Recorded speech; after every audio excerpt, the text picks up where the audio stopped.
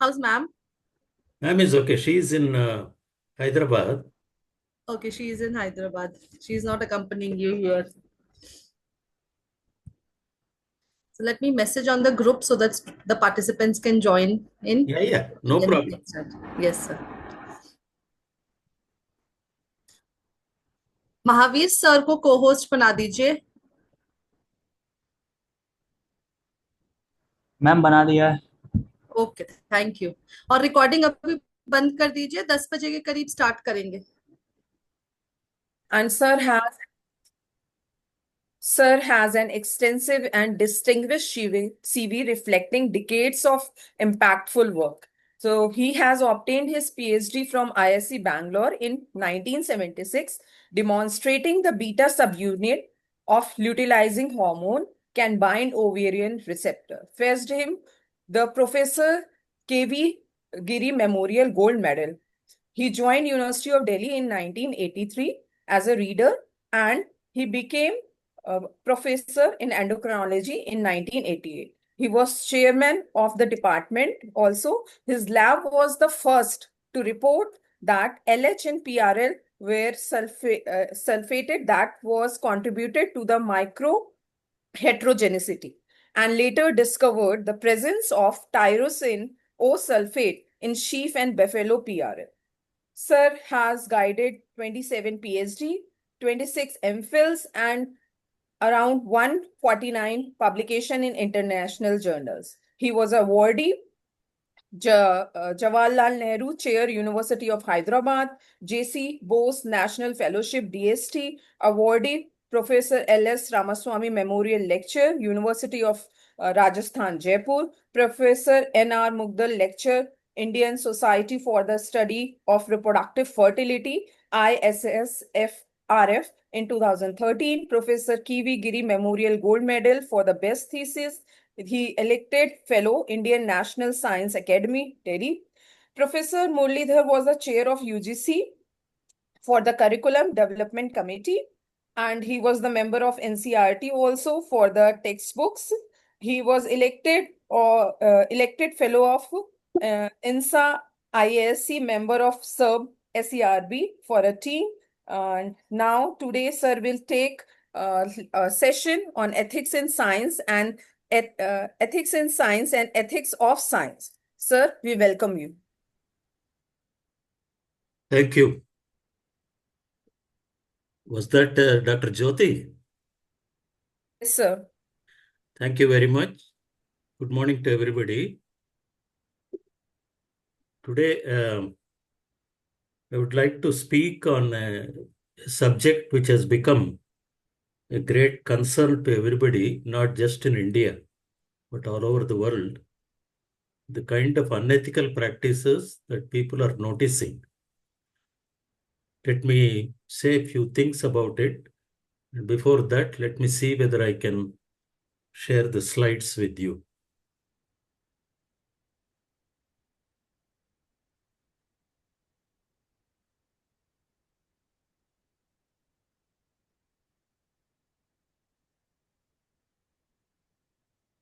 Are the slides visible? Yes, sir. Huh? Yes, sir. Yes, sir. Okay, very good. I hope all of you still continue to stay there. Yes, sir. We are here. Yes, sir. Yes, sir. Sure. Assignment है और आज first day मेरा presentation भी है. Okay.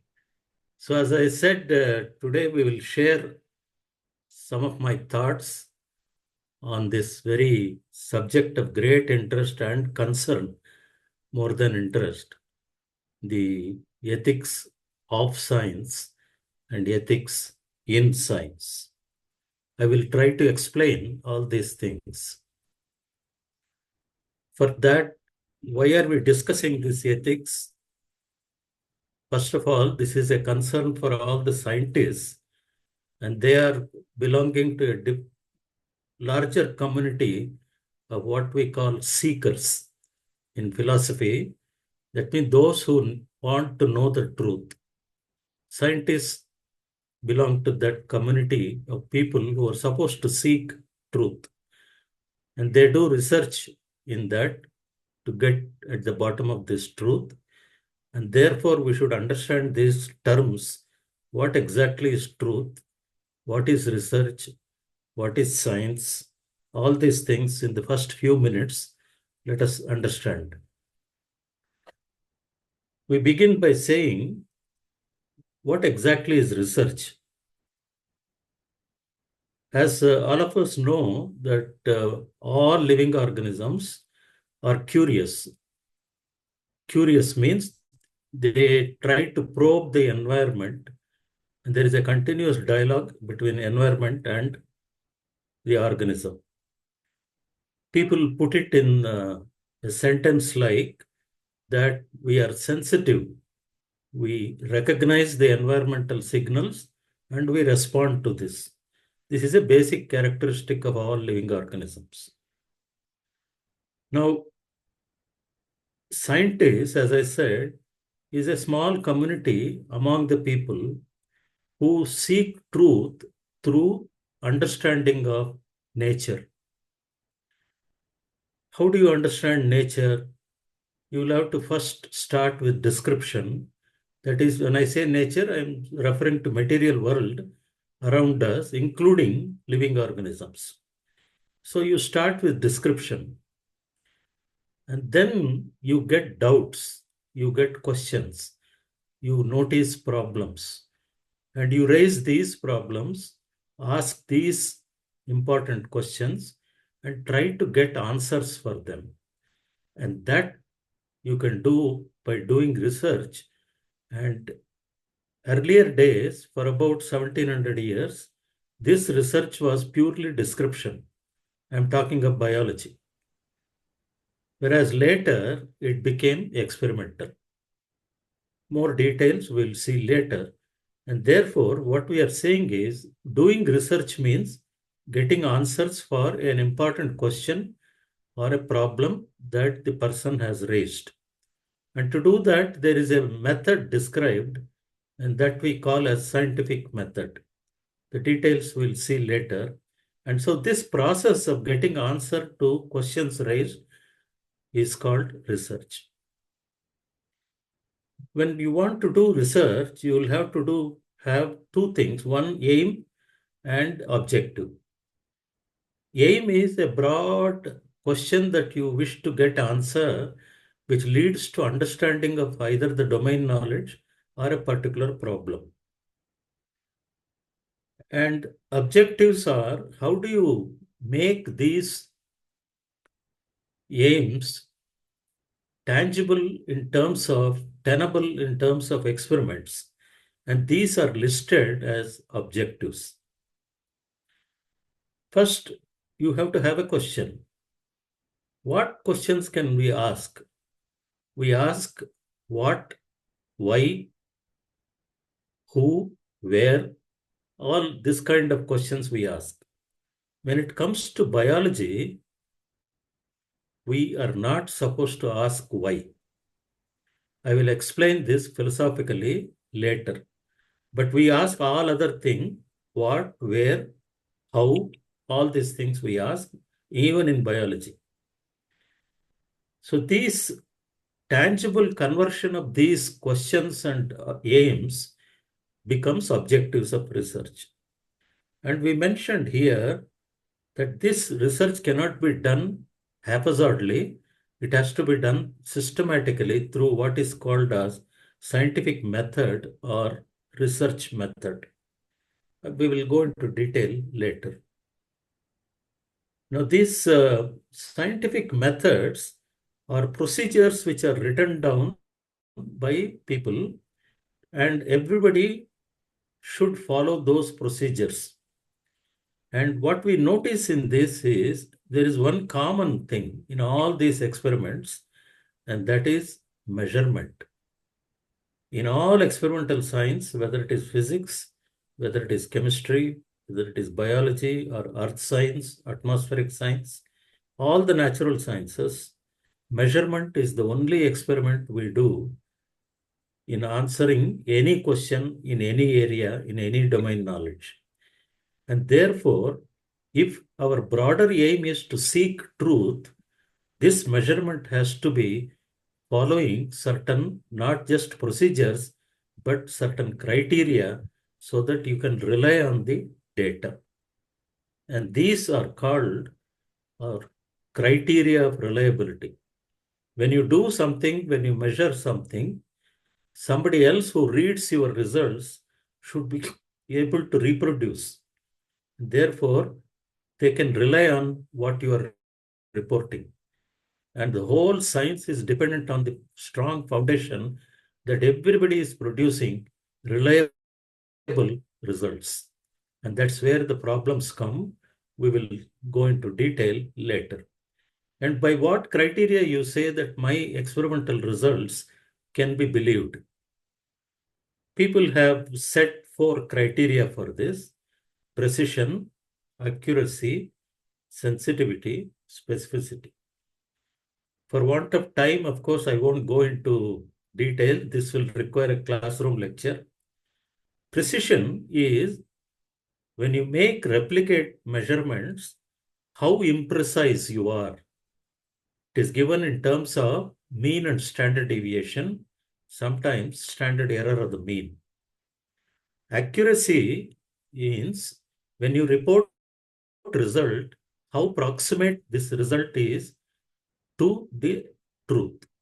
That means your proximity to the truth in terms of results that you have reported, that is called as accuracy.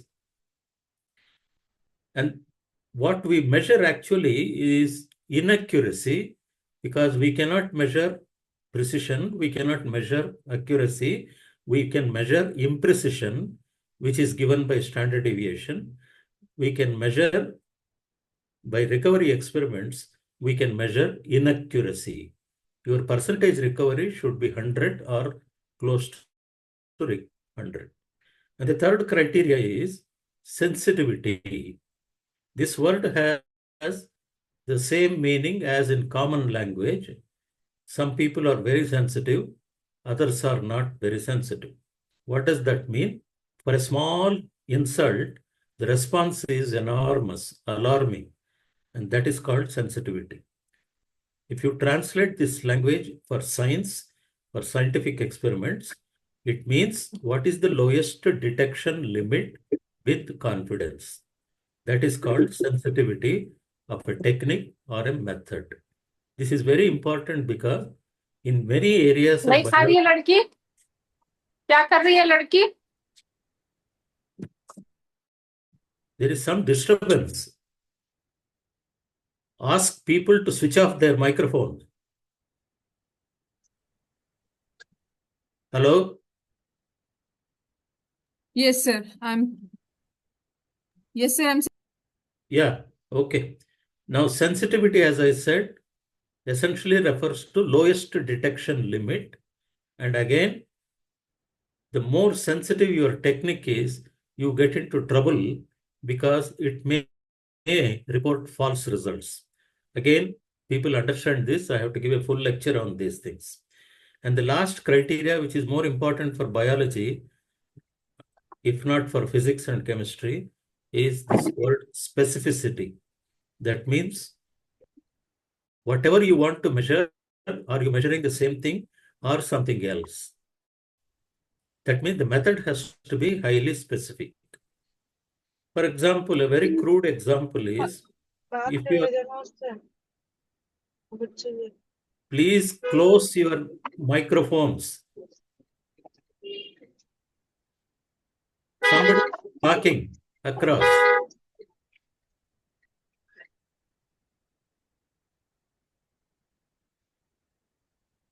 Specificity, as I said, is what you want to measure, are you measuring? For example, very crude example, if I ask you, tell me how many tigers are there in the forest next to you, and you have never seen a tiger, you will count buffaloes and come back and say so many tigers are there.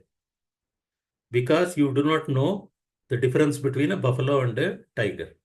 That is called specificity of the technique. If you wish to know number of tigers, you should know counting, and you should know the description of a tiger. How does it look like? Therefore, your measurement counting tigers will be highly specific to tigers, and you will not measure number of cockroaches or number of buffaloes. That's a crude example. In science also, the same thing works, and that we should be very careful. Now, as I mentioned, we scientists do research to get answers to some profound questions or some profound problems that I have noticed. And therefore, we have to ask then, what is a good research and what is a bad research?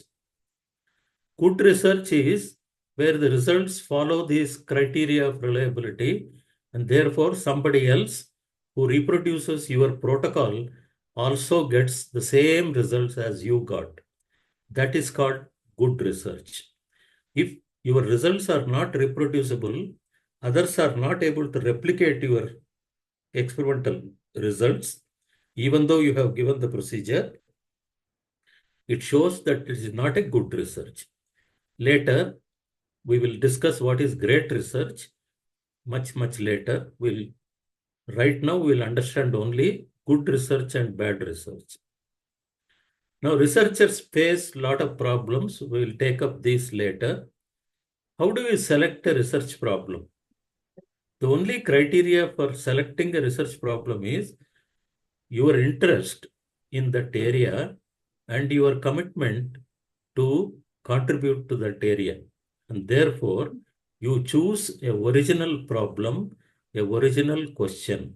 That means a question that has not been asked by anybody else in the field.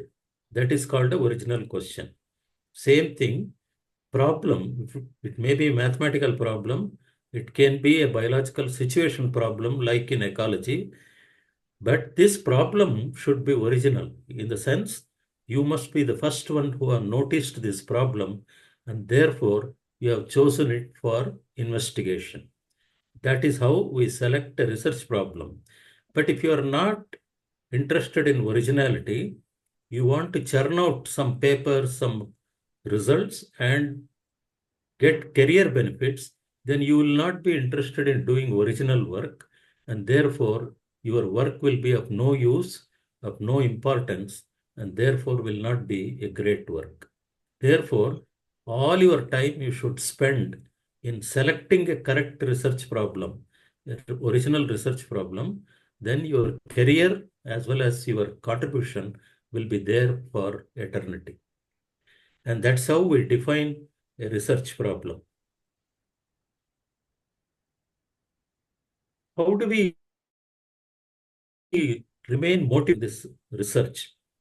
You hear of stories of great scientists and all that. All these stories are only to inspire you, but that will not get you motivated. Motivation comes from inside. You must be obsessed with your research problem and the desire to get answers for that. That only keeps motivation. Inspiration is from outside, but actually doing research in practice is 90% perspiration, 10% inspiration. Inspiration comes from some other story, some other person, some other situation, but it comes from inside. However, doing hard work is not inspiring. It is bulwark and therefore mostly perspiration. In spite of that, if you remain motivated, it means the problem that you have chosen is a significant problem. What are the types of research? Broadly speaking, if you do research some great question which leads to understanding of domain knowledge, that is called basic research or fundamental research. ये किसकी है? अच्छा धोती पहननी है, आती है, हाँ हाँ लो ऐसे Sonika, hello. Yes, sir. I'm just. I say, who is organizing this? I say, people are talking there. Dr. Narendra, please mute yourself. मैंने म्यूट कर दिया सोनिका ने, हाँ अभी को host. Please mute all the people. Yes, we can mute all, only sir will unmute and speak.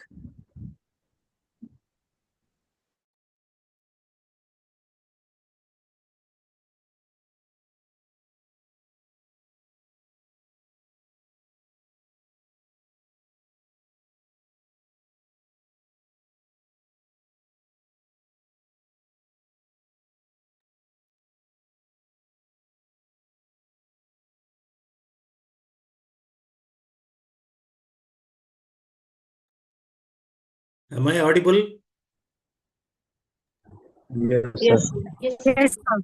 Yes, sir, Okay. you are. All right. So we were telling that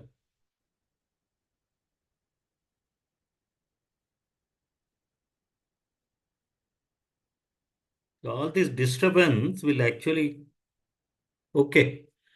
We were discussing these types of research. There are basically two types.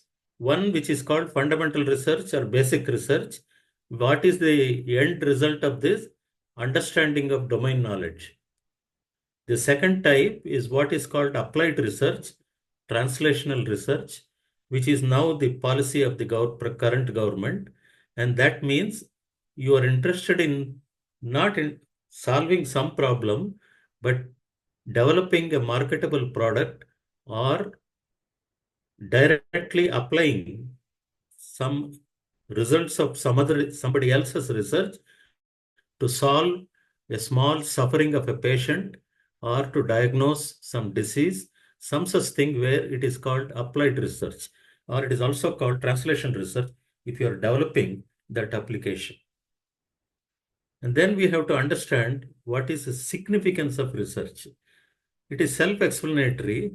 The significance of your research depends basically on how many people are noticing what you are doing. If more number of people notice, that means your research is of significance. And this significance need not be from always fundamental contribution to the good domain knowledge. It can also be from application oriented. If somebody develops a diagnostic for early detection of tuberculosis, it becomes a significant research because many other people will follow your method. So having understood all these broad terms in science, we now make a great statement. Philosophy and science seek the answer to the same question, what is the truth about life? There is a lot of similarity between philosophy. Phil means love, Sophia means knowledge. Therefore, philosophy is love of knowledge. Science is derived from scientia, which means to know. So basically, both philosophy and science wish to know. What is the ultimate thing they want to know? They want to know the truth. But science will restrict itself to the material world to and not to supernatural world. That's why we call science deals with nature, whereas philosophy or associated religion can talk about some other things also. But pure philosophy in the original days, which was called as natural philosophy, was similar to natural science. We will, as we move along and when I give examples, you will understand more about all this. So let us now go into more detail. What exactly is science? I said scientia means to know. So it has something to do with knowledge. The old term for knowledge was philosophy, but we restrict that word to certain aspects of human knowledge dealing with material nature, and that is redesignated as science. Science that we pursue today is alien to us. It is of external origin. Why do we say external origin? The science that we pursue is now experimental in nature, and this experimental science started in Europe, and Europe is to the west of us, and therefore it is called Western science or it is modern science. This experimental science was not there anywhere in the world, and therefore we say the science that we pursue is of external origin, Europe, mostly Italy, England, Spain, and France. Post-Renaissance European science is the science that is practiced everywhere in the world. All of you have read history, and we understand this term Renaissance, which is an intellectual and cultural revolution that took place on the European space, especially Italy, France, Spain, Germany, and England, of course, mostly. And that phenomena was called as Renaissance. After this Renaissance, a person called Francis Bacon started defining the science as we practice today. what is called modern science or Western science or experimental science. And that is therefore post-Renaissance European science is the science that is practiced everywhere, because most of these or four of these European nations controlled the rest of the world. That's how we had colonial rule, and through colonial power, we got this new system of education, which is based on experimental science. It is now called Western science, or anything that USA does is called modern science. It is based on the scientific method defined and described by many people. It will take long number of lectures to make understand what did Francis Bacon say, what did René Descartes say, what did Karl Popper say.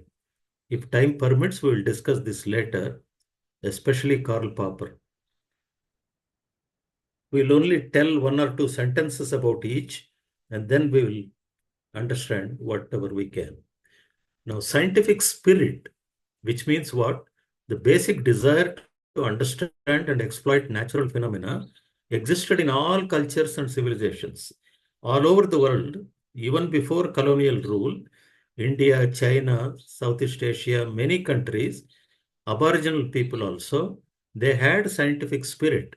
They wanted to understand nature, but they didn't have scientific method. They didn't do any experiments, but that curiosity was there, and that any living organism is curious about environment. That's what we started with. The same thing we are now talking and applying for in the process of knowledge seeking or science. This spirit is called scientific spirit as far as human beings are concerned, because we probe the environment. We want to understand nature or our environment or the parts of this environment. And this existed everywhere. It may not be sophisticated, but it was there. Doing science is one of the basic human attributes. That curiosity, that driven process of inquiry is called science. The quality and quantity of expression of this science and technology varied from people to people. How do you do this science? Through techniques or technology. Both these, in terms of quality and quantity, it varied from people to people. When I say people, we refer to different nations. Renaissance and Industrial Revolution in Europe, till today there have been 4 industrial revolutions that gave a new meaning to this human endeavor. India missed all this. We will see that in another lecture, not today. So this Renaissance and Industrial Revolution gave the impetus, the kick for European nations, especially 4 nations, to give the meaning to this so-called natural science and this human activity with all experimental component in that. In 1831, British Association for Advancement of Science coined the term science. So we are hardly 190 years old in terms of understanding or pursuing this science in the modern sense. Curiosity and a desire to understand and explain the world of experience is scientific spirit. Scientific method is the way of doing science. As I said earlier, how do you do this science? How do you pursue this? Only through experiment with an investigative component. The way of asking questions and getting answers, that is together called as scientific method. Phenomenal world is an endless volume of cryptography that needs to be decoded. Science is based on a belief that nature has a lot of things which we don't understand. And our job is to understand this. That means nature is an endless volume of cryptography. And our job, that means the job of the scientist, is to unroll this, unravel this, and decode this to understand nature, both structure and phenomena or function. Science believes that there are laws of nature to explain. Physics eminently succeeded in unraveling these laws of nature, and therefore physicists completely understand the functioning of nature. These laws are essentially If you read a textbook of physics, we understand all these laws of thermodynamics, laws of optics, laws of electricity. All these are laws which explain how nature works, and that leads to understanding of nature. But no other science domain has contributed to these laws to a great extent. Science is all about discovering these laws of nature, and as I just now mentioned, physics is the one which contributed maximum in unraveling, in enunciating, and in understanding these laws of nature. Deductive logic is pure reason. Inductive logic is careful conjecture. There are two ways of doing science: deductive way, inductive way. And one is to have a hypothesis and then test that null hypothesis by experimental design and then arrive at some conclusion. Another is no hypothesis, but just collect data and try to explain that. Both these are called, one is called deductive, another is called inductive. Scientific method is based on inductive reasoning, deductive logic, and reproducibility of observations or experimental results. This is the summary of how science is done. It does not permit revelation. Revelation is not a scientific method. What is revelation? If you see, for example, Islam, the whole knowledge of Islam is in the form of a book called Quran. And if you ask who wrote this Quran, it was not, as they claim, it is not a written thing. God himself revealed into the ears of Muhammad the Great, and that is called revelation. A knowledge that is obtained not through experimental approach, but through revelation. Somebody has told you. That is called revelation. Unfortunately, revelation is not a scientific method, and therefore it is not admissible in experimental science. Religion, therefore, is different from science as it depends on faith rather than on verification. Let us spend 1 minute on that. We initially said both science and religion or philosophy, they want to know the truth. However, religion is based on faith. And let us understand very clearly, faith does not demand logic, whereas science demands logic. That is the basic difference. Otherwise, both of them claim we want to know the truth, and what we talk or reveal is truth. It is for others to judge. Science is all about measurement. Physics, as I mentioned, measures operational concepts and hence tries to explain the physical reality of this universe. Here, I must summarize the whole of physics. Physics, philosophically speaking, gives you a deterministic model of what this world is. That means for everything that is happening, there is a cause. There is a cause and effect. For example, you may say E is equal to mc squared. You may say PV is equal to nRT. Like that, the whole of physics is in the form of crisp algebraic equations, which will tell you that this causes this result. And therefore, we say this is a deterministic model of existence, human or otherwise. That means for everything, there is a cause. And therefore, this, in religion, this can be misinterpreted that everything that is happening in our life, it is already decided by something else, which we call as fate, or in Sanskrit, prarabdha.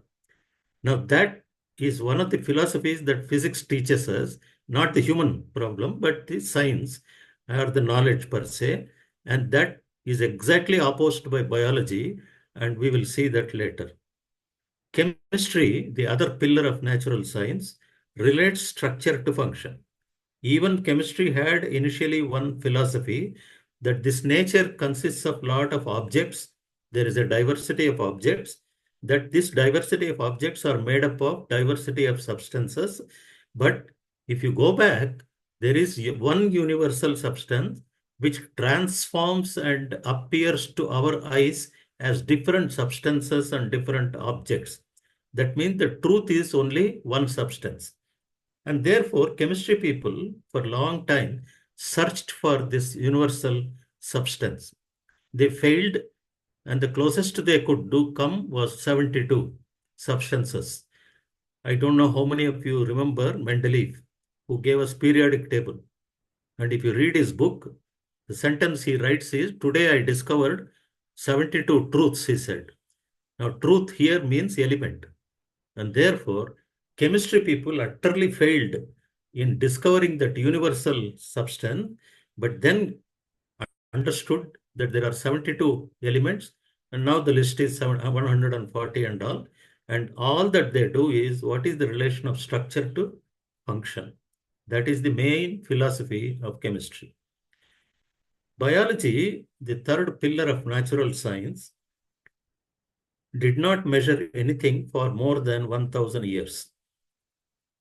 I told you that when you raise a question, how do you get an answer? It comes in 3 stages. One, you describe the nature, and the second, you raise questions, and third, you answer the question. Now, what happened in the case of biology, starting from Aristotle till the middle of 18th century, biologists only remained in the first phase, that is description. So they went on describing nature. We got areas like taxonomy and others. We call this description of biodiversity. And they didn't raise any question in that.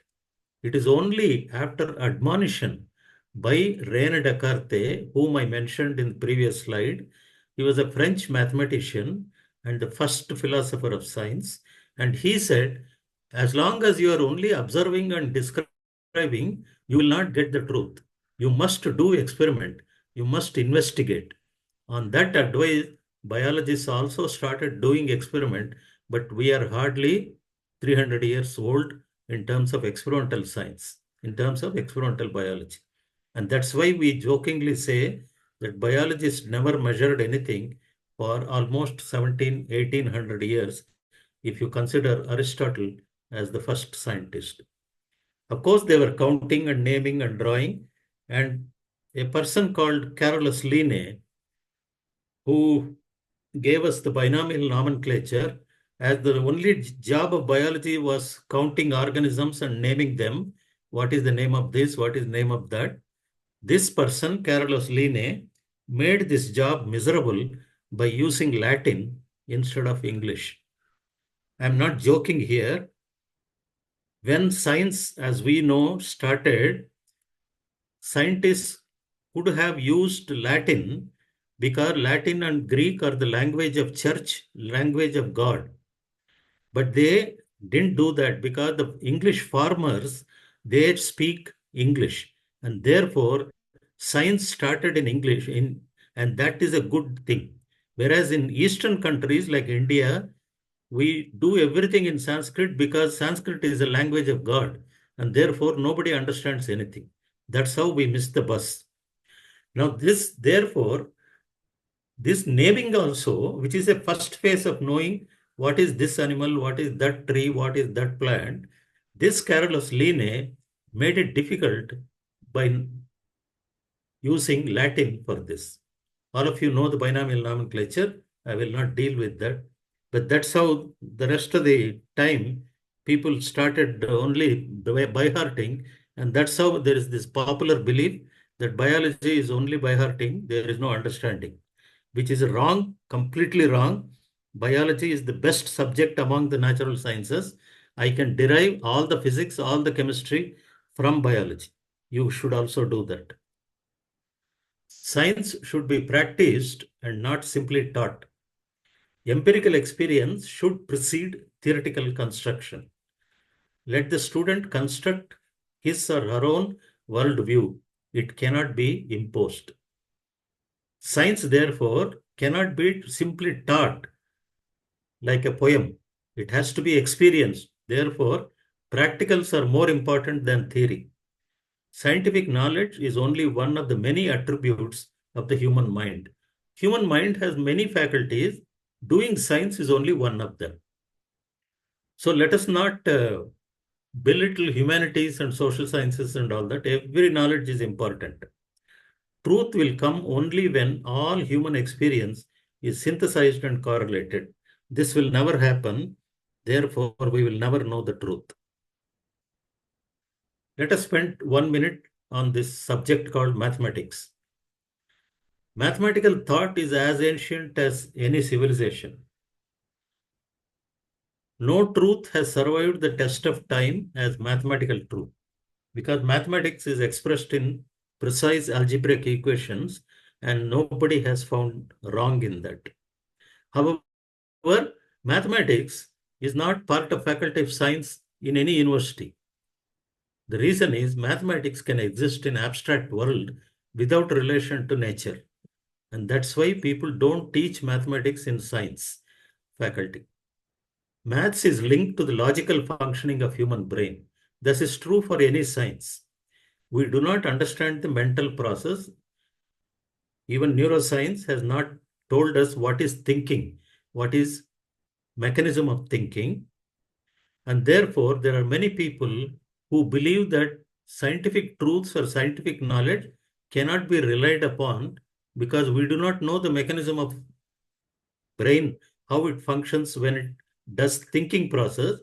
There are people like George Lakoff and all, Barbara, these ladies and that Lakoff, they're philosophers from California, and they have said therefore that there is nothing called truthful science. Everything is false. But we don't have to take this seriously because we have criteria of reliability and therefore we know scientific knowledge is right, correct, and truthful. But human mind makes mistakes. Computers don't make mistakes. When human mind makes mistake in perception, then art arises. That's how all the domain knowledges which are called as humanities or social sciences, these social science is a recent word, otherwise it is called society knowledge, and therefore it is otherwise called as arts. That's why you see arts college and science college as though these two domain knowledges are completely different. Later we'll see both are same. Computers don't do mistakes or they don't do error. Therefore, they do not create anything new. I use the word create here. That's why we have to understand what is creativity. Natural science had only one aim for a long time, to understand the structure and function of nature. To this, René Descartes in 17th century, I have already mentioned his name. He said that science should enable man to control nature and derive benefits for human welfare. That is where first time people understood science as a second name, which we call applied science. That means it should be useful to man. But let us also understand there are limitations of science that we practice. Logic is not helpful when we try to establish its own reliability. We have been saying that science is done through experiments and through investigation, and these experiments follow scientific method, and there are measurement is the only experiment we do, and that we rely on these results by certain criteria. And because of those reliability criteria, we say that we can believe in science. Now, what the statement here is says that unless you validate the logic that you use in pursuing philosophy or science, that results need not be reliable. This is a very great philosophical statement. We'll see this later. That rational thinking will give us all the solutions and lead us to understand it is itself a faith. This is not my statement. It is a statement by one of the greatest scientists, astrophysicist Sir Arthur Eddington. At one time, he was considered greater than Einstein. Science deals with what is measurable. Repeatedly, we will say this. What is not measurable, like what is great science or who is great man or who is God, all these things are not measurable. Therefore, they don't come under science. This is what I said. Sir Arthur Eddington, in the age of reason, faith yet remained supreme, for reason is one of the articles of faith. What he says is, that rational thinking will give us correct solution is only your belief. And the word belief means I don't know. And therefore we say, I believe in God. I believe in that. I believe in that. Which simply means I don't know. That is the correct understanding of all these things. Now, a few slides before, we said that creativity, we should understand what exactly is this. Now, when you want to do normally science, we need intelligence. Intelligence is convergent thinking. We'll come back to this later. Now, there is another faculty of man or human being, which is called creativity. What exactly is this creativity? Is it helpful in doing science? That is what we'll answer. We can identify creative people, but we can't define creativity. Most come from arts and technology, rarely from pure science. Please remember this. Creativity is found in fine arts, in music, in dance, in all other such things, and in technology and engineering, but not in pure science. Intelligent quotient has nothing to do with creativity. Genius think of alternate ideas and select the best. Genius is a person who has a high rate of creativity. Creativity works like evolution, Darwinian evolution. Genius have more spatial and visual abilities than verbal abilities. Therefore, creativity is some property of our brain which is not usually seen in pure science or basic science. That this working in basic science requires intelligence, which we will distinguish from creativity. Intelligence is convergent thinking. Divergent thinking is creativity. Poets, dancers, musicians, they have more creative talent. Those of you who know Hindustani music, you realize that there are great people like Bhimsen Joshi, Bade Ghulam Ali Khan, who can spend on a single raga, alap they call, they can spend 3 hours. That is creativity that you don't see in normal science. Normal science requires intelligence to solve problem, convergent thinking. Intelligence is convergent thinking. Creativity is divergent thinking. Average science progresses by small increments. This is accomplished by intelligent and interesting work. Whenever there is a paradigm shift in any field, this is a word used by Thomas Kuhn, a philosopher of science. It is precipitated by creative work of extraordinary quality. Say the work of Charles Darwin in biology, or Einstein or Max Planck in physics. This, we don't call it as intelligent, it is creativity. They themselves will not know how they got the solution. That is called pure creativity, and it happens only in the greatest work and not in normal science that all of you and I do. We notice that in fine arts, handicrafts, music, architecture, technology, and other body-mediated work, people are highly creative. Intelligence is analytical thinking. Imagination is divergent thinking. Thinking itself is not possible without a language. You try. Therefore, conscious thinking is recognizable and is used to solve problems in basic science. If you look at the 10 great people in our history, say Buddha, Picasso, Aurobindo, Mozart, Edison, Einstein, Satyendranath Bose, Noam Chomsky, Isaac Newton, and Michelangelo. These are randomly taken 10 figures. You notice that only 2 are scientists. All the rest are from fine arts or humanities. Buddha, I don't have to explain all these things. Picasso was a great painter. Aurobindo is a great yogi who taught us integral yoga, philosopher. Mozart is a genius. He's a child prodigy, great European musician. Thomas Alva Edison, you know, he had 800 odd patents, but he didn't do any basic science. Einstein and Satyendranath Bose are basic scientists, but they did highest type of work, highest quality. Therefore, they come under creativity. Noam Chomsky is a professor of linguistics, but he has done a lot of great creative work in comparative linguistics and evolution of languages and relating it to human migration. Isaac Newton, all of you know.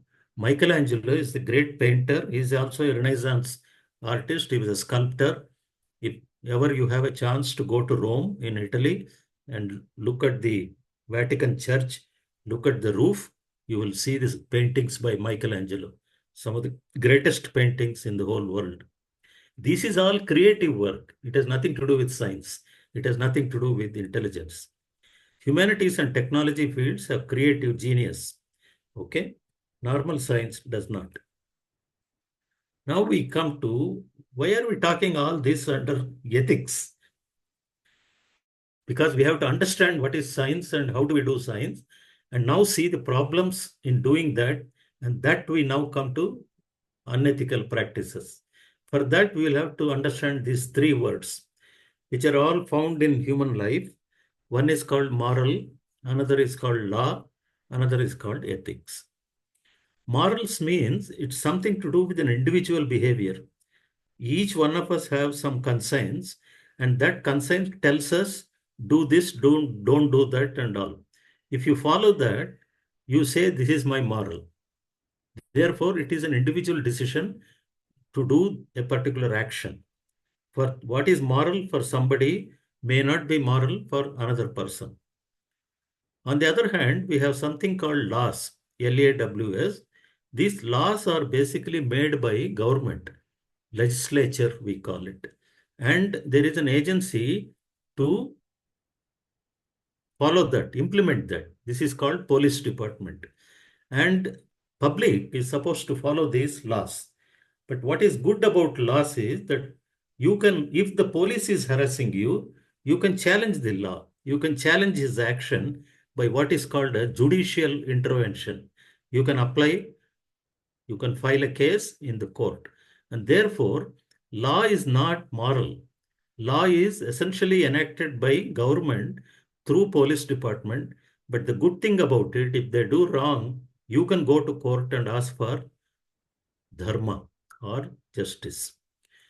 Now, what is neither moral nor law is called ethics. And therefore, we have to understand what is this ethics. Ethics applies to group behavior. A group of teachers, a group of scientists, a group of engineers, a group of painters, a group of army, anything, a group, even a group of robbers, they have unwritten rules which they call ethics, and they strictly follow it. And therefore, expected social behavior of a group of people is called ethics.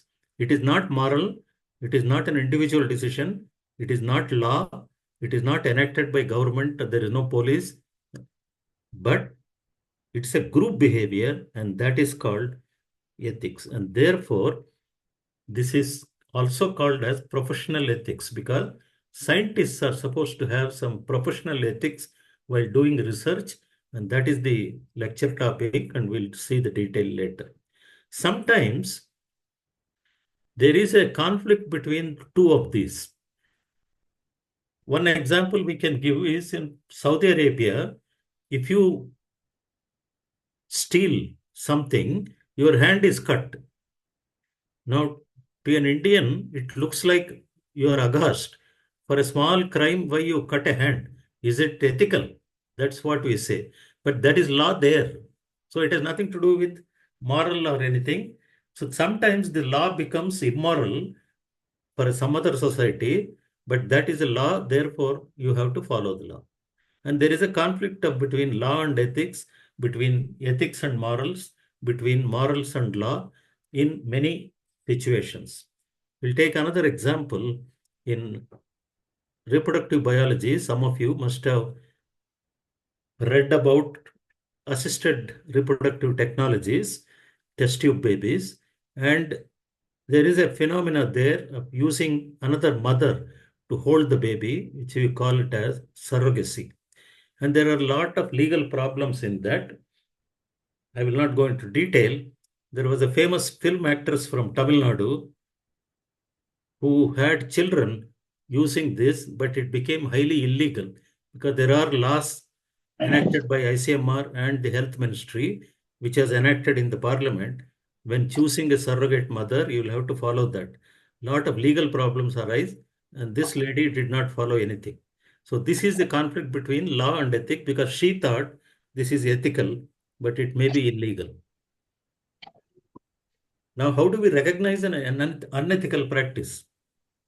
Any action, doing an experiment, writing a paper, collecting data, making a claim, giving popular lecture, making a selection, giving away award, promoting an individual or a cause, anything which has an intention to cheat the system, peers, or educated layman, this can be labeled as unethical. Obviously, desire to cheat has to be proved. Unfortunately, there are no scientific procedures, methods for discovering whether somebody has a desire to cheat. Intelligence prevents any conscious effort to cheat. Ethical concern, therefore, becomes a necessity for all philosophical, scientific, or even religious investigations, all of which seek truth. That is where we come to ethics. In any enterprise which seeks truth, ethics is very important. Unfortunately, till law was enacted, there was no way to punish unethical things. We will raise an important question. Is there a biological basis for ethics and morals? Take an example like this. These are Atlantic puffins, and they choose their mate for once in life. That means the male will choose a female, and the rest of the life it will remain with only one. In our vernacular language, we can call it as monogamy or ekapatni vrat. Now, this we consider as highly principled and moral or ethics, but these birds follow that. There are examples. So, whole point is, therefore, there is a biological basis for this evolution of ethics, and therefore we should not dismiss this as an artifact of intelligence. Ethics is a must for correct life. And then we come to, therefore, ethics of science.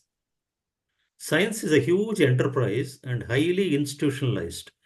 Desire to be ethical in practice of science is a function of intelligence. Desire for truth leads to ethical practices. This is more so in value judgment, in rankings, in awards, in funding, in examinations, selections, promotions. Accountability in every activity of science, research, and education alone will ensure ethical decisions. All activities like conducting examination, guiding PhD students, teaching, publishing research findings, and claiming credit, etc., should serve in letter and spirit the purpose underlying such activity, and that we call as accountability. And therefore, their ethics comes into picture. For example, we take this NET exam. Now, this is a CSIR started this NET exam. I was also a convener for this for a long time back. And what is the purpose of this? To know who can be given fellowship to do PhD. UGC interpreted this exactly opposite and said that NET is required for lecturership. Now, obviously, UGC has no brain because qualities required to become a good lecturer, teacher are totally different from qualities required to become a good researcher. How can one exam test both the qualities? Obviously, in this land, everything happens, and this is one example where totally the examination is unethical. Differential fellowship value across agencies. Most of you have done PhD, and you know that you get fellowship to do PhD. Now, starting from Vice-Chancellor fellowship of 5,000 rupees to Prime Minister's Junior Research Fellowship of 80,000 rupees, there is a differential in monetary value of this fellowship. There is a Supreme Court ruling that same work should get same remuneration. Therefore, this whole existence of a range of junior research fellowship from 5,000 to 80,000 is absolutely immoral and unethical. But we are following. This is an example of unethical things. This is another example which Einstein gave. He called all the vertebrates and held an exam. He said that look behind you, there is a tree. Whoever climbs this first comes, he is the great. And the fish was completely puzzled because fish don't have legs. That means your examination is not matching what you wanted to test. You wanted to test climbing ability, and you can climb only with hands and legs. Fish doesn't have. This is an example of unethical examinations. Most of our exams also like that. We conduct exam to know not what the student knows, but to know whether he knows what you know. And therefore, our examinations are all absolutely purposeless. And therefore, Professor Kamar makes this statement, higher education has become higher education. I am not joking. Andhra Pradesh government has given a contract to Baiju to teach in primary schools. This is the height of ridiculous extent where education has been given to private people. This is what we call unethical things. But it has happened. At some years back, Karnataka government asked a committee, which is called Saidapur Committee, in which I was also a member, to advise on how to revamp undergraduate science education in Karnataka. We worked very hard and gave this report. In my second lecture, some of this I will recollect. And this report was given to Karnataka government, which at that time was BJP. Now, in 1 week, the BJP government fell and Congress government came, and our was torn and kept in wastebasket. That is science in this country. Therefore, we say we don't have scientific temper. India has failed to propagate scientific literacy. That is the truth of our country and our science. Article 51A and 42nd Amendment says it shall be the duty of every citizen to develop scientific temper, humanism, spirit of inquiry, and reform. Pseudoscience is everywhere. Onslaught of disinformation is everywhere. These are the words written by C.P. Rajendran, who is a Hindu reporter. And therefore, another guy, Richard Horton, Lancet is the most respectable medical journal, and he writes in an editorial, the case against science is straightforward. Much of the scientific literature, perhaps half, may simply be untrue. Afflicted by studies, that means irreproducible results. Afflicted by studies with small sample sizes, statistically invalid. Tiny effects, invalid exploratory analysis, and flagrant conflicts of interest, together with an obsession for pursuing fashionable trends of dubious importance, science has taken a turn towards darkness. It's a very profound philosophical statement about the current unethical things that goes on in the name of science, in the name of research. Comparison is inevitable whenever measurement is undertaken. One can measure quantifiable parameters. Quality, significance of work is not quantifiable. A truly great research finding stands the test of time and becomes part of society's cultural memory. Science is a new philosophy of science, life, seeking truth in the structure and functioning of nature. Experimental natural philosophy or natural science is a product of Renaissance. It limits its questions to material world, including living organisms. No supernatural principle is admitted. Revelation is not a method. And there are a list of names for celebrated scientists who have explained to us what exactly is science. Now, there is only one ethics here, ethics of excellence. Scientists, unfortunately, work for recognition and not for discovering the truth. This we'll see later. No award, honor, decision, selection, Nobel Prize, Bhatnagar Award, Academy Fellowship, etc. is unanimous. At best, it is based on consensus, and at worst, it is acrimonious, which means political. A deemed university in Bhubaneswar has pipped India's top-ranked university, the Indian Institute of Science, in ranking. Can there be a more ridiculous result than this? It means all these rankings are done completely corrupt means, and therefore this is unethical, and that we have introduced this result will tell you that a popular perception, it completely goes against what the decision taken by the committee. Nature editorial from 2022, some examples I am giving.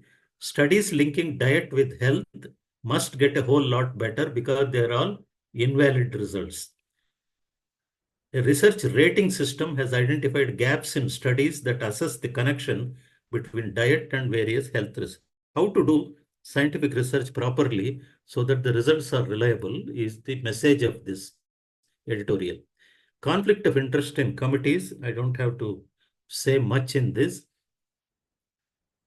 I'll give a couple of examples. In 1980s, Department of Science and Technology in Government of India identified certain thrust areas in every science, that is physics, chemistry, biology, earth science, so that resources are not wasted by funding every area. But then how do you identify these thrust areas? It asked the committee of members, please identify most important areas of funding for, say, biology. And the people there identified thrust areas, which are basically their own areas of research. And therefore, we say that thrust areas became trusted areas.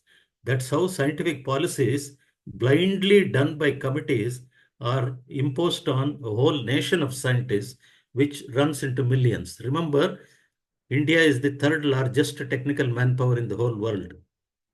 Distribution of funds, I don't have to say, most of you must have experienced how nepotism works tremendously in the distribution of funds. I have a solution for this. We'll see that later. Peer review system has to have two properties, honesty and competence. Unfortunately, in India, peer review system is either honest or competent, but not both. Too many awards for too little work. What are these concerns that we have? Why we are talking all this? I will tell more about this in my second lecture, so I will skip that here. But generally what we are saying is why our higher education is becoming unethical. There is a declining interest in admission to science courses, and there is absence of equity in access to quality education. And there are declining standards of teaching in all our areas of taught in university system. And essentially the educational system has been taken over by coaching centers or coaching system. There is a conflict of interest between personal and professional lives of students, practitioners, and preachers of science, and increasing perception of science, especially biology, that it is unrelated to daily life, and therefore it is unethical.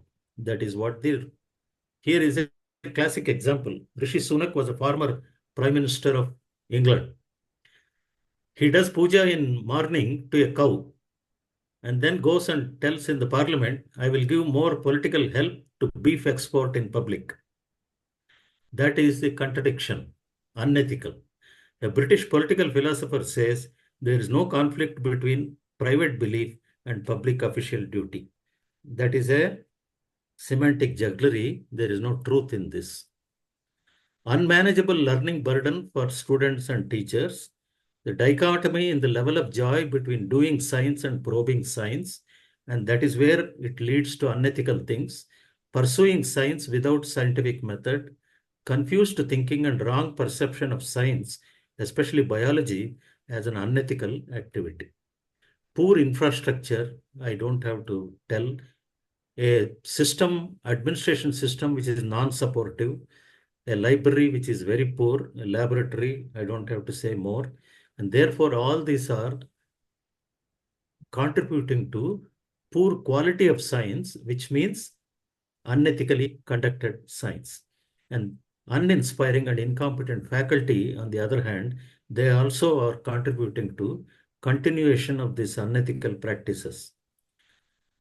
One classic question that we can raise is, should everybody do PhD? We don't have to do. Nobody do. We'll explain more about this in the second lecture. It is not an ideal activity. It requires a lot of tough things, a lot of decisions, which we will see later. 99% of people in academics are there for getting career benefits and not to achieve anything worthwhile. Most of them do not inspire anybody. Therefore, we see that unethical things creep because science is part of higher education, and in the practice of science, because of so many recognitions are coming from society, mostly middle class people are populating this enterprise. We see unethical things creeping in. Academia, therefore, has become a Ponzi scheme, and doing a good PhD is not worth the torture and agony. There is highest unemployment, underemployment among PhDs. Funding is very restrictive and patternless. Leaders have no vision. Mafias hijack funding awards. 1% of people get all the funds, awards, and patronize. That is unethical. Now, here is a joke, an example where somebody died, a PhD scientist, and goes to Yamaloka, and Chitragupta is telling, it says you should go to hell, but since you have done a PhD, you will count that as time served. That shows doing PhD is as good as staying in a hell. Amrita University research scholar committed suicide after the guide rejected her 5-year research thesis without correcting. Research scholar committed suicide. Now this shows the unethical behavior of the guide and irresponsible, immature thinking about the student and the system in general, which is insensitive to all these problems. That is where we are referring to unethical things in science. More examples, one publisher, 7,000 retractions. This is a report in Science. Russian journals retract more than 800 papers of bombshell investigation. This is a report. Why papers are retracted? Because they are irreproducible. Thousands of abstracts of conference presentations, mostly by authors in China, were declared flawed.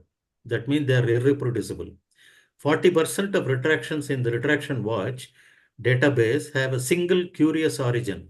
Over the past decade, one publisher, the Institute of Electrical and Electronics Engineers, IEEE, in New York City, has quietly retracted thousands of conference abstracts, showing all that reported were basically irreproducible results. You take another thing, sexual harassment of women in science especially. In general, sexual harassment came under ethics, and therefore people could not punish anybody who did wrong things. It was considered simply unethical. As I mentioned in the very first beginning, ethical things is not enacted by law, and therefore unethical things cannot be punished. Sexual harassment is one such case. Some of you remember that sometime during the previous Congress rule, Vishaka guidelines came as a law by Parliament. A bill was passed by Parliament, and after that only rape and other women harassment became a punishable legal offense. Till then, this great country or other countries considered this harassment, sexual harassment of women, as only unethical and therefore non-punishable. You can imagine our scientific vocabulary has increased now to really catch the criminals. We will take 2 minutes to understand some of the other terms that we use. What is great science? The first thing you have to understand, Don't equate great science with great scientists. These are two different frames. There are many Nobel Prize winners who are scoundrels. I know many of them. So let us not talk about all that. So we should understand what exactly is great science. Colonial system of higher education, there was absence of emphasis on quality science of the highest order in India. However, they emphasized quality in Europe. That is the hypocrisy of the British rulers who brought this English medium education, science education. It was not to create great scientists, but to see that you get administrative support, clerks, admission of people from middle class families eager to for jobs, social security, and not for critical thinking. This is our problem. For training in a large number of administrators and professionals, but not people with scientific temper. Hence, our science is of poor quality. Technological creations remain in public memory for a long time. Therefore, this government now emphasizes translation research technology rather than pure science. Many basic discoveries did not become famous until a technological intervention. You take them examples of penicillin, vaccine, electricity, dye, fabrics, anything. Anything useful to mankind is considered greater than fundamental scientific information. To an extent where an Harvard professor, Ajanta Subramaniam, has written this book, some of you can read if you have time, The Caste of Merit. Merit is something that we cannot define very precisely. We always think it is a merit, cerebral property, but now you see this book written by a Harvard professor has shaken our faith in what is defined as merit. Similarly, there is another book by Woodward, an Indian, Srinivas Rao, has republished it in India. He was a professor of biotechnology, scientist greater than Einstein. And that is where we started what is great science and what is great scientists. All right. Now, please remember, great science refers not to the character of the scientist. It refers to a science, a discovery which lasts longer in the history, which is highly reproducible, and which made significant unraveling of truth in a particular area of science. Significant because the post generation after that, they repeated it, reproduced it, understood it, absorbed it, practiced it. That is great science. Normal science, as we said, is basically solving small problems, and that results in increment growth and not great science. We'll take a couple of examples and finish this lecture. Ethics of mentorship. Students will get confused when they start PhD, whom to join for PhD. There are 4 types of guides. They are classified and named here. The x-axis refers to the impact of publications by the guide, and the y-axis is number of publications. So there are 4 types of guides. You join each of them, you get the same character. There are paper technicians. That means you will publish a lot of papers, but of very low significance. There are junior scholars like the research scholars who publish low number, 1 or 2, but their impact also is low. And there are paper promoters where they publish small number of papers, but the impact of that paper is very high. And then comes the rockstar guide, where they publish many, many, many papers, as well as the impact of these papers is very high. So you choose a particular guide depending on how much your character, your mind strength matches. And you choose a guide, therefore, properly matching your PhD life, post-PhD life will be happy. Mostly people make mistakes, both the guide and the student, and that's where we have suicides and other problems. I'll give another example of this unethical thing. Long back, sorry to bring my personal detail here, Ronald Reagan was the president of USA and Rajiv Gandhi was the prime minister here. And they came to an agreement that there shall be a Indo-USA Science Forum to discuss common problems. I was a member from India. Nirmal Ganguly was the chairman of my committee. We met in Washington in one of the hotels, Doubletree Hotel, and one of the American delegates suddenly stood up and said, "We have a vaccine against cervical cancer. You know that cervical cancer is caused by human papillomavirus, and that we are giving this to India. You should do trials on your women." In 30 seconds, I stood up. I asked this American fellow, no names, "Why don't you do the trial on your women?" He laughed. My chairman looked at me like an insect. I was removed from the committee and I was packed off to Delhi because I went against the American committee. Subsequently, people realized why I said that, and they realized, and ICMR came to trouble after that. They accepted this vaccine and did trials on Bastar tribal women without following medical ethics. 3 women died. Most of you remember that cervical cancer, unfortunately, is grouped under sexually transmitted diseases, STD. And therefore, vaccine is by definition a prophylactic and not a therapeutic. Therefore, whom will you vaccine? Unmarried girls. And there I objected. How can a mother allow an unmarried girl to be vaccinated against a sexually transmitted disease? It is a social stigma. That's why on that day I protested, "Why don't you do it on American women?" And I was removed from the committee. That is unethical. All right. So there are a lot of ethical issues in science, animal ethics and biomedical research, development versus environmental health, biodiversity conservation and bioprospecting. These are all contradictions.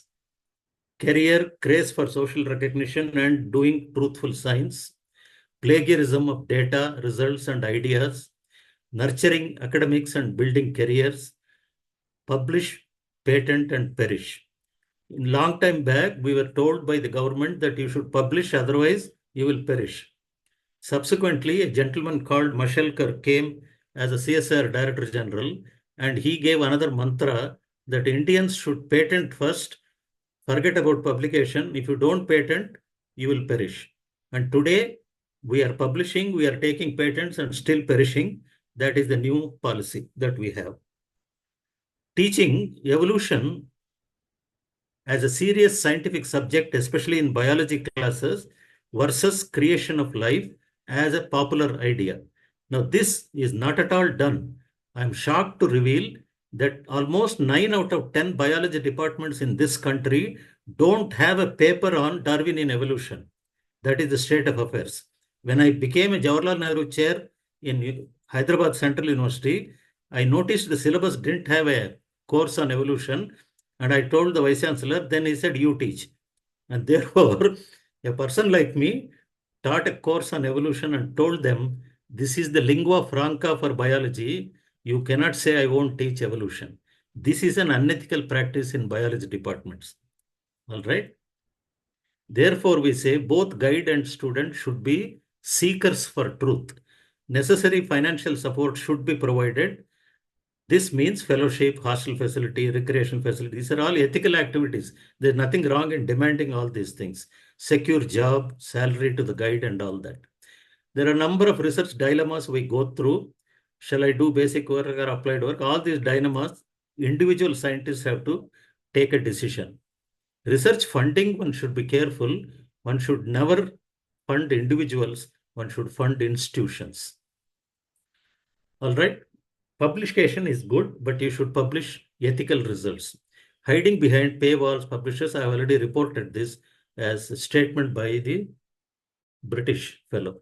Now, what is the solution? Modern experimental Indian science comprises mostly camp followers. Colonial rulers brought us Western science in all aspects. This is largely followed the work of US and Europeans, and replicating Western science is what Indians do. They ignore 50% of work done by non-Europeans and non-USA based science. Open science is the answer. Open access publication is the only way to solve these problems. A 2-credit course on ethics in science, especially research methodology, is what is necessary. And after I formulated this, the UGC made the rule in December or somewhere in 2018. And then this 2-credit course was made compulsory for all research scholars. And we also wrote a book as a guideline for these ethics, and I'll show you in the last.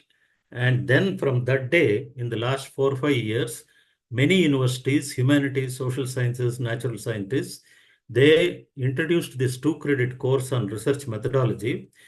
It's a wrong word. Only science requires research methodology. The humanities people require epistemology, whereas social sciences require, or the other way, ontology and epistemology are the ones which they do. But then UGC has made it compulsory and this research methodology. However, let us not confuse science is bad, science is amoral. This is the words of Vannevar Bush, one of the advisors to the president of USA. And that is what is written here, reworded by Bandhan Goyal. Science is objective, scientists are not. Science is self-correcting, scientists may not. If I do a wrong thing and publish, my fellow scientists will correct it automatically. Science is noble, scientists are not noble. Science is inclusive, scientists may not. Science is impartial, scientists may not. Science is rational, scientists are not.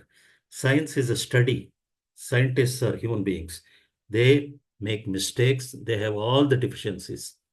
We edited a book on animal ethics long back. Prakash Tandon is a neuroscientist from All India Institute of Medical Sciences. He is 96, he is still good. Myself and V.K. Gupta was a professor of pharmacology in All India Institute of Medical Sciences in New Delhi. We also wrote, under instruction from INSA, a book on ethics in science education, research and governance. Myself, Amit Ghosh from ISCB Calcutta, and Ashok Singhvi, who is from National NPL or Physical Research Labs in Ahmedabad. We edited this book. It's very useful. UGC has prescribed this book for the 2-credit course on research methodology for all research scholars in all streams of research. In fact, the present lecture that I'm giving, on the top, if you see, I gave this lecture first time in Visvesvaraya Technological University, Belgaum, to 3,000 engineering PhD students. And those slides only I'm representing here. Those that do not know the torment of the unknown cannot have the joy of discovery. This is by a French physiologist, Claude Bernard. And therefore, we are advised by George Carlin, who is a Hollywood comedian. Keep cheerful, friends. Keep learning. Enjoy simple things. The tears will happen. Endure, grieve, and move on. If we follow this philosophy, we will do good science, great science, and we will become great human beings. Thank you. I rest here. I'll be very more than happy to answer questions if people have some questions. Thank you very much, Jyoti. Thank you, sir. The session is open for the discussion. Any question, please? Ma'am, may I? Yes. Yes, Shivani. Yes. Thank you, ma'am. Good morning, sir. It was a very enlightening session about ethics in science and research and on the clarity of concepts which we vaguely use. Sir, I have a question that there was some slide and discussion from your side, spell from your side that of course, every teacher, for example, that paper, we talk of net examination, it is not meant to assess lecturership and the research aptitude simultaneously, though it is going on. But sir, when we can be either of the two, either we can make policy or we can follow policy. We cannot be in between. If a policy is made, either we have to follow it or reform it. It is so in the NAC documents, NIRF documents nowadays, when the student's feedback is taken, it is so vague that teaching has no credit for the teachers. If you don't publish, you perish. This philosophy follows. Sir, so why aren't we changing our documents to incorporate good teachers? Or we just don't want good teachers? What is the reason, sir? That is the problem I refer to. You see, UGC has no brain. That means we have not understood what is teaching, what is doing research. We simply do things for convenience, not out of conviction. That is the standard example I give. That means this is all done by Delhi government or national government through committees, and the committees write whatever they want. This is what I'm saying. Therefore, ethics is a very, very important thing. This is a standard example I give, most common exam, and people are committing suicides for all these things, that it has no relevance. The exam does not match the talent that you want to test. Teaching quality is a different ball game than research quality. Absolutely different. Why it is happening, I have no answer because I am not Prime Minister. Okay, thank you, sir. That remains an open-ended question because everyone is facing problem and no, some of us are only in the policy making. So why can't we have additional policies or change in the policy to accommodate and include different variety of people? Because as an MSc student also what I see, students, they all appear as a bandwagon effect, they appear in the NET examination, and I would not say fortunately, I would say unfortunately many of them qualify. And since they qualify that examination, they pursue for PhD irrespective of their interest, not interest, because now they have some scholarship. Sorry to cut you. Don't make judgments on anything.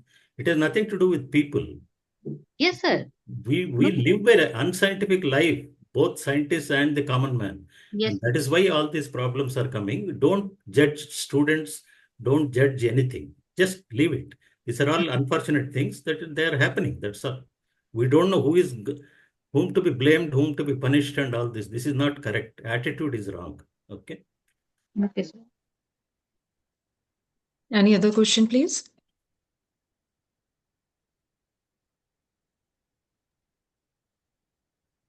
From next year, fourth years, we have to do the research with the students, fourth year students. How we can go with these students who are... I didn't get the question. So basically, I want to see those students who are just doing their graduation, BSc. Now we have to do the research with them, fourth year. So how we can go with the research with these students who have done only the graduation? Third year ही किया है अभी, fourth year में आया, अब उनके साथ research करनी है. See, if you doing research does not mean always doing Nobel Prize work. Research is a mental attitude. You can take small problem, big problem, medium-sized problem and all. So if you have a graduate student, and incidentally, this word graduate is used in India to refer to BSc, BCom, BA, all that. Graduate actually refers to a process. You can graduate from a school. You can graduate from PhD. So anyway, it is our misunderstanding of the semantics of English language.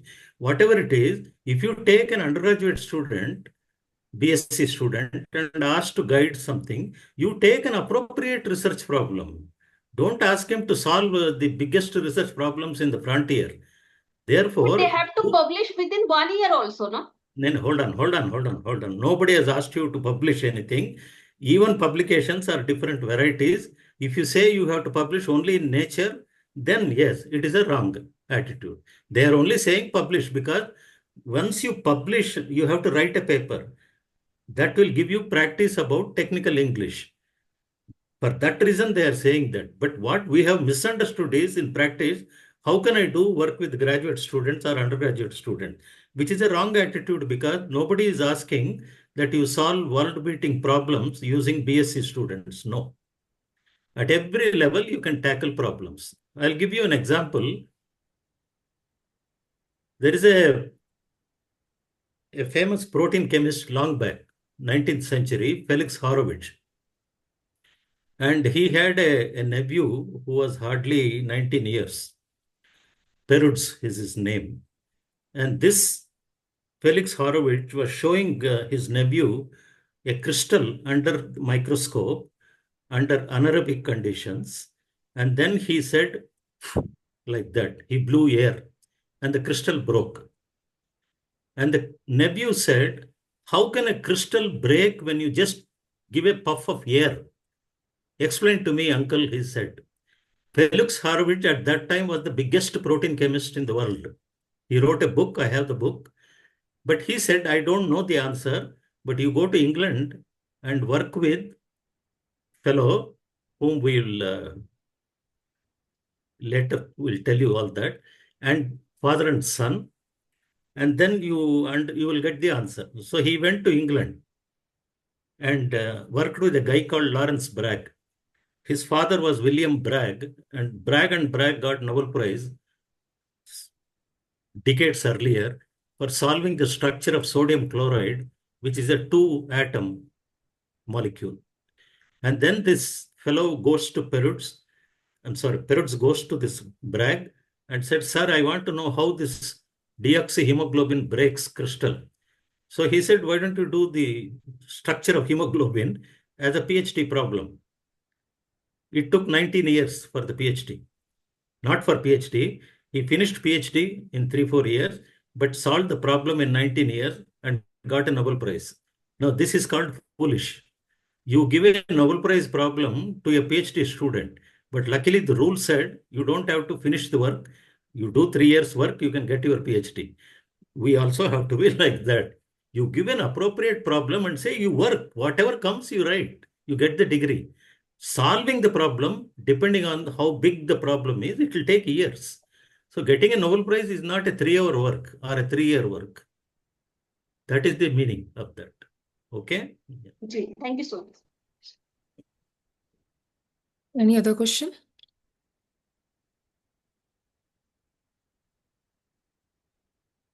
Done, I think.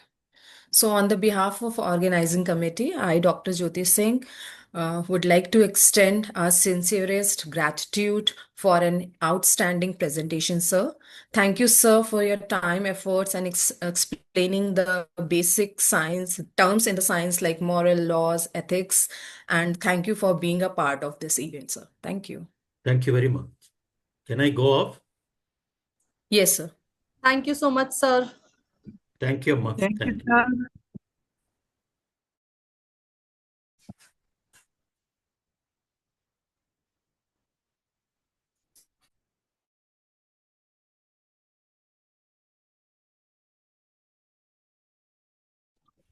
You're Dr. muted. Jyoti, please unmute yourself. We can't hear you.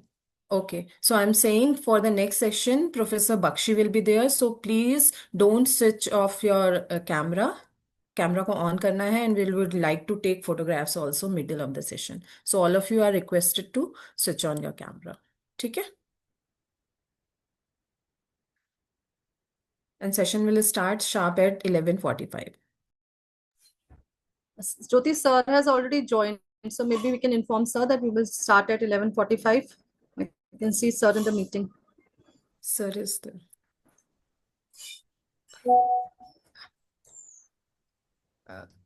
Hello, good morning, sir.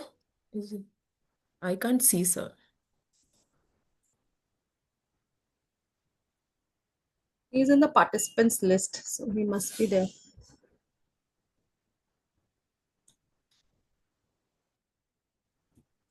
Yes, anything for me, please?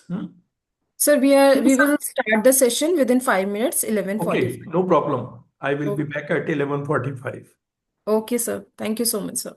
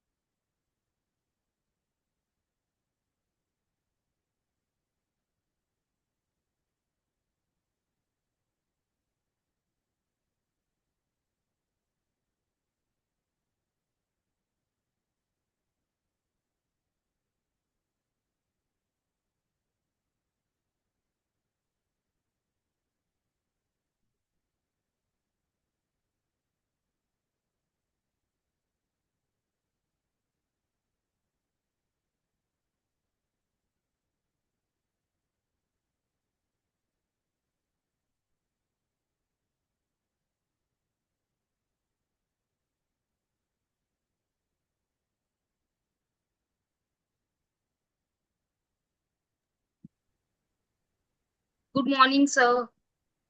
Morning. Good morning. Please switch on your camera. All the participants, please switch on your camera.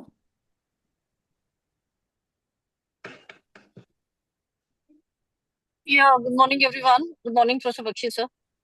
Good morning, sir. Yeah, all from Daulat. I'll request all of you to please put on your videos, else your attendance will not be submitted. Please, online doesn't mean that you have to be just keeping it on. You have to be attentive with your videos on. Thank you so much. And I welcome Professor Bakshi, sir, in this session and all our dear speakers also. So, over to the Daulat team. Thank you. Hello, ma'am. Hello, sir. Jyoti, we can start, I think. Yeah, just a minute, Ignat. Yeah. So a very good morning to all of you. I, Dr. Jyoti Singh, welcome you all for the second session of today by Professor A.K. Bakshi. So Professor Bakshi, a double gold medalist, record breaker, received several awards and academic honors. He was facilitated 2 times for the outstanding contribution to the education by former President of India, Dr. APJ Abdul Kalam. Professor Bakshi, foundly Vice-Chancellor, PDM University, Haryana. Sir, is mentor of UGC-MMTTC, a center of UGC and Ministry of Education at SGTB Khalsa College, University of Delhi. Chairman, National Resource Center of Chemistry, Government of India. Former Executive Director, Tertiary Education Commission, Mauritius. Vice-Chancellor, UP Rajshri Tandon Open University, Allahabad, Head and Chair of Professor Chemistry, University of Delhi, Director, IIIL and CPDHE, University of Delhi. He was elected as the President of Indian Science Congress Association for Chemical Sciences. Professor Bakshi is the author of nearly around 200 research and education articles and 1 patent. Delivered Professor Bakshi delivered nearly 500 invited talks during the last 4 years on different aspects of education. He received, and today he is giving a talk on achieving excellence in research in India in the 21st century, challenges and opportunities. We welcome you, sir. Thank you very much, Dr. Jyoti, for your very kind words of introduction. And good morning, all the participants.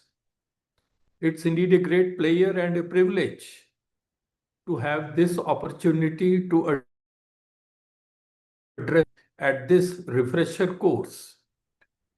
I'm very sure that this program must have been going on very well because I could see once the various resource persons who are delivering talks, and all are very, very eminent. There is no doubt about that.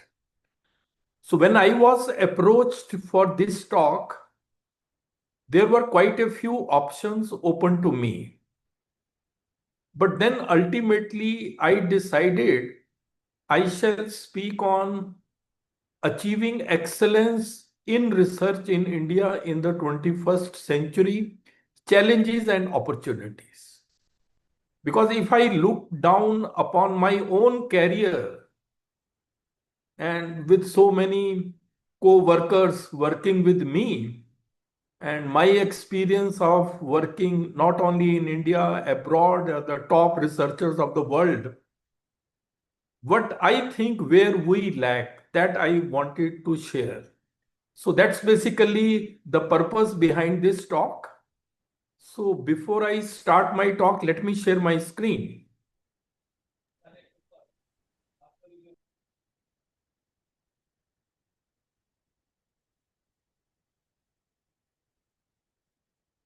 So this is the title of my talk, Achieving Excellence in Research in India in the 21st Century, Challenges and Opportunities. So this talk is going to be a motivational talk aimed at empowering you so that you can excel in research in the 21st century. This talk is based on my long experience in higher education, both at national and international levels. See, there is a very famous quote, life can only be understood backwards, but then it has to be lived forwards. So, what I am going to share is, and there is another very important quote, you must learn from the mistakes of others because you can't possibly live long enough to make all of them on your own. So that's basically the purpose of this entire talk, what needs to be done, what needs to be kept in mind. So that all will be shared.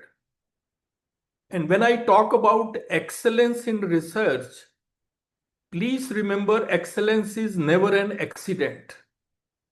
It is the result of high intention, sincere effort, intelligent direction, skillful execution, and the vision to see obstacles as opportunities. See, this is a very important point. You need to have all this if you want to excel.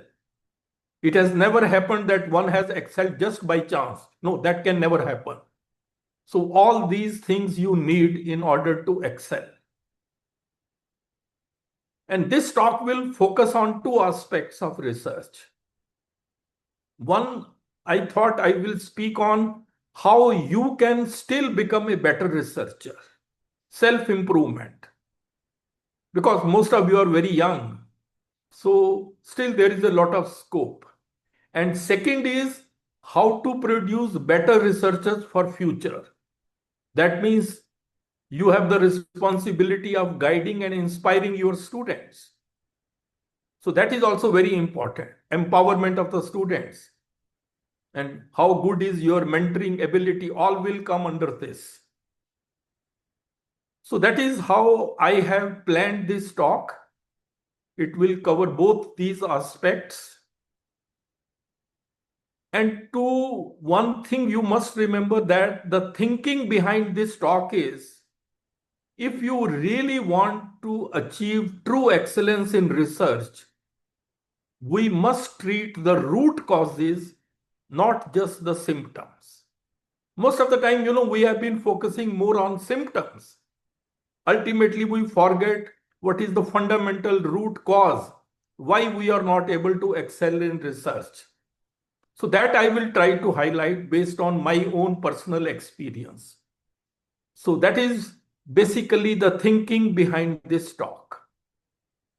Now, see, in the beginning, I will just very quickly touch upon some essentials of research, although you don't need all that, but still, because many speakers would have spoken, but very quick recap before I come to the main talk. So in research, you have to remember that there is a difference between search and research.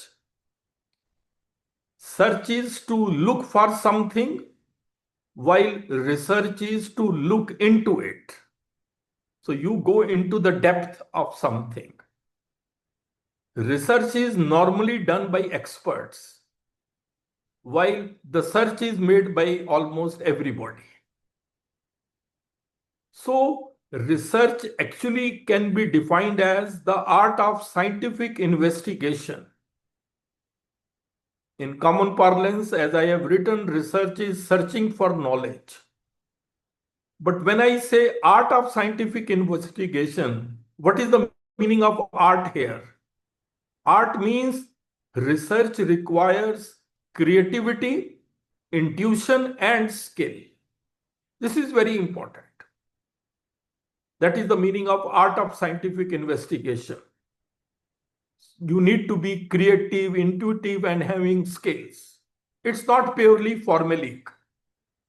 Don't think that just you know the methodology or you know the method, you will be able to do research. That's totally wrong. You will never be able to excel in research if you think it is to be purely formulaic. Then why people do research? There could be many reasons. Some of these are here. It could be for knowledge and understanding. It could be for discovering and verifying new facts. It could be for supporting truth and proving lies. It could be for developing new scientific technologies and tools and technologies.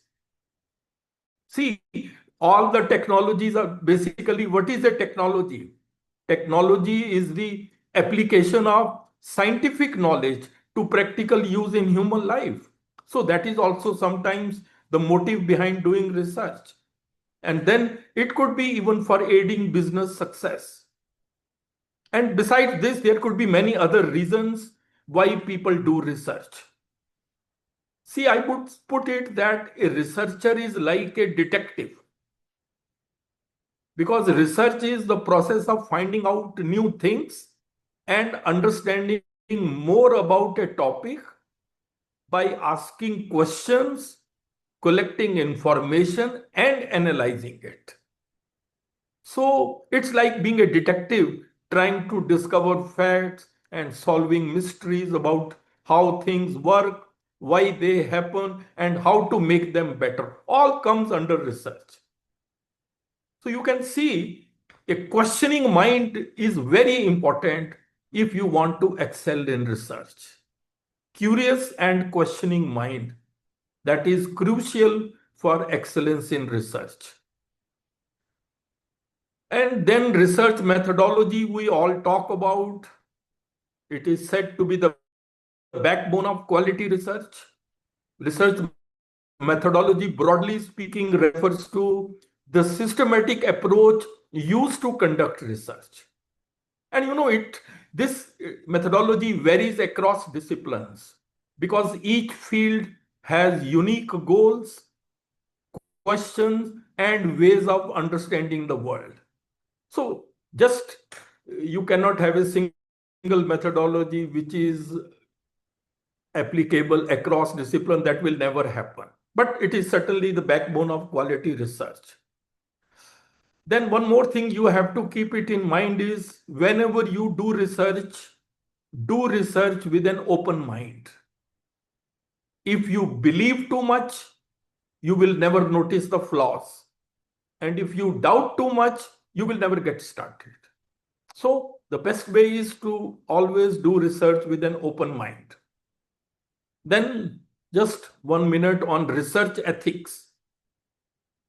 Ethics is basically what? Ethics is knowing the difference between what you have the right to do and what is the right thing to do. Both are important. You have to understand the difference.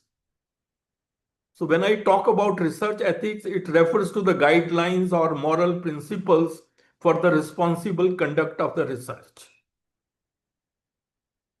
And then there are various ethical principles. I'm sure all these must have been covered: honesty, objectivity, integrity, carefulness, openness, respect for intellectual property, and all these are very well known, and they all come under the principles of ethics. My only advice to you is keep the following thing in mind: the truth, the whole truth, and nothing but the truth. You have to be very, very honest about your research. This is very important. Don't omit part of your research findings. Sometimes people do. That amounts to research misconduct. And then also don't puff one's results by adding irrelevant or misleading information. That is also sometimes noticed. Because so many papers come to us for reviews, sometimes we notice such things are happening. So all that comes under, misconduct, which has to be totally avoided. So this was a very basic thing which I wanted, just because these are the essentials of research. Now I come to the main topic. So first thing we have to understand that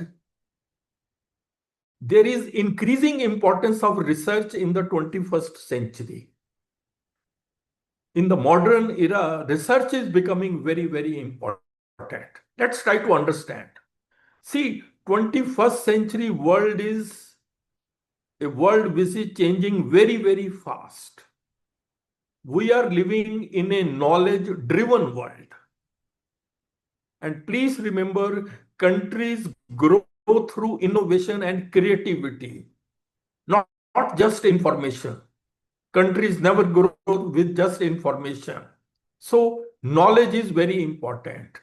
And research creates new knowledge and finds new solutions which improve our lives. Because all innovations which we see in our day-to-day life, ultimately they have come because of research. Whereas, teaching will share the existing knowledge. So you can see the difference. Research is creating new knowledge, teaching is sharing existing knowledge. No doubt both are important, but research is more important. But both research and teaching taken together, they will prepare students for the future. They must know where we stand today and then try to make them do research so that they can create new knowledge. That is the reason, why New Education Policy 2020 talks about creating a vibrant knowledge society. Now, what is the meaning of vibrant knowledge society? A vibrant knowledge society is a dynamic community where knowledge is actively created, and where knowledge is actively created means you do research, then that is shared and then utilized to drive innovation, economic growth, and social well-being. So everything revolves around research. So from that point of view, if our national education policy is giving a lot of importance to doing research. If we have to transform India, it is only possible through research. And then, research also inspires better teaching. In many of the universities abroad, most of the people teach those courses in which they are doing research. Because, teachers who do research, they bring new ideas to the classroom. They know where the world stands, where the state of the art is. They bring real world thinking to the classroom. Students also learn through that teachers how to think, question, and explore. And this makes learning very exciting and interesting. So research always inspires better teaching. And provided if you are teaching the same subject, then nothing like that. And then, research builds reputation also. This is another reason. All over the world, universities are known for their research work. Whether it is the rankings of the world universities, funding, or partnerships, all depend on research. Look at the QS and THE rankings. They heavily depend on research output. How many papers, citations, grants. So research productivity has become a key metric for institutional success, often sidelining teaching quality. Nobody says, look at all the leading universities of the world. You never say that their teaching is very good. Nobody talks. It's always the research which people talk. And once the institution is very strong in research, that will attract good students and faculty also. So you can very well understand that research builds reputation. Even in your NAT, even in your NIRF ranking, it is the quality of research which matters a lot. Look at this. These are the top 5 universities in the world with maximum number of Nobel laureates. Harvard University has more than 160 Nobel laureates. Cambridge 124, Columbia 101, and you can see. And just imagine in any one of these universities at any time, there are at least 20, 30, 40 Nobel laureates who are working. So you can very well imagine the ambience there. That is the reason why people go and work there. You may be working with some Nobel laureate. So you can very well imagine that research builds the reputation. And these are the top 10 universities of the world. MIT, Imperial College London, University of Oxford, Harvard, all that. All because of research findings. So research builds the reputation. There is no doubt about that. That is why it is said research is the engine of progress. This is a very important statement. Look at this. Teaching lights the lamp. Research builds the road ahead. So in the 21st century, we need both, but research is the engine of progress. This is something we should not forget. Because, through research, humanity will move forward. Without research, the world will slow to halt. And in the 21st century, at present scenario, all major advancements in research are because of technological advancements. And technology ultimately comes from the application of scientific knowledge, all research. Second reason why research is becoming more and more important in the 21st century is because technology is becoming a threat to the teaching profession. If the teaching is only of a very routine type. This is a very important point, please.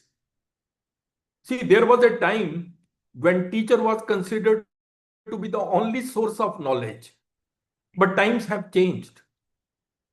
Today, multiple sources of knowledge are available.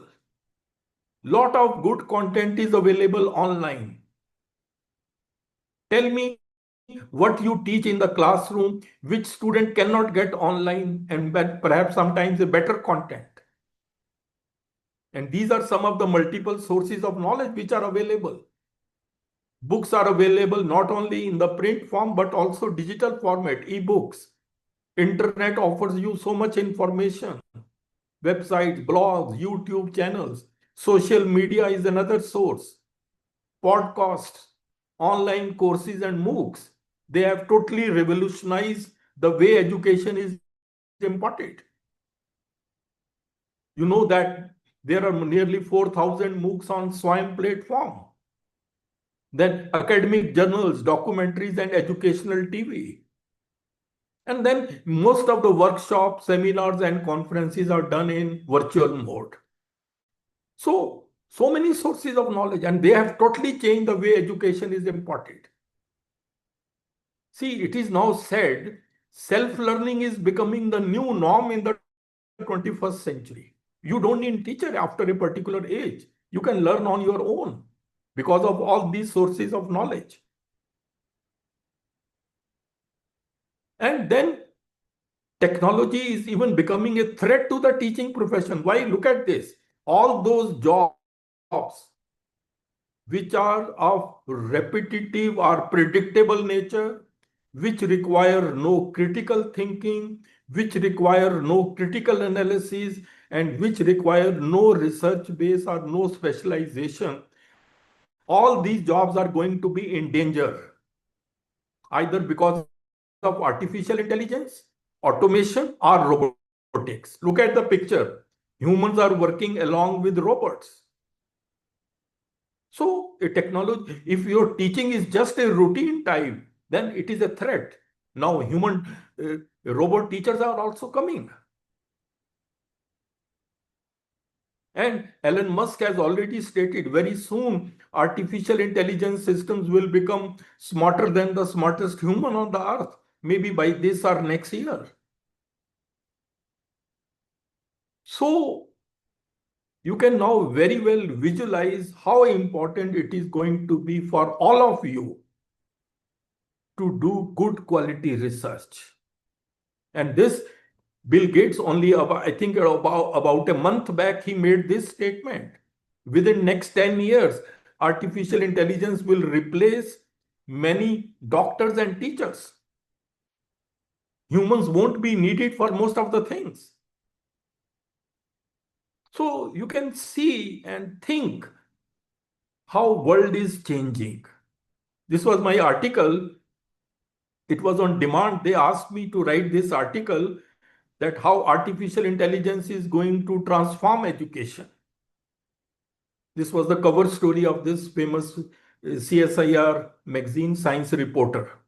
But it was basically for students and teachers, how everything is changing. So why I am telling you all this? So all this shows that the traditional teaching, learning which we have been doing, that is now going to be replaced because of technological advancements. And therefore, research is becoming very important. There is a need of quality research, and that need is increasing.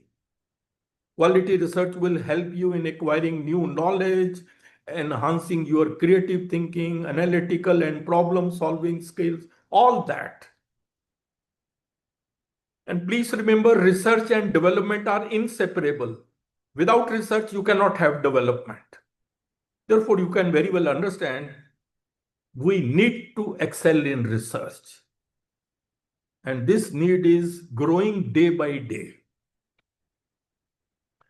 So this was my second point. Now I come to, you may ask the question, what makes an outstanding researcher in the 21st century? That could be the question in your mind. See, in my opinion, based on my vast experience, one most important requirement if you want to be an outstanding researcher is that you should have a very sound and deep knowledge in your research area. Believe you me, most of the workers lack this. When I say sound and deep knowledge in your research area, you should have clarity of concepts. You should have done a lot of thinking on the subject, including interdisciplinary thinking, which is the need of the hour. And then you should have the passion to become an outstanding researcher. This is the most important thing. You have to be up to date in your research area. Most of the persons lack this. And this, I am talking about interdisciplinary thinking. I just want to highlight, this is a new trend in the world now.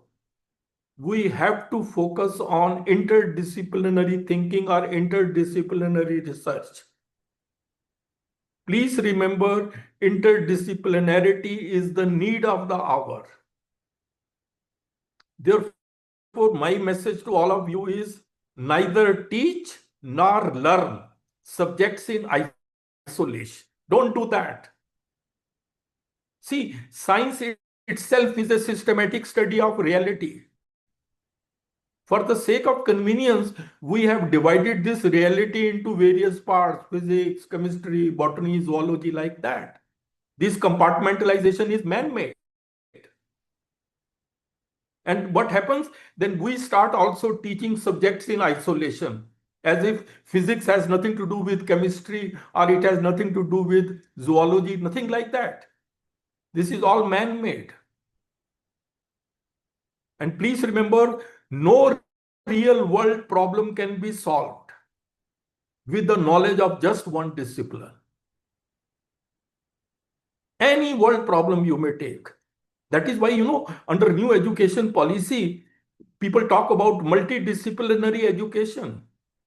What is the thinking behind multidisciplinary education? The thinking is that you approach a problem and approach it and see it through the lens of different disciplines. Everybody sees from their own perspective. That is how you will be able to solve the real world problem. See, we all know about sustainable development goals. They are all the real world problems, and for all of them, you will need research which should be interdisciplinary.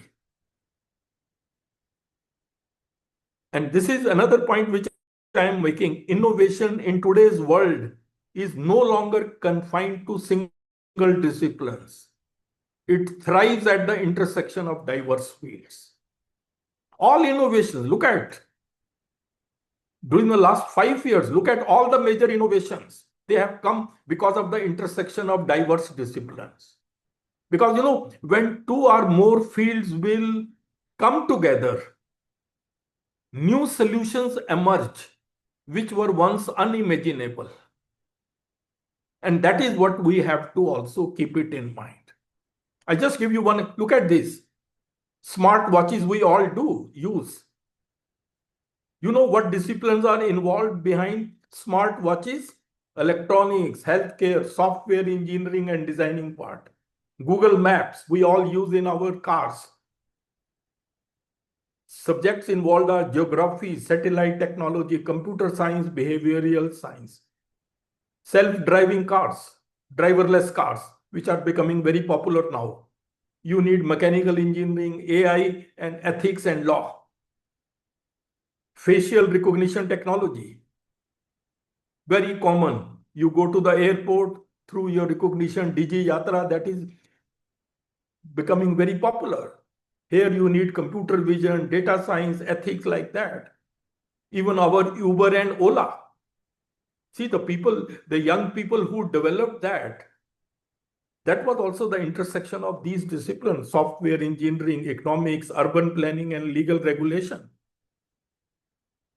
And even digital assistant like Alexa and Siri, they are all because of these different disciplines. So intersection of discipline or interdisciplinarity is something you have to keep it in mind if you want to excel in research. And the second thing which I want to tell you is that if you want to become an outstanding researcher, I said sound and deep knowledge in your research area. But here the challenge comes from the growth of knowledge. See, the knowledge in all disciplines is growing very fast. So fast that the doubling time of the growth of knowledge has shrunk considerably. Shelf life of knowledge is becoming shorter day by day. Just look at this. There was a time when human knowledge was doubling in 150 years. Now human knowledge is doubling in almost 73 days. So what does it mean? Your curriculum becomes outdated as soon as it is created. Whatsoever you learn in the class, that loses its relevance very soon. And this growth of knowledge is becoming a big challenge for research. And please remember, what we know in any discipline is merely a drop, and what we do not know is an ocean. Therefore, it is very much needed that we need to be up to date in our research area. This is very, very important. And you know, this growth of knowledge is posing a big challenge to research. Research in frontier areas is becoming more and more challenging due to this vastly increasing knowledge, which leads to increasing literature in each field. So much literature is there. And therefore, you know, how to cope with this problem? Technology comes. ICT can help you in literature survey. Electronic databases are now becoming the real information source in the 21st century. Any electronic database is like a telephone directory. You just don't need to remember everything by heart. You use the search engine and you can get any literature survey done. So this is how you can cope the problem of, you know, growth of knowledge. These are some of the most popular electronic databases which we all have been using. Scopus. It has already more than 1.4 billion references. Web of Science, Science Direct, ERIC, and PubMed. So these are very famous and popular electronic databases. If you know how to use them, it will help you in meeting the requirement of literature survey so that you can be up to date in your research area. And then these are some other popular electronic databases: Google Scholar, which is multidisciplinary, and then JSTOR, which is primarily for humanities and social sciences. You can go to any one of these and learn, and everything you can do. See, what I want to say is, in this technology-driven world, you don't have to do everything with your hand. Only thing is you have to be information and technology literate.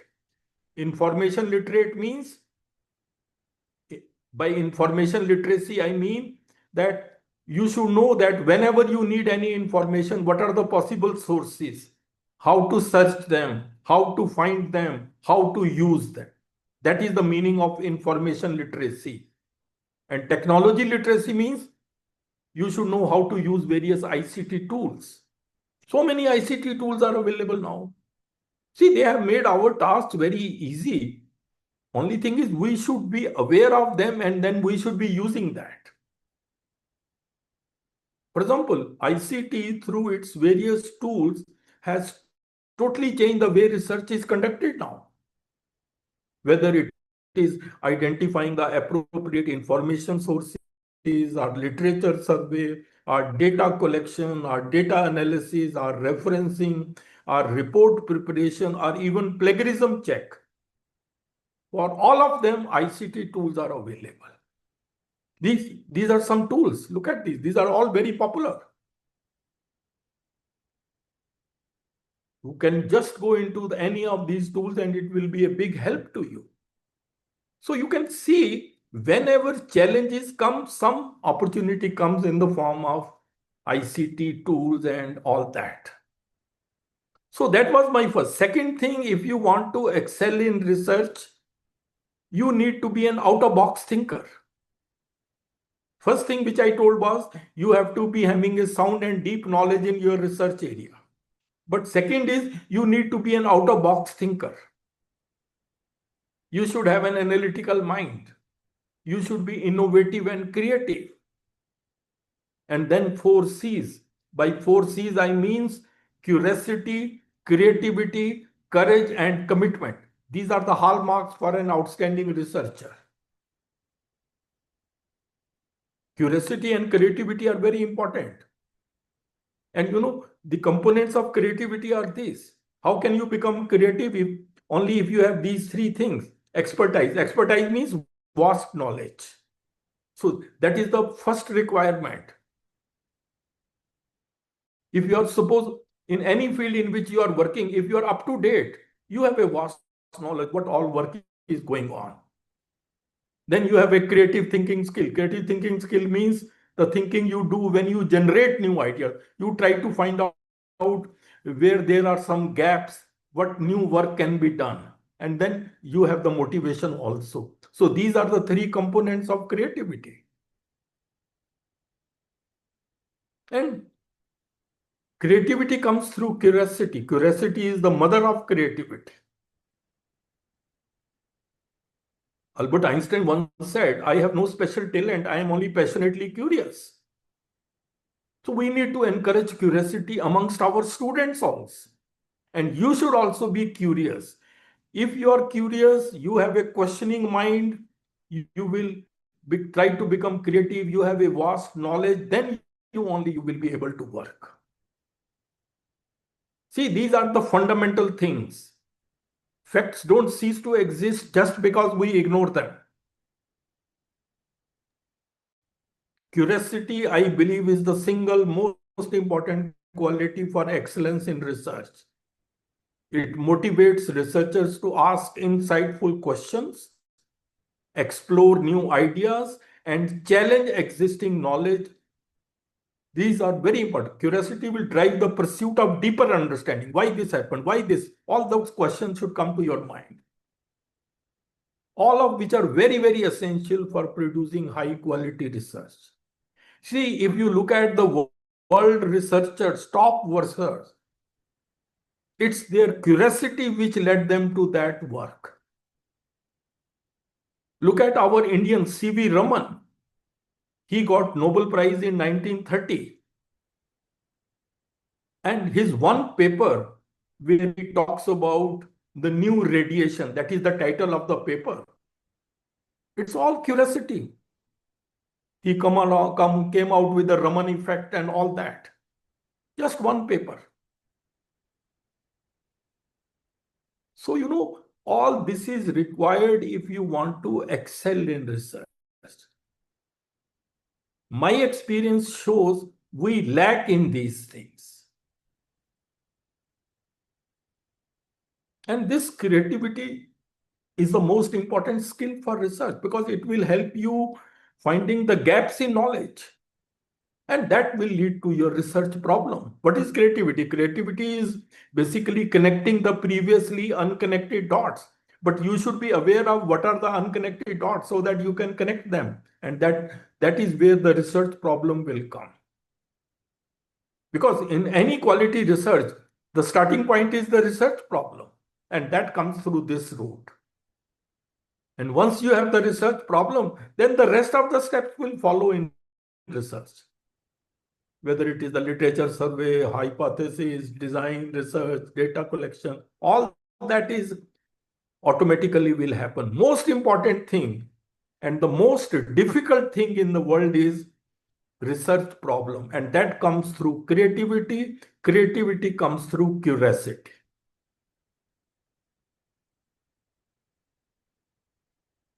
And the third thing, which I think that is also of important both for an outstanding researcher, is you should have also excellent communication and presentation skills.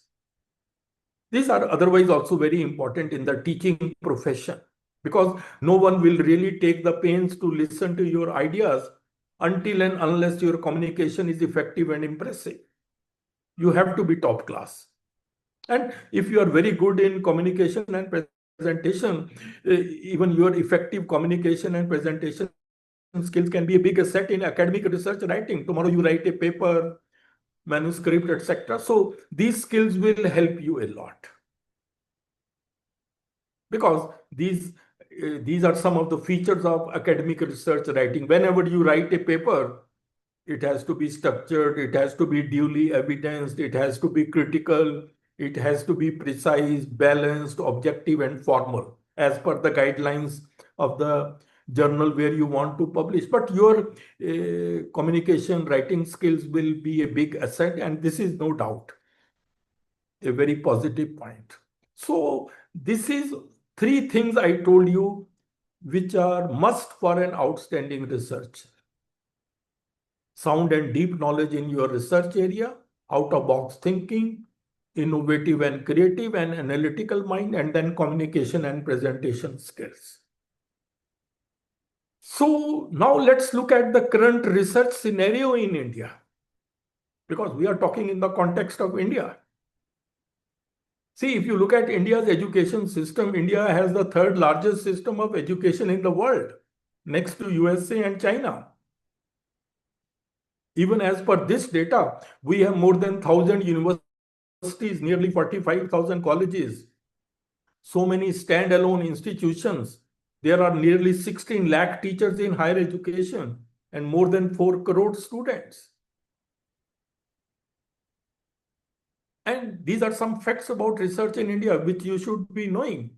India has just 250 scientists or researchers per million population, which is the lowest even among the smaller Asian countries.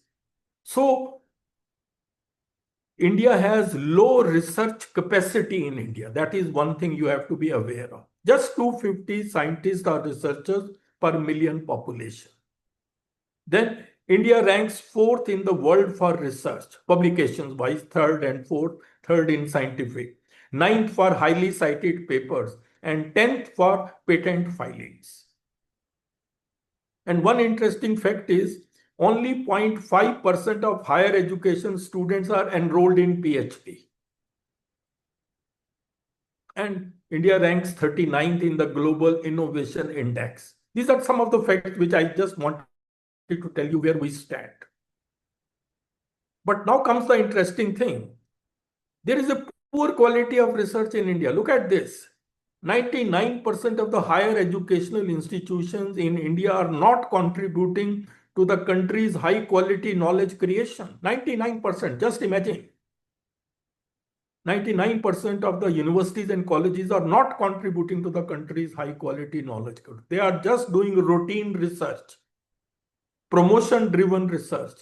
Their research is guided by the need to get promoted. Emphasis is more on quantity rather than quality. And then predatory journals have come which have further compromised the quality of research in India. And why people are doing, poor quality of research? These are the reasons. Our faculty members are sometimes overburdened. Heavy teaching load reduces research focus. This could be one reason. Then there is a lack of research culture in India. See, look at in colleges and universities. We don't try to prepare our students for doing research. No, focus is only on teaching and examination. It is examination-driven teaching. Students also learn from the point of view of examination. There is hardly any talk of research culture. Now they are starting, but as the things stand, there is a lack of research culture in India. This is a very serious drawback. Even at school level, where students spend about 15 to 16 years, not much. Then there is a mentorship deficit. There may be some very bright researchers, young researchers, but there is nobody to guide them, nobody to mentor them. Because some of them, students are very good, but there should be a proper guidance. Then there is a brain drain. The talent migrates abroad for better opportunities. They prefer to go abroad. And then risk aversion, fear of failure sometimes stifle bold ideas. Some people may be having bold ideas, but they may not fail. What people will say, that because of that, they don't take such risks. These are some of the reasons why there is a lack of quality research in India. But please remember, overburdened or not, there are many college teachers who have done exceedingly well also. You have to find time.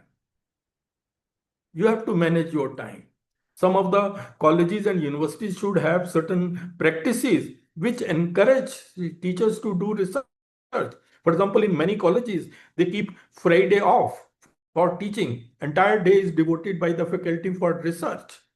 Then Friday, Saturday, Sunday, they can continue if they want. And look at this report.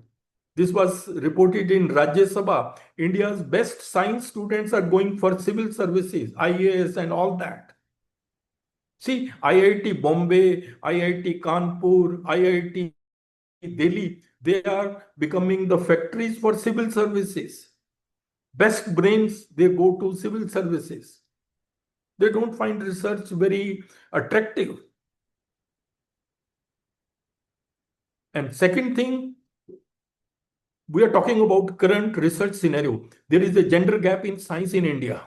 This is another thing we have to remember. Only 16% of the Indian science researchers are women, says government, and government also admits it is much lower than in advanced countries. This was reported in Rajya Sabha. Why there is a serious gender gap in research? It could be because of societal norms, gender biases, limited access to education, and women have to balance their career with domestic responsibilities. These could be the reasons for serious gender gap. And these factors create barriers which hinder women's participation and advancement in the research fields. Even at the world level, look at this data. Till date, in the world, only 65 women, which represent 6.4% of the individual recipients, have won Nobel Prize in the world. All these fields taken together, peace, literature, physics, chemistry, medicine, and all that. Only 65 women have won Nobel Prize till now. The third reason, if you look at the current research scenario, this is a very serious problem, lack of funding. One of the main reasons for research and development inadequacies in India is the lack of adequate funding for research. Government invests very little, 0.8, 0.9%. And private companies are not also willing to take risks because so much risks are involved and so much uncertainties are there. So lack of funding is a serious problem for India. Look at this. Government expenditure on research and development is nearly constant, 0.7, 0.8% for the last nearly 2 decades. And look at these. These are some of the major countries: USA, Israel, China, South Korea. They spend so much percentage of their GDP. And because of this funding, there is no doubt many institutions lack modern laboratories, equipment, and resources necessary for cutting-edge research. There is no doubt, because quality comes only with a price. And if you don't have the funds, how will you do that? And now, I think you are all aware, under new education policy, a National Research Foundation has been created, NRF, which is the main aim is to strengthen research ecosystem in the country. It will foster a strong research culture, build research capacity across higher education. Most of the funding of the projects will be done by now National Research Foundation. If this National Research Foundation will even recognize outstanding research through various awards, all will be done by NRF. There are 4 major divisions of NRF: science separate, technology, then social sciences, then arts and humanities. And the budget for this 5-year period is about 50,000 crores. And please remember, this National Research Foundation will preferably fund those projects which are globally competent but locally relevant. This is a very important point. Globally competent but locally relevant research, like clean water and sanitation, improved transportation, air quality. These are very relevant. And even 17 Sustainable Development Goals of United Nations Agenda, you all know. All of them are the real world problem. Look at these. These are the 17 goals. No poverty, zero hunger. And if you want to achieve these goals, you need to do a lot of research. So NRF will preferably fund those projects. And India is signatory to this United Nations Agenda 2030, along with 193 other countries. These are 17 Sustainable Development Goals. So now you can see I have also given you a picture of the current research scenario in India. There is a poor quality of research, there is a gender gap, there is inadequate funding, and then a National Research Foundation has been created. Now question comes, why there is a poor quality of research? We have said there is a poor quality of research, but now the question comes, why there is a poor quality of research? Why there is a shortage of creative and innovative talent in India? See, this we will have to think. We are all teachers. Nobody else will do this thinking for us.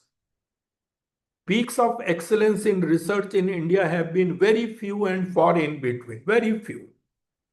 I don't deny that there are not some good researchers, but very few. Look at this. I told you earlier, no Indian scientist working in India has been able to get Nobel Prize after 1930. C.V. Raman got it in 1930 for physics. And he announced his discovery on 28th February 1928. That is why 28th February is celebrated as National Science Day. Nobody has ever got it in chemistry. These people did get Nobel Prize, but they were all non-resident Indians. Even Amartya Sen, although he is an Indian, but for years he has been working abroad. Even Abhijit Banerjee, he is an American citizen. And then another thing, India ranks 3rd globally in scientific publication. Look at this.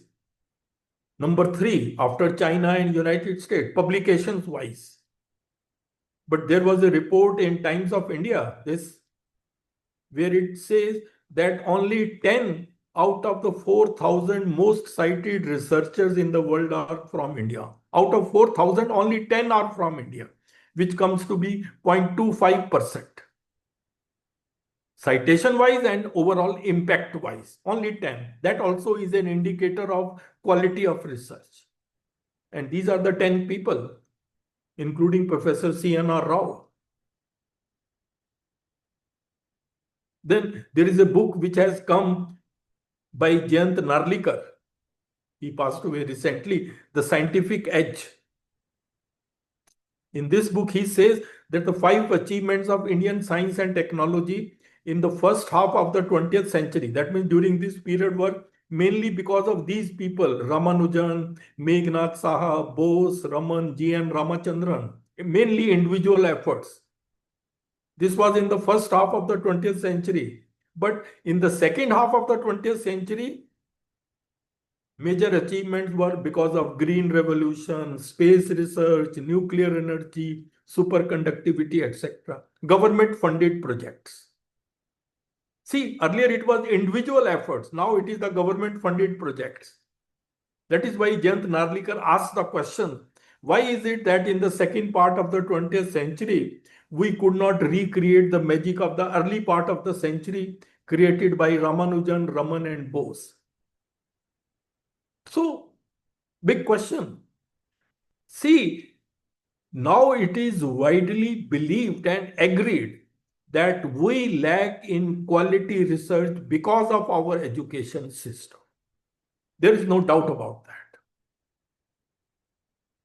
Our education system is still outdated and it does not encourage thinking, innovation, and creativity amongst the students.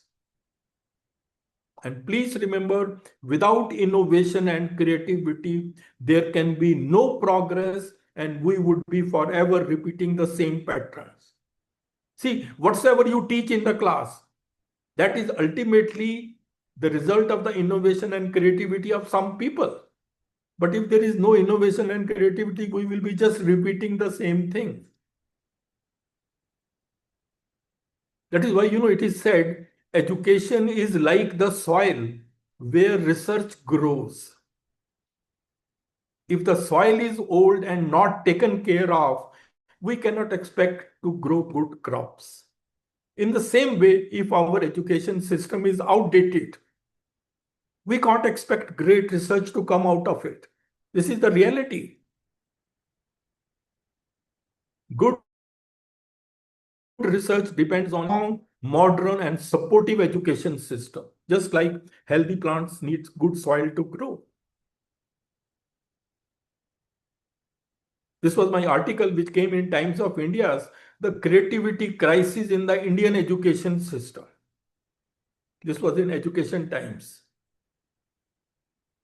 Therefore, with all background, there is a need of quality education for quality research in the 21st century. So we come down to this stage now. So now the question will come, what do you mean by quality education? See, you will all agree that strong foundations for quality research are laid during imparting or receiving of quality education. And quality education means in-depth understanding of the topics, interconnection of the topics, clarity of concepts, everything comes under quality education. So now the question comes, what constitutes quality education in the 21st century? This may be a big question. Or the education which we have been imparting is not quality education? If not, then why it is not quality education? That could also be a question. See, it is now agreed that quality education in the 21st century is this. This is the most important slide. Please note it down. In the 21st century, we need to focus on these 3 things. We need to focus on knowledge. What type of knowledge? Disciplinary, interdisciplinary, and practical. This is number 1. Number 2 is 21st century skills. 21st century skills are a set of abilities which each one of us should have. Not only your student, even you should also have. And then some domain specific skill, some skills specific to your discipline. If you are in chemistry, some chemistry related skills, physics related, or botany or zoology, like that. And third thing, which is always neglected, is your personality. By personality, I mean your values, attitude, traits, and disposition. These three things are the learning needs of the 21st century. See, it is now widely believed that these are the learning needs which every student should learn. And these three things taken together will determine your competence for any profession. You may be in any profession, for anything, your competence will be determined by these three things. For example, you are in teaching profession. Your knowledge is important. Then your skills are important. Then your personality also important. If you want to find out competence for research, again, your knowledge, disciplinary research area, all that, then skills are also important. And then personality is also very important. For example, you are an IAS officer. IAS officer also needs knowledge, maybe of a different type. He also needs skills and then personality. These three things ultimately determine your competence. And these 21st century skills are these. They come under three categories: learning skills, literacy skills, and life skills. These are the 21st. This is another very important slide. This is now widely agreed that these are skills which everyone should have. Under learning skills, we have critical thinking, creativity, collaboration, and communication, 4 C's. Under literacy skill, you have information literacy, media literacy, and technology literacy, IMT. And under life skills, flexibility, leadership, initiative, productivity, and social skills. If you have these 12 skills, these will elevate your job performance, even as a teacher in the college. If you have these skills, this will help you. Artificial intelligence cannot replicate them. Machines cannot have these skills, only you can have. So these are going to be the deciding factor in the 21st century. And these skills are now so important that it is said that every student, I would say everybody in this nation, must be an analytical thinker, a problem solver, innovative and creative, effective communicator, effective collaborator. All those things which are in those skills are here. This is the right education. If we are not teaching these things to our students, we are not educating them the right way. We have to ensure that no talent of the country should go waste. Because you may be finishing the syllabus, you may be completing everything, but if you are not focusing on these three things which I told, then you are miseducating them. And a child miseducated is a child lost. We cannot afford to lose even a single child. No talent of the country should go waste. And this summarizes what I said. Quality education needs to focus on these three things, and these will determine your competence, even for research.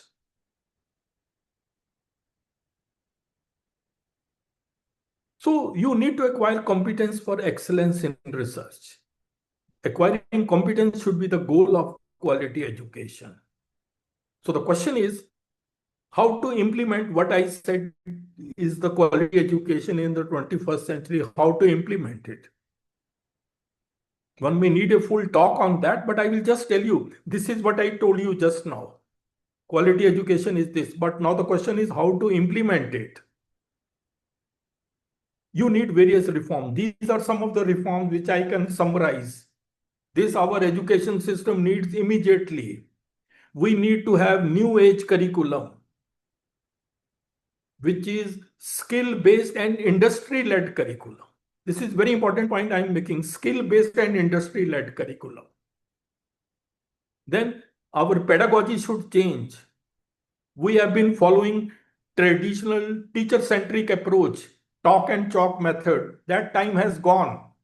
We need to follow learner-centric pedagogy. Learner-centric pedagogy means involve the learners in activities. The thinking is learning is not the product of teaching. Learning is the product of the activity of the learners. The more you engage the learners, the better learning they will have.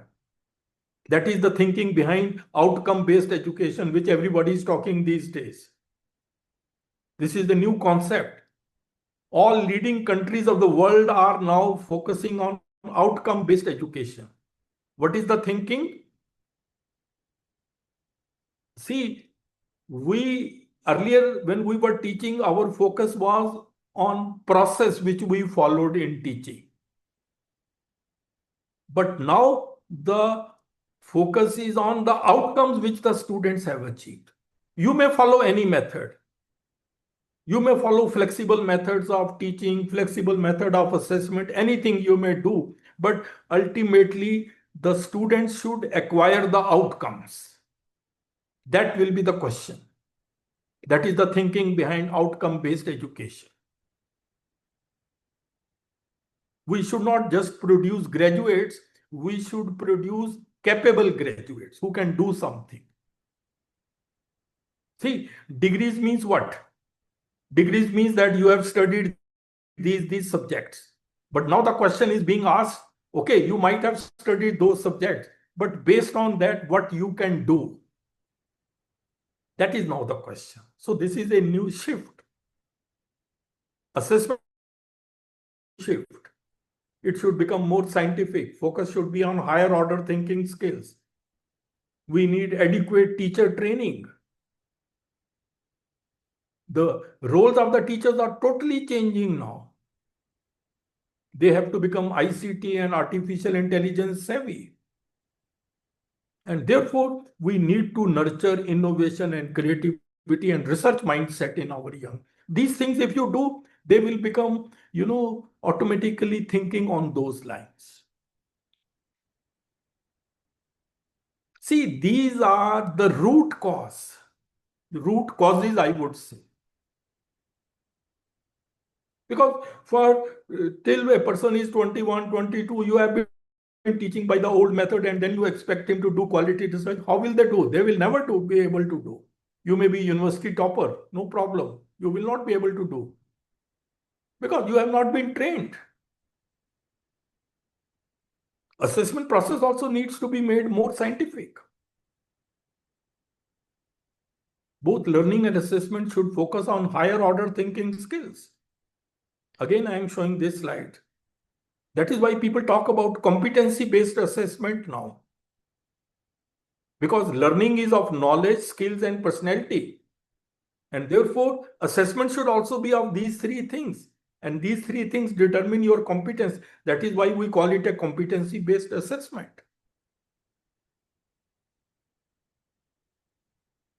So, higher order thinking skill means this, which, see, most of our examination questions focus on remembering, understanding, and application. No, we have to go to higher order thinking, ability to analyze, ability to evaluate, ability to create. We need to have such questions in examination which discourage rote learning, which focus on conceptual clarity, which encourage thinking, innovation, creativity, which enhance problem solving and analytical abilities, and which deal with real life situations. This was my article, which became very popular at that time, Redesigning Science Education in India, Overcoming the Crisis of Creativity. So you can now very well understand what quality education should do. And these are some of the best practices for quality research in the world. See, this is what all leading countries of the world have been doing. They cultivate research mindset early. This is very important. They encourage critical thinking, creativity, and inquiry from school and undergraduate levels. They incorporate research projects in their curriculum. Now we are doing it in India also, we are starting, but this should have been done earlier. Then they have reformed evaluation system. Shift should be from publish or perish. People used to say, now the motto is publish with purpose. Why you are publishing a paper? And then reward quality, impact, and innovation. These things should be rewarded rather than just the number of papers. See, C.V. Raman had just one paper which got him the Nobel Prize. I remember I was working with the Japanese Nobel laureate Fukui. He had just one paper on frontier orbital theory, and that paper 20 years later got him the Nobel Prize. Quality matters, impact, innovation. Then we need to strengthen mentoring and capacity building. We need to train faculty and researchers in modern research practices, ethics, and writing. We need to promote collaborative research teams and networks. Then we also need to enhance funding and autonomy, provide adequate, flexible, and sustained funding. Here, people are just struggling to get some money, and that is also not sufficient. Let the institutions be empowered to make independent academic decisions. Why should they go to big bodies? And then you're not sure you will get or not. And then if your research proposal is interdisciplinary, you will know whether to apply for chemistry or physics or what to should. That is also a challenge sometimes. Then we need to boost industry-academia collaboration. Then we need to support internationalization, promote exchange programs, joint degrees, global research partnerships. We should invite experts and send Indian researchers abroad. It is so important. You get an international exposure. Then digital and open access infrastructure, because we are living in the digital world. You should have access to high quality journals, databases, AI tools. All these things save your time. See, what I would say is India has talent. What it needs is vision, support, and freedom to explore. We need to produce out-of-box thinker, creative and innovative, and that should be done even at school level. See, I at the last stage, I wrote this, how to become out-of-box thinker, innovative and creative. Just I put some of my own experiences. Students should be encouraged to ask questions. Don't accept things as they are. This is number one requirement. Be curious, try to learn new things every day. Then read more. This is the most important thing. We lack reading part. Read books, articles, ideas from many fields. Don't learn or teach subjects in isolation. All great researchers with whom I had a chance to work, very good in reading. We're always reading new things across disciplines. Then work with others, team up with people from different areas, collaboration. See, we sometimes teach our students to look at every other student as a competitor. Then such students are not good at collaboration. We should encourage and teach them that how to team up with other people. Then try new ideas. Don't fear making mistakes in life. Failure is success in progress. And then use technology. Now technology is so important. It saves you so much time. And learn from others, share and receive ideas. If I have some idea, you have some idea, I share it with you, you share it with me. Both of us have two ideas. That is the benefit of that. So stay motivated, never give up. These are some of the things which, these personal traits should be cultivated in students from school level onwards. And now I come to the last part, I think a few minutes. I will tell you about some personality development tips for enhancing your competence for research. I have talked about knowledge, skill. Now I will just very quickly go through the personality traits. You may be wondering what personality has to do with research, because you are a human being. When you put yourself in research, you put yourself as a whole. So your personality traits matter a lot. So these are some of the very useful personality development tips. This is my experience I am sharing with you. First thing is you should be proactive. Even for research, even otherwise in life, you should be proactive. Proactive people are able to take initiative, make choices, and hence they are able to control outcomes. If you are proactive, you focus on preparing. If you are reactive, you end up focusing on repairing. So being proactive always helps you. Proactive people don't wait for the ship to come in, they swim out to it. This is a very good quality which can be a big asset in research. Second, visionary.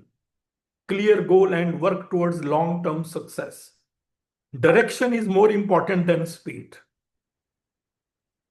Most of the people lack direction. See, you are spending your life's time. You have to think carefully what direction you have to go. Of course, you are free to choose any direction, but then you will not be free from the consequences of your choice. Then you have to be creative and innovative, come up with new ideas and improve existing ones. For research or even for entrepreneurship. What is entrepreneurship? There also you are creative, you come out with an idea, and from that idea you start a business, then you become an entrepreneur.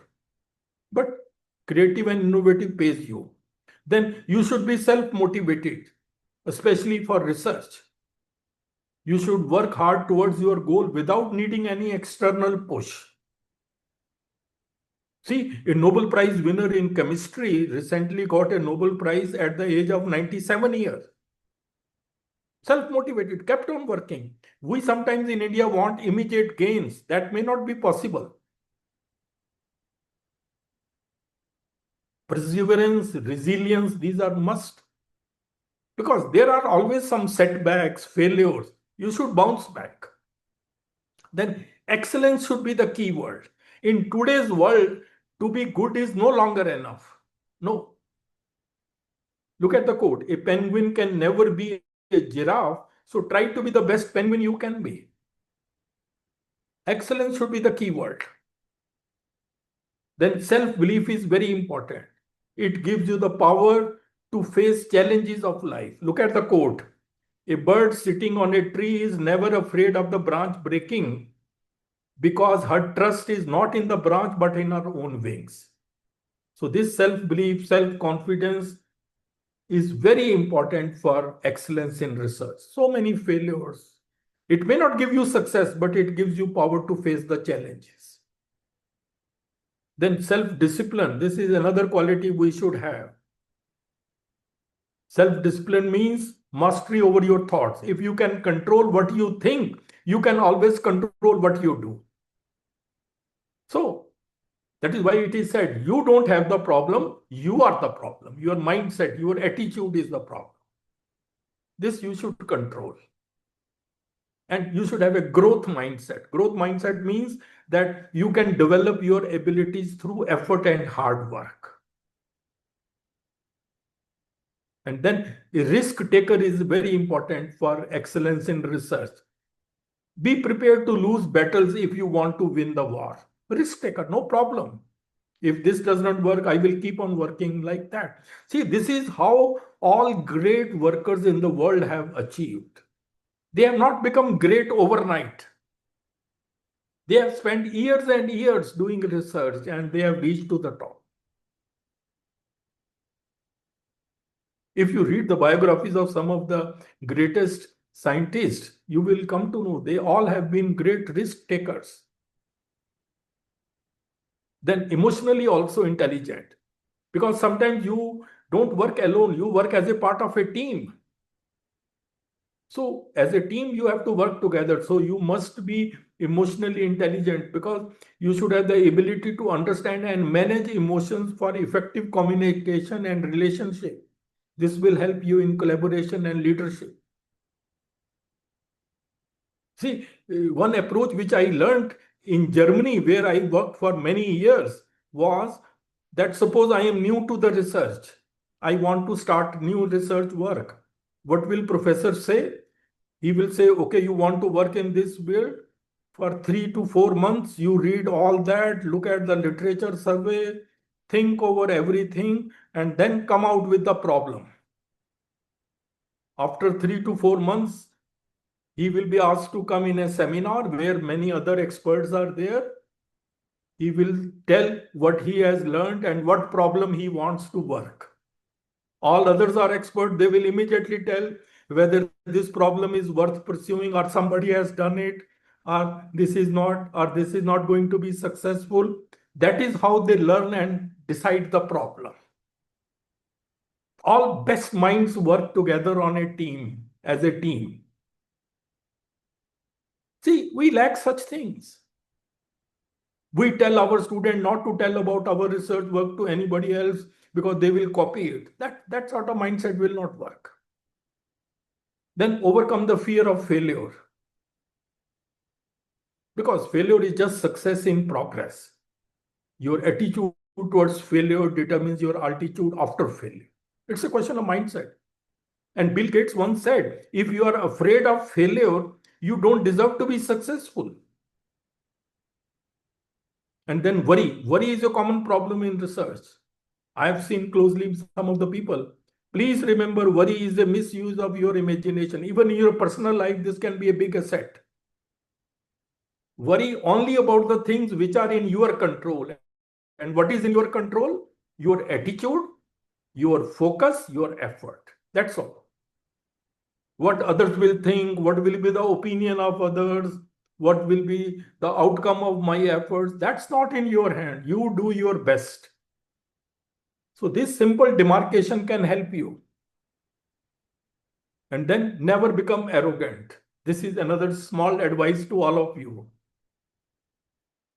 वो कहते हैं ना, कभी किसी चीज का घमंड आ जाए तो शमशान का एक चक्कर लगा आना, तुमसे बेहतरीन लोग वहां राख बने पड़े. Never, this is part of life, ups and downs. Never become arrogant, come what may. Sometimes it happens, a small success goes into a person's head and the person becomes arrogant. No, never do that. Stay humble, polite. And then resilience is also very important. Overcome failures and keep moving. This is, as I told you. Time management is very important. These are the things which make you a better person who can do good quality research. Small things, but they can change your entire personality. Time management is life management. Don't spend time. A stage will come when you will wish you had more time in life. Then you regret. Don't spend, invest it. Every day is once in a lifetime. And every day is the first day of the rest of your life. Take it like that. And I think this is the last. Live in the moment. This is my personal advice to you. The present moment is the only moment open to us. It is the door to all moments. वो एक बड़ा अच्छा coat है, मैं कल को तलाशता रहा दिन भर और शाम होते होते मेरा आज भी चला गया. So live in the moment. हम ज्यादातर लोग हम आगे का सोच के प्रेजेंट को भी स्पॉइल करते हैं और आगे का हम कुछ कर तो सकते नहीं है, इसलिए सारा वो माइंडसेट ही हमारा प्रॉब्लम हो जाता है. So ladies and gentlemen, there is a powerful driving force inside every human being, which once unleashed can make any vision, dream or desire a reality. So that driving force is inside you also. It's a question of only unleashing that. Unleash it and then there will be no looking back. That's my advice to you, and we need very bright people. So from that point of view, I made this presentation so that this can be a motivational for each one of you. वो कहते हैं ना कि मंजिलें कितनी भी ऊंची हों, रास्ते हमेशा पैरों के नीचे होते हैं. Please remember that. So in conclusion, I would say this is what all you need to excel as a researcher. This is in one slide, everything. Field-specific knowledge, deep understanding of research area, and up to date with recent advances. Number one. Then creativity, analytical and critical thinking skills. Curious mind, questioning mind. Then technical proficiency in today's world. ICT tools, software, information literacy. Then ethical integrity you need. Then you need strong communication skills for writing papers and presentations. Then you need collaboration and networking skills with other researchers and institutions. And then time management, because you may be in a research project where you have to meet deadlines. So you need time management. And then perseverance and patience. This is what I could think of as a final slide where I could summarize all the highlights. So thank you very much. It was a pleasure talking to you. And this is my email ID. This is my cell number. You can always be in touch. And if there is any question, any comment, you are most welcome. Do give your feedback. Thank you very much. Thank you, sir. The session is open for discussion. Any question, participants? Well, sir, an extremely wonderful, mind-blowing session, I will say. I've heard you before also, but all your slides, all your the content that you have told us, it was not only for the professional growth, for the personal growth as well. And it's not, and actually in the middle, the organizers, they give this link for filling up the attendance. It was all gone. I don't know where. We were so engrossed. I forgot to fill that also. Later on, I realized that yes, we have to fill that attendance link also. And every field you have covered, sir, so beautifully. And that is why you are what you are. And so one thing which a motivational speaker had once said, I would like to quote here also, that he had said that हमें जो पढ़ाया जाता है वो हमारी जिंदगी में काम नहीं आता है, और जो जिंदगी में काम आता है वो हमें पढ़ाया नहीं जाता. So it is something that we as educationists, we really have to look into this field. Because if you see, sir, if as a science graduate, हमारे बच्चे क्या कर पाते हैं? कुछ भी नहीं कर पाते हैं. So yes, definitely, whatever we are teaching, it should be so oriented that at least they should be able to get something out of it. So a lot of changes are required, definitely. And sir, you being such a wonderful speaker, and it was an amazing, mind-blowing session. Thank you so much, sir. Thank you very much. Thank you. You are Kalpa Mandal. So Where from are you? Dayal Singh College. Yeah, which discipline? So inorganic chemist. Acha, oh, chemistry. Okay, somehow, Yes, sir. I don't know. So maybe you don't remember, but I have met you a number of times. And Okay. Sorry, yes, then I must it's have okay. but Yeah, you step. otherwise, chemistry people, of course, generally. So everybody knows you No. in DU at least. Thank you. Thank you, sir. Thank you so much. Thank you so much, sir, for a wonderful lecture. It's always a pleasure to listen to you. And I've attended so many of your sessions, and each one of them has taught something. Thank you so very much. So nice of you. Thank you. Thank you very much, please. Thank you.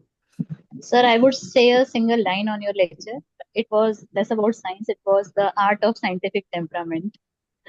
And thank you for enlightening, motivating, inspiring, and all the kind of adjectives that can be used for your talk. But yes, it was art of scientific temperament. Thank you so much, sir. So nice of you. Thank you. Thank you very much. And I can see my student, Avneet, also. Yes, sir. Yes, sir. She is Thank the you, one sir. who did PhD with me. She is teaching presently in Daulat College. Hello, Avneet. How are you? Sir, very fine. Sir, thank you for an informative session. मतलब इतना अच्छा हमें तो खैर, you have always been a mentor to us. We have attended your classes, and I must tell everyone present here that we used to be so glued to sir's classroom that हम लोग को मन ही नहीं करता था कि class over हो. So today also it was the same thing, sir. ऐसा मन नहीं कर रहा था कि session over हो. You so इतना आपने मतलब जैसे शिवानी ने कहा that art of scientific temperament. You have truly told us that, sir. Thank you so much, sir. Thank you, Avneet. Thank you very much. Thank you. Sonika also, I can see I talked to her today. Huh? Yes, sir. How are you, sir? It was great. You know, our chat box is also flooded with messages appreciating your talk. And me personally, I have attended your talk several times. So it was a revision that whenever we hear from you, we learn so many new things. See, during Thank the you so much. last few years, I have spoken so much about higher education that sometimes I forget that I am a chemistry person also. नमस्कार sir. हाँ जी, नरेंद्र जी आप बोलिए।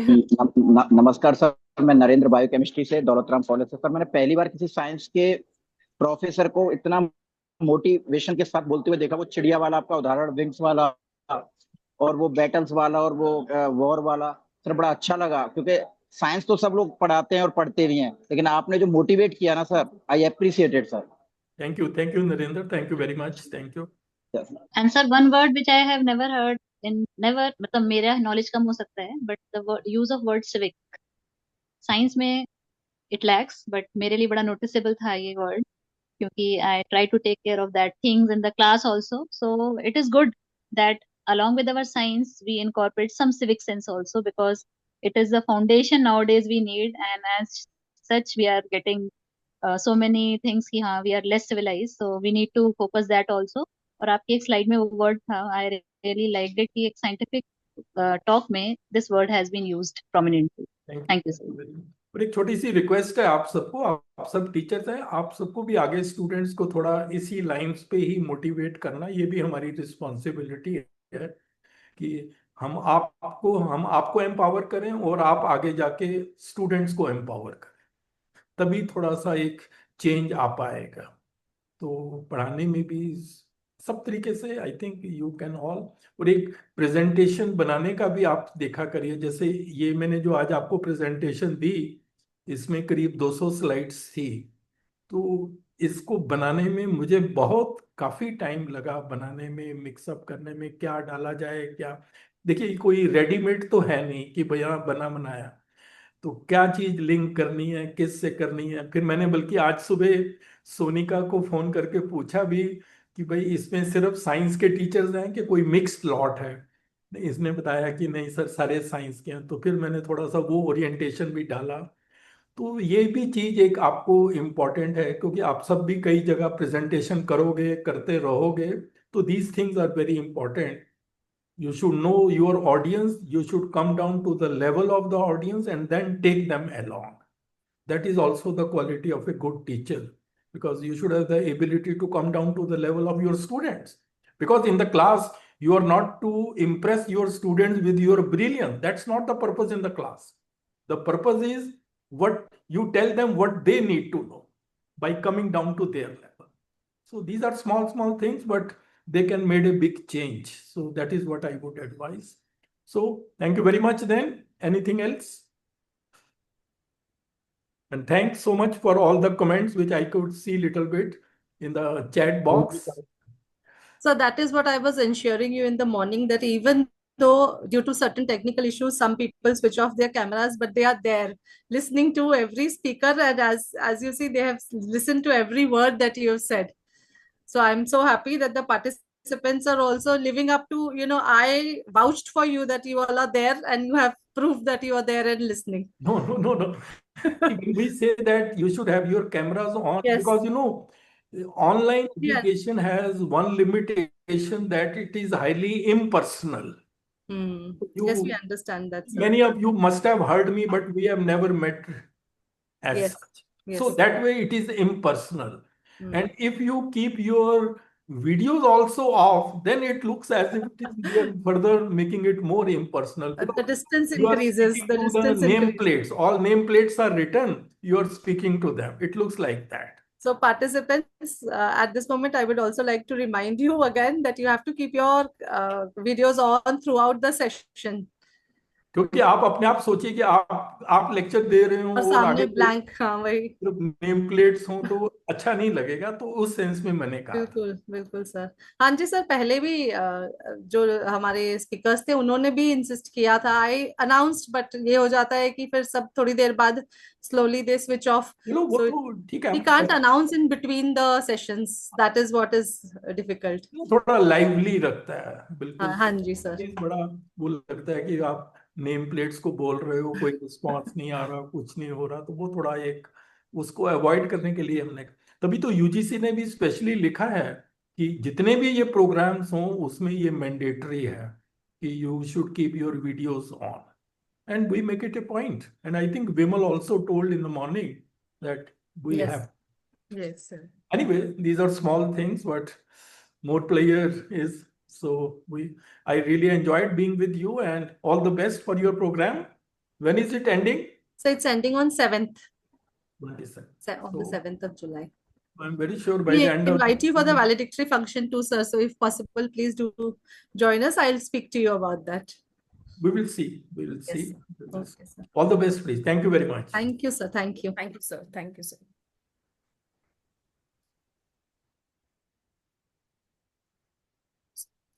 So, sir is here or sir left? Okay, so I have to make an announcement, please. From now on, there is a double attendance check that is being made. So there will be a random video check by GAD-MMTTC. So if your videos are on, only then attendance will be given to you for that particular session. This has been updated by GAD-MMTTC to us today. Thank you. This will be applicable from the 2 o'clock session, ma'am. No, from this current session itself. So we will now, I think, क्या है अब lunch break, Jyoti?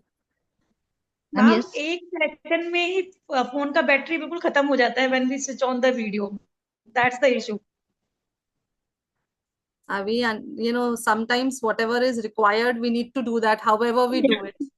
So we have to follow the instructions that are being given to us. And even, you know, initially we had made this announcement, but we became a little lenient with that, but we don't have to be lenient. That's what we have been instructed today. So we can't be lenient. Sorry about that. So all of us should have our cameras on if we want our attendance to be marked for the session, because attendance will be taken randomly by them at their end. Ma'am, in my case, please don't get क्या कहते There are हैं two guys, connections. क्योंकि I have 2 seen. Connection होते हैं. एक पे actually college के camera पे फोटो नहीं आती, मोबाइल डिस्चार्ज हो जाता है, so I speak with the mobile. तो मतलब एक ही ऑन रहेगा मेरा normally. Okay, and many of you are joining with you know, names like HP, iPhone. It is difficult to trace from the video, so please join with your own name. You change your name when you join the session, please. Yesterday was someone with physics lab 2. Shivani is what you? No, ma'am. I always join with my name. अच्छा, नहीं, someone joined with the physics lab 2. तो आपको दिखेंगे icon हमेशा. हाँ. No, it's me. Okay. Ma'am, physics lab 2 नहीं, इनका नाम होना चाहिए था the founder of physics department. Omvati madam, नाम चेंज करो, उस पर लिखो फाउंडर ऑफ फिजिक्स डिपार्टमेंट. वो सूटेबल है. आपको मैं मजाक करने के लिए मैं मिट रही हूँ. ना, मैं सीरियसली बोल रही हूँ. मुझसे पता तो चलेगा आप ही हो. So now we have to meet at Recording 2 is o'clock, on. ma'am. हाँ. Just join 5 minutes before. 5 or 10 minutes before. Session will अभी start lunch के लिए sharp half at 2. an hour is only left, ma'am. We can only join at 2 o'clock. Aarti recording is Only half an hour is left, ma'am. Okay, please join at 1:55. Thank you.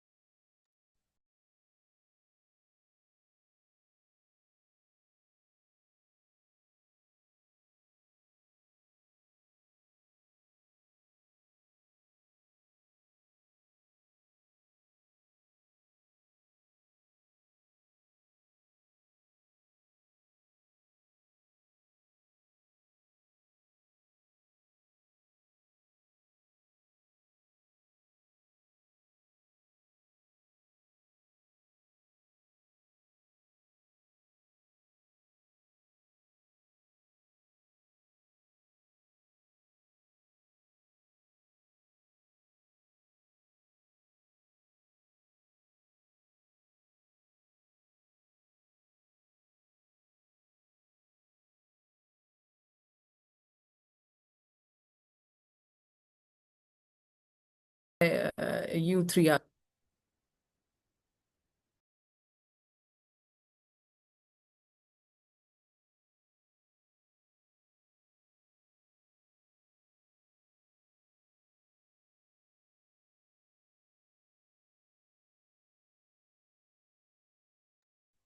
Sir, just 1 or 2 minutes cause participant got only 10-15 minutes break, so maybe they are joining. The session starts from 10. I can understand that. Sometimes very difficult after lunch.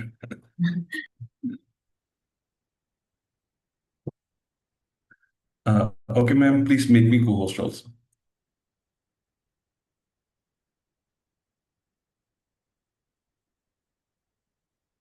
Yes, sir, I'm saying that. Right.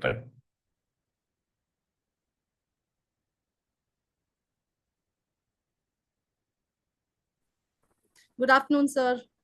Good afternoon, everyone. Good afternoon, sir. Really Good looking afternoon. forward to your session. I attended it during orientation session, attended your sessions during the orientation program. And Okay. still remember those, and they were quite nice and insightful. So looking forward to this session. Today I want to learn from you people actually.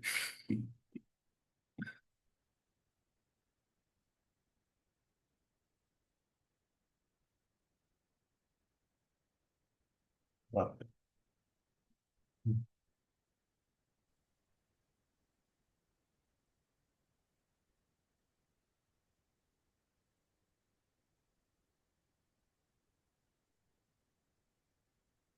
So, Dr. Abhijit, you are teaching chemistry or like? Yes, sir. Chemistry. You are in chemistry department, right? Yes. I remember that, right? Sonika, I think we should Next, start now. we are all science people, right? 39, or should we wait? Yes, sir. We are all science people. All science students here. No, we are all students. We are all students. Sonika ji. Yes, sir. Yeah. So let's start. Yes, we will start now, Jyoti. Yes. So today our speaker is Dr. Arun Julka. He is an associate professor in the Department of Commerce at Maharaja Agrasen College, Delhi University. Dr. Arun Julka is an associate member of of the Institute of Cost and Works Accountant of India. He has a vast experience of more than 30 years and has been a visiting faculty at various management institutes. He is a senior fellow at Guru Angad Dev Teaching Learning Center of MHRD, SGTB Khalsa College, University of Delhi. He has conducted more than 500 sessions in GAD, TLC, and other colleges in a blended learning workshop across the country, including Moodle, business research using R, BRM, using spreadsheet, writers tool, presentation tool, statistics using spreadsheet, hot potatoes, MOOCs, Audacity, video recording and editing tools, etc. He has also trained faculty in the development of e-kits in the center. So I welcome you, sir, for the session. And the topic for the session is AI tools. Thank you, Jyoti. Thank you. And good afternoon, everyone. Welcome to the session. And as we just like ma'am said, like the session on AI tools. So first of all, what you people expecting from this session? Because I want the session hands-on session, and I will change the whole pattern, right? First of all, I'm just noting down right now what kind of tools you want. Do you know any AI tools for research purpose? If you know any tools, please write down in the chat box. Please note down that tool. If you know any tool, except ChatGPT, because everybody right now using ChatGPT. Except ChatGPT, you know any other AI tool for research purpose? Google Scholar. Thank you, Abhinit. So you're talking about Google Scholar. Notebook LM, very good. Meenakshi ji, very good. Mendeley, Gemini, Perplexity, those two good. Maximum people know many things about that. Okay. So Preeti say Gemini and Gemini, Aarti say Copilot. So I'm just giving a small introduction in just 5 minutes, and then we go for hands-on session, right? So, okay, Aarti ji, do you know about Notebook LM? Unmute, ma'am. Yeah, ma'am. Which one, sir? Notebook LM. Do you know about Notebook LM also? No, not Notebook LM, sir. One of the speaker talked about Notebook LM, so that time only I have seen it. Okay, I you've haven't seen used that. it personally. Okay. Yes, yes. Okay, so ma'am, when you are like actually so many people talk about like Google Scholar and other things. So when you download your paper, you can easily download that, and sometimes they are paid. Sometimes they are paid. So what we do, there are some hacks via which we are using it at home, or otherwise at our institution we are able to download. That's good. That's good. So maximum people know about the hacks also, right? So everybody know about the hacks, right? Yes or no in a chat box. Do you know about the hacks? Yes or no? So this is very important actually nowadays. So when we starting about AI tool, okay, Nisha says yes, Shivani say no. Okay, Shivani Kamal says no. Okay. The responses, I just wait. Okay, a little, not much. Abhi say not much. Okay, another say no. So we will share each other with each other, right? So today we'll talk about the tools basically. I know that if the teacher know about a tool, they can do wonder with that, right? So I'm not talking about basically the whole content. I'm talking about the main tools and how can we use that. So starting with my small presentation and then we'll start further, right, ma'am? So Shivani ji, can you share your screen possible? Yes, sir. Yes. Okay, not right now, not right now. Okay, I will just ask for after 5 minutes. Sure, sir. Okay, ma'am. So Shivani ji, what's your subject area? Sir, I am in Physics Department of Daulat College. Which department, ma'am? Physics Department of Daulat College. Oh, physics. Yeah. Difficult paper. Difficult paper. All actually, I am from commerce person, right? But let's check. The tools are same, right? So we'll discuss. Start with the tools. Okay, I'm sharing my screen first.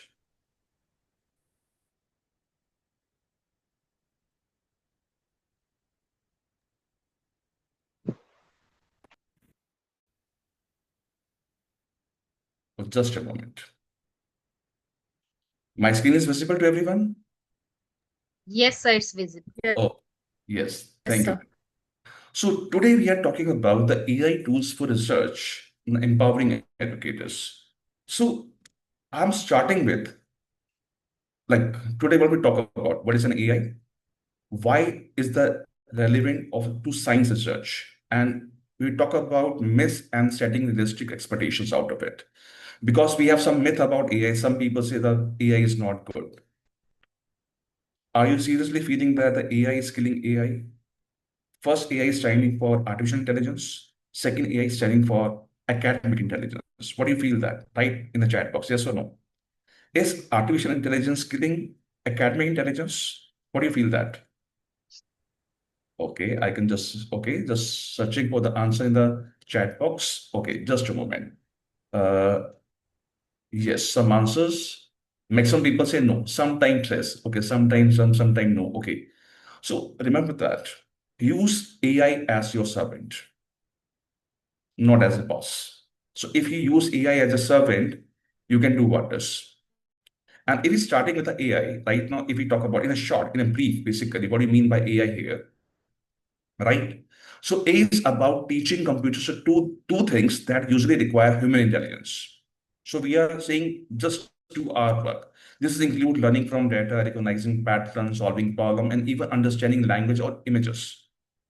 So if our work is shifted to the AI, so what happened? It will give us a support. It become an assistant to us. And when we talk about why is relevant to science research, because we know that there are too much problems. We have to speed up our discoveries. We have to automate our tasks. We have to improve accuracy. And if we use AI tools, we can improve our accuracy. So right now, if we talk about myths, so I'm straight away moving to that. We say, what do you feel that AI will replace scientists? No, it's a myth. AI always right. Atishi, what do you feel about AI? Sir, sometime AI can be wrong also. Not sometime, even most of the time in research, so we find that AI is wrong. Ma'am, it is like sometimes what I feel that is like my children, right? Because they are so confident, they never say no to any ocean. Yes. And they often wrong. And sometimes Abhi is smiling right now and then she says, you can think about your spouses also. Sometimes they are very confident, right? Yes, the first statement is quite right that we are teachers and we are teaching to our computers to do so and so. So that is right. Yes. Right. So but AI is a magic. It's not a magic also, right? Because we are training our system according to ourselves. So let's start with this. And now basically, I'm not going into the theory part, right? I will not discuss about how the like research is done. Everybody know about that. Like we go for observation, quality form, like question formation, literature review, etc. You know all these steps. So I'm not going to detail of this, right? Challenges in the modern research, right? Because this is the major part. Right now, we have overloaded information. There's a large volume of data, right? And the time is a constant because mostly time, like we say, we have to publish this paper like soon, or maybe we want to publish 3 or 4 papers in a year, right? It's not an easy task. So, but if we take help of AI as an assistant, we can do that, right? If we say, like, if we use AI, so I think with the help of AI, we can do literature review very easily, very easily.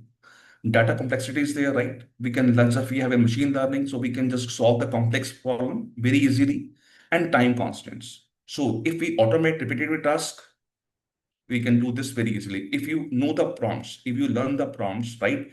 Only 1 or 2 times it becomes difficult. Otherwise, after that, you say you can produce your papers very easily, right? So now we are going for hands-on session. So right now I will request Shivani ji. Shivani ji, Yes, sir. so we are just starting with your system, right, ma'am?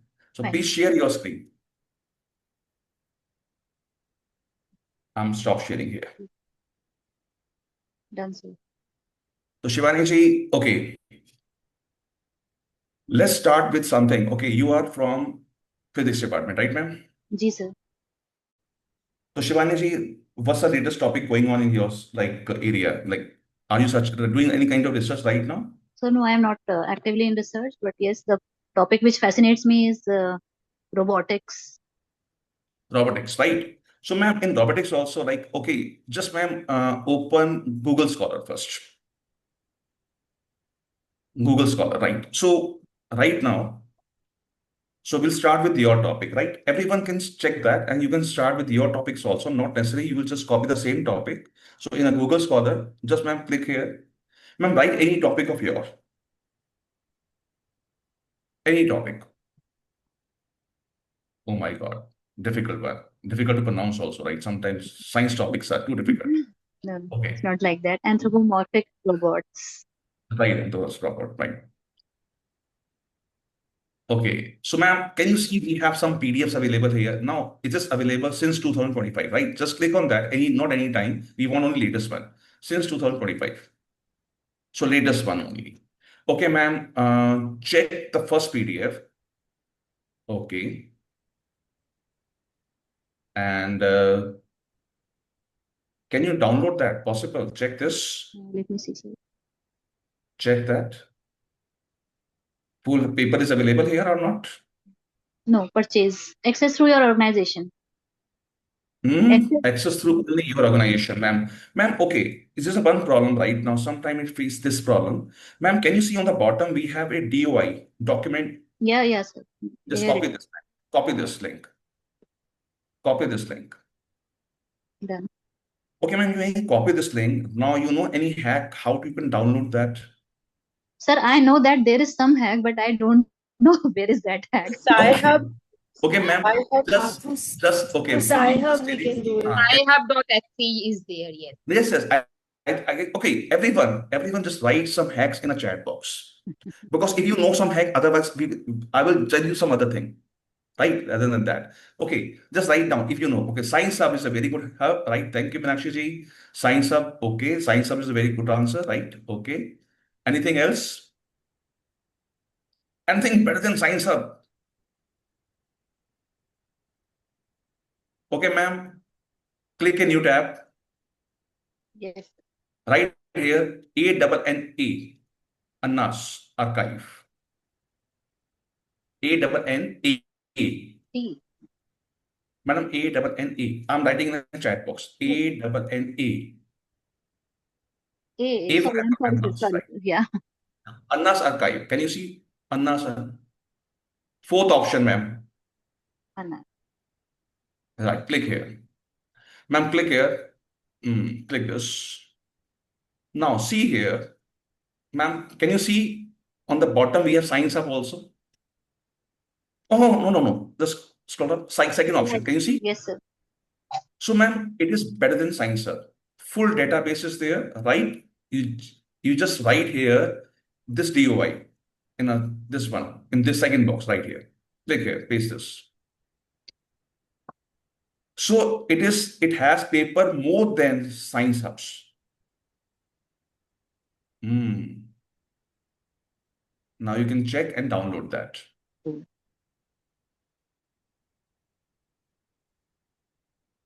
Right?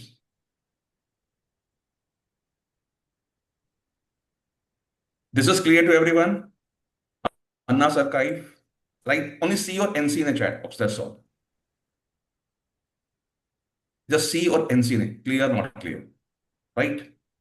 So we will just discuss something else. Okay, ma'am, one more. Click again on a new tab. Click again on a new tab.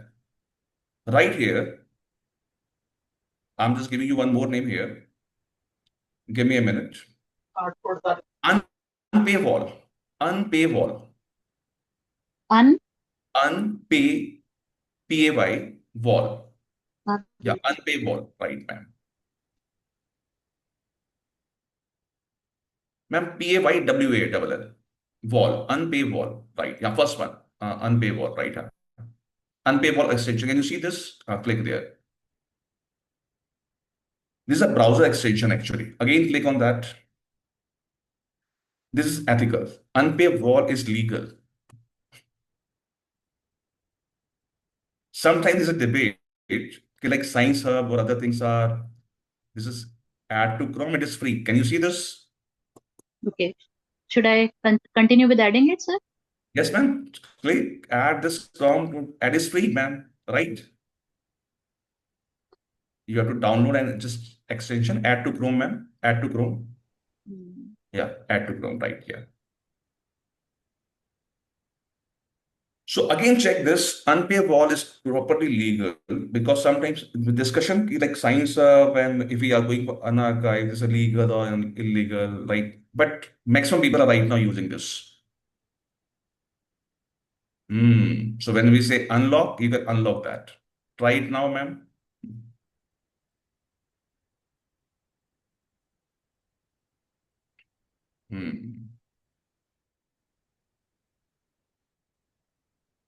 Yes, except that don't worry about this. This is like legal one and right. So, ma'am, if you have some papers right now, like it's clear. So now you have three things except Science Hub. You can go for unarchive. You can go for this unpaywall, right? Very interesting one.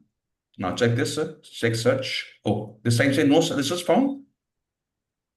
Sorry, sir.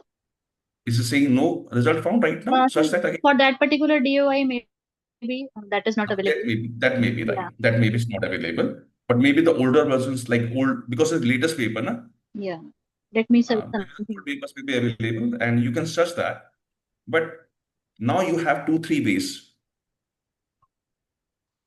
Okay, check for any other paper, right? Okay, some latest paper, right? What kind of different papers they are available, right? Check, search. Oh, so they have different papers, ma'am? Yes, sir. They have. Yeah, download any paper out of it. Any paper out of it. Just download on your system of your interest. Okay, let me check, sir, whether this is. Okay, this AI recommended whether or it not. Can be. It can be. Okay, download PDF right here. Yes, sir. It is downloaded. Downloaded, right? So you download that paper and now just check the download. Just open the download PDF.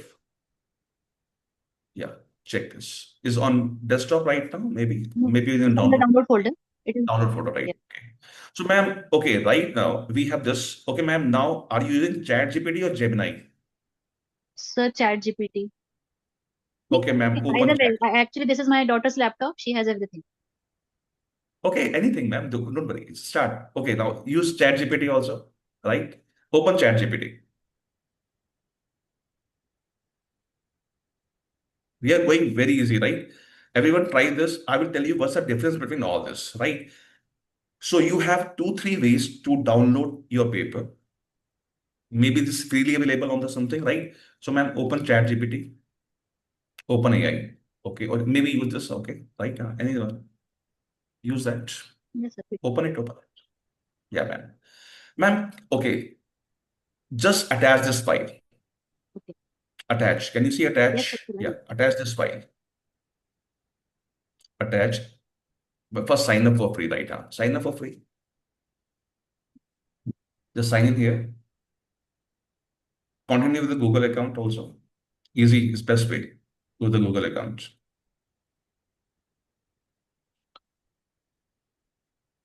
Okay, open it, continue.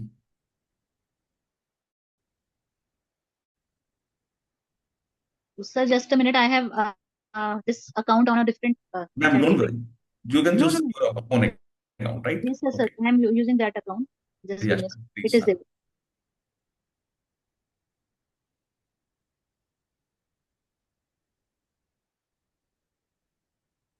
everyone try your account, but like in your system also, like I will tell you some hacks here. Okay, so this is your account, ma'am. New chat. Okay.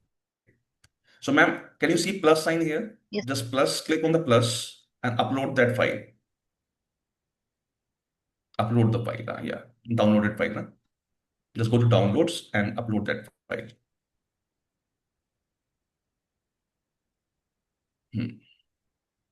Okay, ma'am, right here.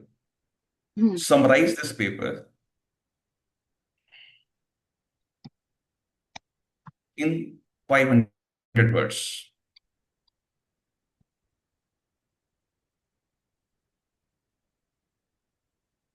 Okay, so you have actually what happened when we have lots of paper available, right? It's very difficult to read each and every paper, but you can summarize that. And now you can just check, ma'am, the summary of this paper. And now I will tell you how to compare this with the other one, right? So, ma'am, can you see that? Yes. Okay, we have talking about 2 experiments here, and human tendency. Okay, just scroll down. Okay, we have experiment around 1135 participants. Okay, so threat attribution is there. Ma'am, just scroll down. Okay, so they have conducted 2 experiments here actually. Yes, okay. sir. And just come at the bottom and check. So these things are available, right? Okay. So, ma'am, okay, now open again. Now close this or minimize this. Minimize Gemini. Sorry, this ChatGPT. Right. Minimize this. Now, ma'am, open a new tab. Right here, Gemini. Gemini. Gemini. So just a second, actually, I clicked my annotations. Gemini, right? Yeah. Right. Gemini in a chat box. Yeah. Click here. Google Gemini right here again. And okay, chat with Gemini. Okay, now you have to create your account. I think you're using first time. I think, sir, वो भी हो सकता है हो. I am not aware because. Don't worry. Yeah, So that's why I'm thinking there's some differences in between these two. Okay. Check. Got it, ma'am. Did it? Got it. Okay. I think. Can you see in the window? Welcome to Chat Gemini. In the bottom, we have got it, right? Click on got it. Yeah. Okay, ma'am. Same as Chat GPT, but now click on the plus sign. Again, click on plus sign. Yes, this is sir, actually. On the bottom. This, Yeah. I am In the chat. Enter the prompt. doing so. Maybe, ma'am, Zoom is like hiding this. Actually, this. Zoom cursor is back on the top, right? Yeah. Again, upload the file. Same way, right? Upload the file. Same file, ma'am. Open it. Okay. Again, write the same prompt.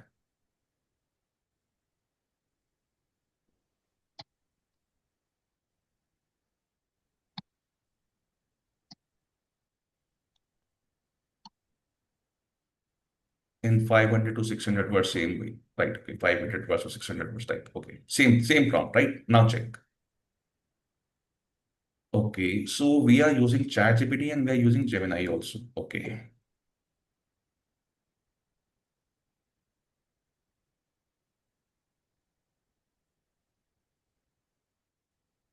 So it's taking much time, I think, right? Hmm. So it's Sir, slow learning. slow learning is a thought process is long. हाँ, नहीं, लेकिन sir, slow learning, slow forgetting. Slow reader. Check. Yes, check. Again, see that. Okay. Ma'am, is summary is better than the previous one? Just check. Sir, until we go through the paper fully, it will be difficult to comment. No, you can just check that. You have to check that. Actually, now can you see in the Yes, bottom we sir, have it's some. better. It seems better. Like It seems better. whatever Plus, I've read, we have. yeah, Okay, it can you seems see the links? better. Can you see the links? Can you click on any link on It's that? Any giving link? subheadings and everything. Links are there. Like everything is there. Like it's okay. Now just go at the bottom. Go at the bottom. I'm just telling the other way around, right? Mostly people are using ChatGPT only right now. Okay, ma'am, can you click on a deep research here on the bottom? On the bottom again. Yes, sir. Deep research, yeah. Okay, now open it. Yes, ma'am. Okay, deep research. Okay, now close this. Again, attach your file. Got it, right? Again, click on the plus. Upload file again. Same file. Now again, write the same prompt. But right now we are going for deep research.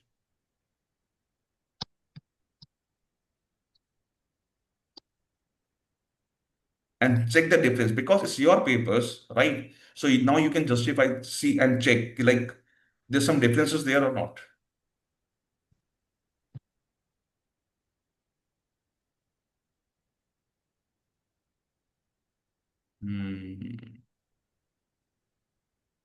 So maybe you can just write simply, go for summary and the deep research. Now see here,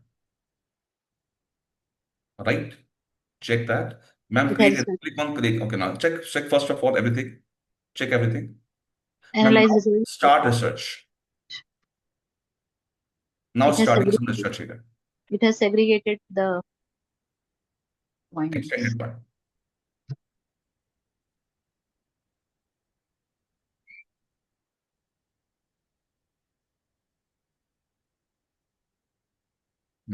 Research objective. Wow. Action plan, ma'am.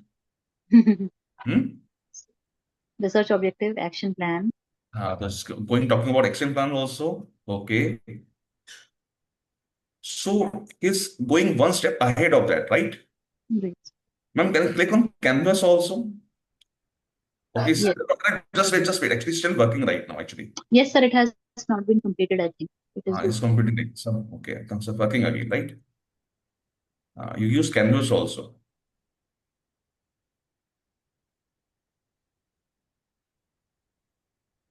Ma'am, right here, can you create a mind map for this? Create, enter the prompt, ma'am, right? Create mind map. A mind map right here. Enter.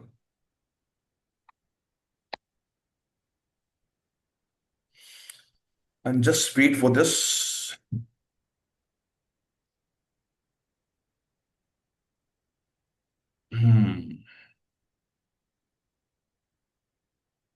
So it's doing side by side so many things, right? Ma'am, in the deep research, they are finding some other files also. So in Gemini, we are creating some more things. Ma'am, can you just check that? On the left-hand side, scroll down. On the left-hand side, I'm on the research, AI over there. Now, start research. Click on the start research again. Start research again. It vary from the speed, like on your network speed, right? Now it's creating some mind map. Check.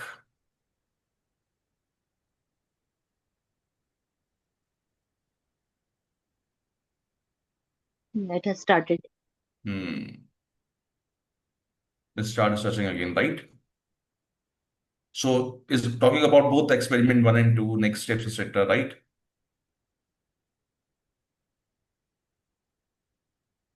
Priti, I will tell you how you can do all this thing in ChatGPT also, but Gemini is better than, but I personally feel that Gemini is better than that right nowadays. But I will tell you the prompt also, what kind of different prompts you can use, right? So don't worry, just wait for a moment. So ma'am, this is clear. I think later on you can try this. Right, sir. But this is time it's not working very fast, right? Sir, maybe it is itself, it is also taking time for deep It's research. also taking some time now. So ma'am, better now open Notebook LM. Now we'll go for Notebook LM. Okay, sir. Open Notebook LM.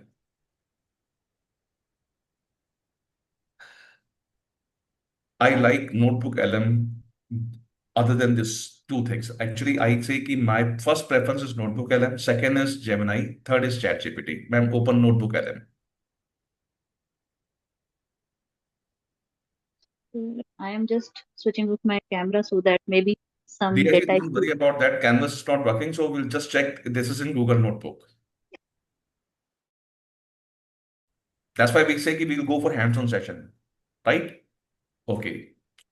So Notebook LM, welcome ma'am. Okay. Ma'am, you're all login right now. Ma'am, can you see on the bottom, we have created a new notebook. Right. Create a new notebook right here. Click here, create a new notebook. And ma'am, upload the file here. Upload a file here. So this is your first notebook, right? Okay. So create here and upload it. Ma'am, on the bottom, write this, summarize above in 500 words. When human overtrusted. Okay, so this is when the human overtrusts AI. So this is your paper, right? Okay, and click here. Just wait. It is summarizing in 500 words. Ma'am, can you see side by side, we have a right hand side, we have an option to generate conversation. Ma'am, on the right hand side, Yes, side, sir. Yes, sir. yes, click here, generate, right. Meanwhile, we'll generate some conversation also. So now, ma'am, please check this paper, like the summary of the paper. I think it's similar, like Gemini, right? Quite similar to that. Yes, sir. Okay, scroll down, scroll down, scroll down, scroll down. Okay. So jump to the bottom. Okay, this when we say jump to the bottom, we can save this note, right? And plus in the in point 1, 2, and 3, they are explaining everything.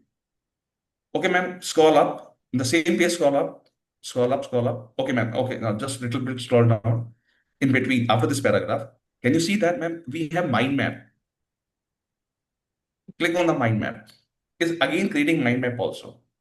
So it's summarized on this side in the middle. Now, ma'am, click on mind map. So clicked.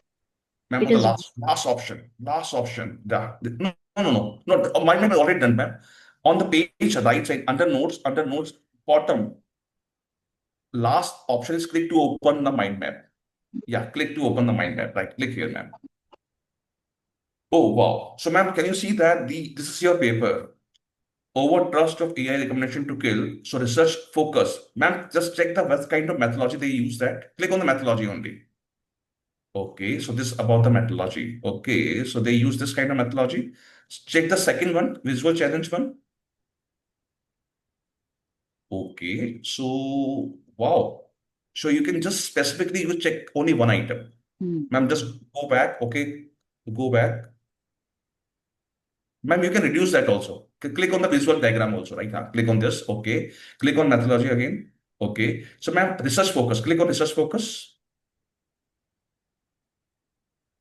This is a better way of presentation. Beg your pardon, sir? Is a better way of presentation, huh? Yes, sir. It is a classified and proper classified. Okay, now can you just reach to the last one, implication and discussion. Okay, so you can see that Yes. Okay, ma'am, again go back, just on the top, back to the page. Last page, ma'am, not back arrow, ma'am, on the top. Sir, yes. Okay, back arrow. Now mind map is clear. Ma'am, meanwhile, okay, ma'am, again click on your paper number 1. The same paper, when human overtrusted. You just, oh, ma'am, no, not great new. It's same paper. When human overtrusted, click on this. You have to open this source actually. Click here. Yeah. So, ma'am, still generating some conversation here. Right, sir. Actually, we have already said we just generate some conversation here. So actually what we'll do that it will produce a podcast actually here of the whole paper. Best way, if you have around 10-20 papers, upload here, create a podcast and listen in the night. There's no need of reading all these papers. Just wait for a moment. It's creating right now. It's taking some time here. Meanwhile, ma'am, just write and start typing. Start typing, just write here. Okay, now, ma'am. Oh, so sorry. Now, just check. I think it's already created the audio here. Ma'am, click on the audio. Click on the audio.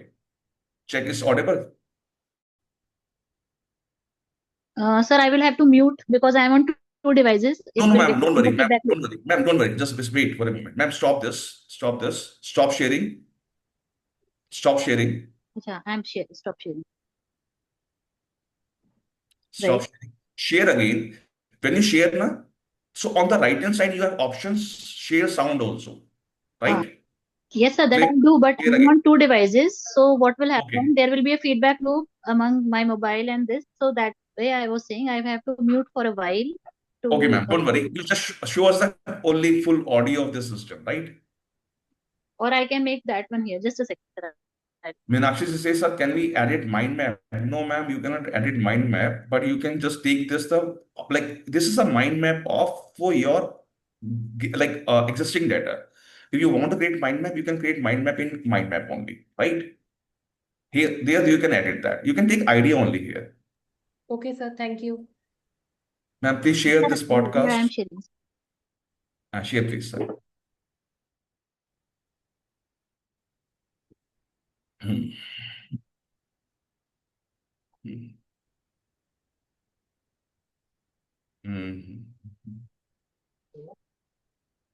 It's a very good tool. Okay, ma'am, clear this. I matter. So like a robot actually in the room versus just on a screen. Exactly. Does embodiment change how much we trust its advice, especially when the stakes are this high? And how did they set that up? What did the participants actually see? So some participants interacted with the physical robot. Highly anthropomorphic, life-sized humanoid. I think it's audible to everyone. Facial expressions. I think it's something out of sci-fi. Kind of, yeah. And the other group interacted with a virtual projection of that exact same robot, just on a screen. Same appearance, same potential movements, just digital versus physical. Correct. And the researchers, they predicted that the physical robot would have more sway. Based on earlier research? Yeah, based on prior work suggesting physical presence makes us see agents as more, trustworthy individuals. Right. Like they're more real. Makes intuitive sense. So what happened? Did the physical robot have more influence? Well, this is where it got surprising. Thank you, ma'am. They found no effects of embodiment on trust. Audible to everyone. I think now, really? if you have 10-20 papers, for example, ma'am, you have 10 papers. Can ma'am just go on the Google Scholar again? Again, go to Google Scholar. Ma'am, just search for any other paper, same topic, right? Just check that, which is downloaded. We can easily download. Now click on any other paper, right? Click here. Click here. Any paper on same topic, right? Right, sir. Okay, ma'am. Right. Okay, yeah. Check is down. Can we download this? No, again. Ma'am, again, just check the paper you can download easily. Sir, okay, it has to be purchased. No, Preeti, ma'am. It's not possible, right? This is, you can use only as assistant. Right now, what's the benefit of AI? Earlier you were searching so many things in the library. Now the system will search for you. Not possible. That doesn't seem so. Sir, I Okay. can go to that particular site where Yes, ma'am. this Any paper, untabled, any other because paper. here Now, were that's there the were benefit of that. Yeah, ma'am. That's the benefit of this. Basically, suppose you have 10 papers on the same topic. You just upload all 10 papers in Notebook LM and say produce a podcast out of it. So you can take idea out of it. right, Must clear to what's my point? My point is clear. and then we can create a summary of combined summary or Yes, in a summary, combined combined podcast summary. That's the and best combined. part. Maybe you have 20 papers, 30 papers, right? Upload all 30 papers in a one notebook LM and say, I want summary of that, right? Summarize this and produce a podcast for this. You have a good idea about all the papers. This point is clear to everyone, right? Clear or not clear in the chat box. Otherwise, Yes. it's like you can just upload 2, 3 more papers here, right? Everyone write in chat box clear, not clear. See your NC in the chat box. Avni say clear. Anita say clear. Clear, sir. Thank you. Somebody is using the name iPhone. Okay. Yes, summary and the podcast can be generated simultaneously. Right. Everything is can be created simultaneously. So that's why we say that you generate the podcast and plus side by side we're creating summary here. So now this is clear to everyone. Divya is now she's expecting so many things. I think now you can be dictated by Platinum software. We'll talk about later. Right now, we're talking about how we can use AI tool only for backup purpose, basically. If you want to do research, if you want to check, right? Like right now, we are saying how can we explore more and more things on system, right? Okay. So now, okay, now you have 3 papers, ma'am, right? So no, this is a repeat You one. okay, now 2 papers, okay. Depends. 2 paper or 3 papers, you can regenerate that, right? Again, go back on the top.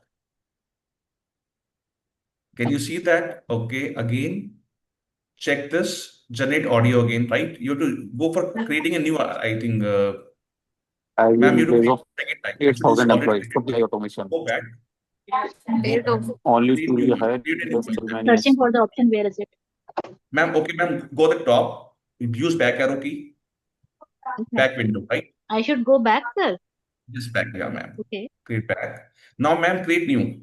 Click on create. I got it. I have to restart. Now, add 2 files here. Upload both the files.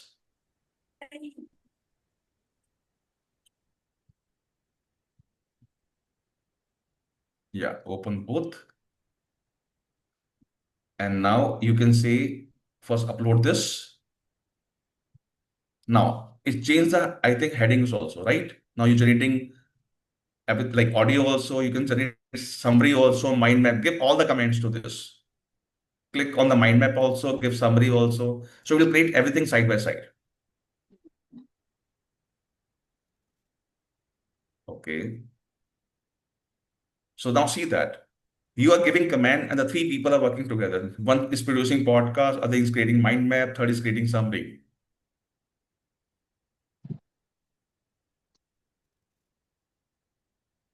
I love this podcast. Actually, whenever we have so many papers now, we just create a podcast and listen the night.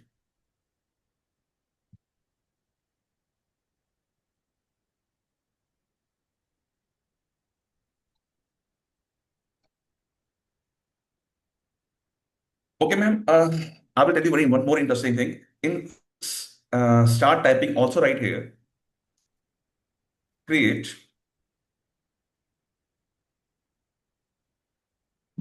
3 questions with answer for interview.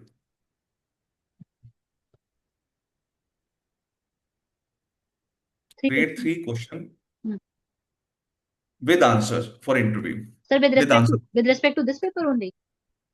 Yes, ma'am. Right now, create 3 questions with answer for interview. For example, you say like what kind of question they will ask in an interview from this paper. You can ask the chat GPT also. Somebody says, okay, from my paper, what kind of question the people will ask? Now check that.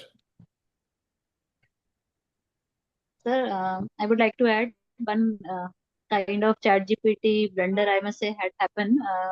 my sister is a CA and she works from home only. So Okay. she with her boss had to, she's an auditor also, so they had to conduct an interview. ये 2 महीने पहले की बात है. And my Right. husband was very bright, very bright. But what happened when they looked at his CV, the marks were not reflecting his answer skills. So they put their all questions into the chat box, the chat GPT, and the answers which he gave, they were exactly tallying with the answers of chat GPT. So it was decided that now we will have physical interviews only, will not Ma'am, have actually, there's some kind of apps available. For example, when we going online, suppose you ask anything from me, I will open my chat GPT side by side. You cannot see that. And the chat GPT will give me the answer of that. We can have multiple devices, voice assistant, so many things are there. On the same device, on the same device possible. Yeah, same device also. So when they tallied the answers of that person with their answers on chat, obtained on chat GPT, they were same. No, that's why I say, that's why the people they refusing now say we want only physical interview. Right. Right now, I think I asked some of my cousins, they say they are like hiring coders and the people don't know how to code. They are using ChatGPT. What are they hiring for? They're hiring people for coding actually, not coders. They're hiring coders, but they say when they interview the college people, they don't find any suitable candidate who can code in Python or R. Maximum people are using ChatGPT for coding. So the students are also using it. Ma'am, that's why we say that the role of teacher never be taken by AI. Right? It only support material, but we need to teach the basics also. So, ma'am, see that it's taking some time, but producing everything. Now check the answers. Can you create questions also? Check on the bottom. Yes, it has Jump to created. the For bottom. example, let us look at the first question. Interview questions are there. Check. Yes. The phenomena of overtrust in AI. Okay. Yes, ma'am. And the plus podcast is also available here. And now click on the mind map here. Now the mind map is changed. Click on the mind map. Open the mind map here.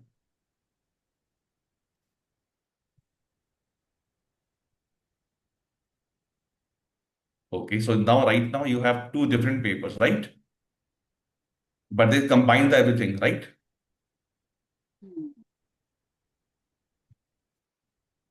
Okay, so this is clear to everyone?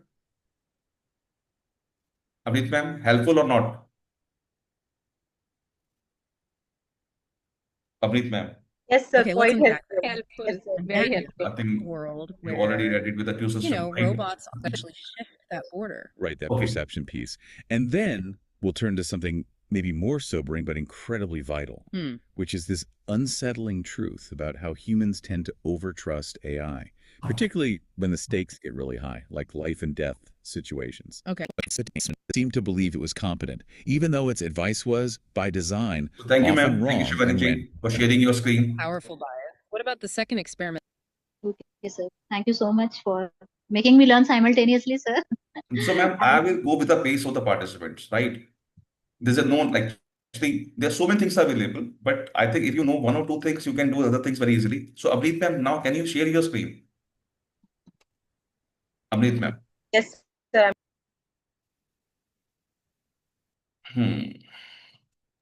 Sir, I got a chance to learn from you passively.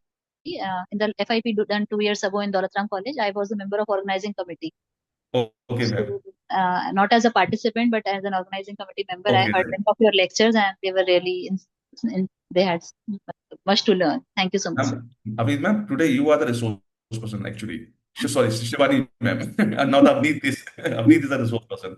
Okay, Abhit ji, please share your screen. So Abhit ji, you are from chemistry, right? Yes, sir. Sir, I hope it's visible. I have shared my screen. Yes, ma'am, visible, 100% visible. So, ma'am, you like trust ChatGPT or you trust Gemini? Sir, recently for the presentation that was there as an assignment that we had to give as an assignment, I used Gemini. Gemini. Okay, ma'am. So open Gemini. Then open Gemini. So right now we are going to the next thing. Okay. So right now we just download a paper and just go for like simple analysis of that. Okay, now in Gemini, ma'am, okay, right now you're doing any research? Ma'am, are you doing Sorry, any sir? research? Are you doing any research right now? Not actively, but yes, I'm embarking on something. Okay. So, ma'am, okay, just right here, I'm a chemistry teacher, right here.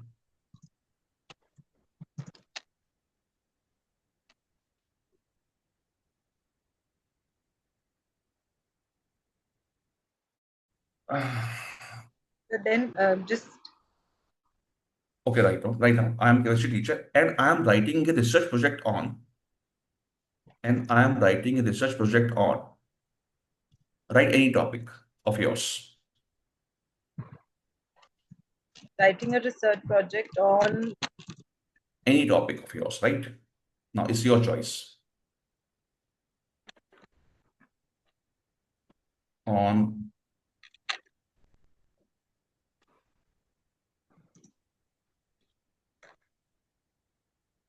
Okay, so you have just given only this comment, right? So he's writing some project for you, right? Okay, just check that research proposal. So this is the first draft, right, ma'am? yes, sir. Okay, in the first draft, ma'am. Okay, again go back to your same prompt, top prompt. No, again we will rewrite the prompt. Same prompt, ma'am, on the top. On the top, okay, sir. Yes, on the top. Can you see one pencil there before this? Right click here.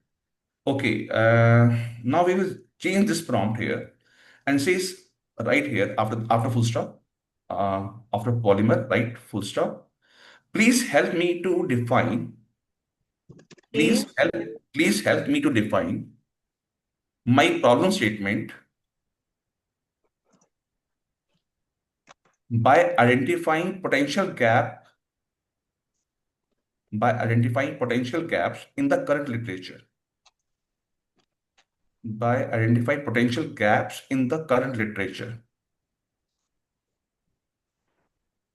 Update this.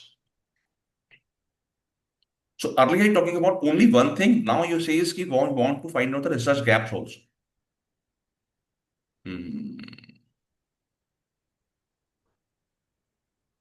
Check.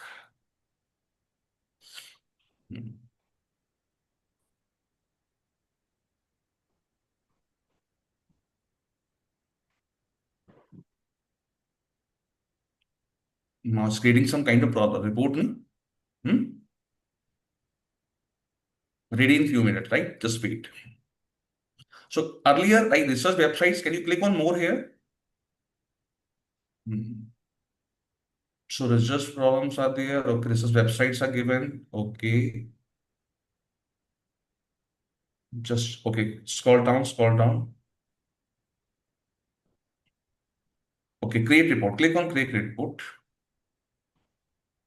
Is working or not working? No. Okay, create report. Well, click it is working, right? Okay. Ready in few minutes. Okay. So still working on that, right? So earlier you talk about only the research proposal, but when we say we go for any kind of research proposal, we want to find out the gaps also, right? Ma'am, open a new tab. No, new tab, right? Again, open Google Gemini. It's still working. We'll work on something other, right? Okay. Again, click on Gemini. Okay. Okay. Ma'am, go back to the Google Gemini. Previous one. Ma'am, go on the top. Go at the top. Same. Copy the full prompt here. Copy the full prompt. No, ma'am. Prompt one. Main one. Can you see? Copy this full. Ma'am, can you just drop down this and then you copy easily, right? Expand text. First, expand the text. Copy everything. Only text part, right? Okay, copy this. Open next one. And copy and prompt, ma'am, write also here. And add one more thing here. Suggest 2 to 3 focus research question. Suggest 3 to 5. Suggest 3 to 5 focus research questions. So we also asking about the research questions also. Now enter. Focus research question, right?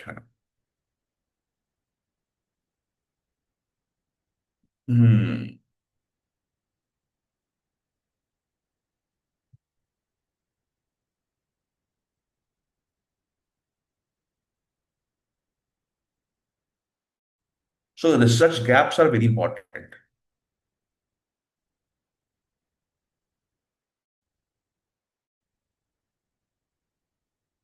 Actually, it's going into deep research. Actually, you also press deep research now, so it's going into very deep research of that, right?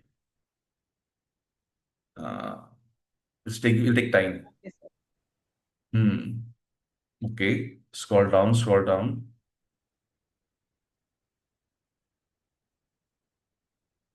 Okay, ma'am, just check the previous report is ready or not. Previous one. Previous one is ready. You're still working on that? So actually, whenever we talk about anything and literature review, okay, so meanwhile, it is working on that. Open a new tab, ma'am. One more tab. Open one more tab, right? Okay, ma'am. I'm going to tell you other thing here. Ma'am, right here, elicit. E-L-I-C-I-T. E-L-I-C-I-T. Elicit. C-I-T. Yeah, elicit. Okay, click here. So we open side by side. Sign in here.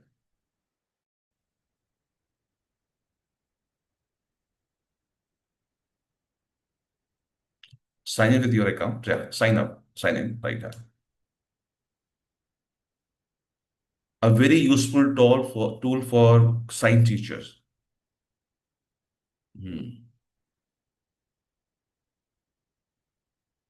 So DG, mostly people are using Chat Gemini, but very few people are using Elicit. Check this. Ma'am, again, go back to second prompt and copy everything. Okay, no, we have to, first of all, you write your full name. Oh, no, first of all, you have to fulfill this. Okay, no, sorry. Write your name here.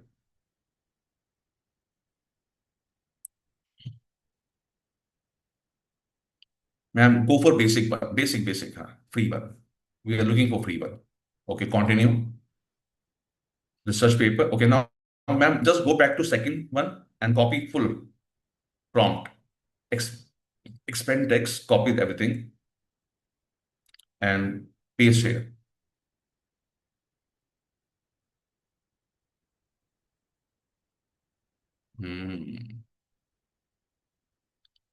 So, ma'am, it is giving the summary of the 4 papers here. Now, can you see it's better than this or not? Abstract of the summary is there. Okay, wow. So it's like without even uploading the papers. Yes, without uploading anything.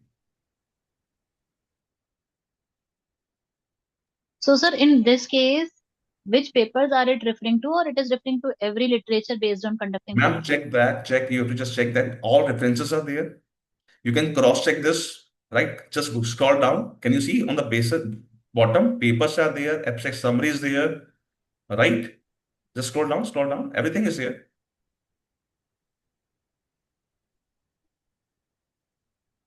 Okay. The summary of these 4 papers have been given. The papers, yeah, it can accommodate more also. Like there is an option here, 4. Yes. So it can. If you want 8, then you have to upgrade here. Don't worry. No, ma'am, again, don't worry. I will tell you some things. Open new tab. Open one more tab. Right here, SCI space. No, ma'am, only SCI space. SPACE space. Space, right?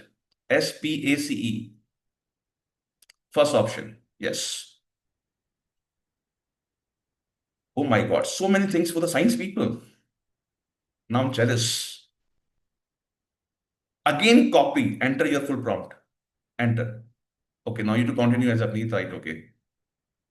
Ma'am, first of all, okay, ma'am. It's already copied on your system. Continue as Avneet. Okay. Okay. Now paste here, ma'am. Because already copy on that. It's already copied, right? Search your entry here, right hand. Yes. Size space. Ma'am, can you see on the left-hand side, we have some home button, books are there. Click on each and every button. Okay, home, my library, chat with PDF. Oh, wow. Can you see on the bottom, we have literature review? Okay, fastest platform is working or not working? Oh, where's gone? Where's the previous command? Ma'am, I think we lost the previous command. You have to paste again, I think. You have to paste again, right? Huh? Yeah, paste again, right. Just wait, okay, just wait. Ma'am, not advanced one, basic one. Current plan is basic one, right? We don't want advanced one. Cross this, cross this. Is promoting the product, na? Just wait, yeah, just wait. Huh? Out of this all, now you will love size space. Now, answer from the top 5 papers already.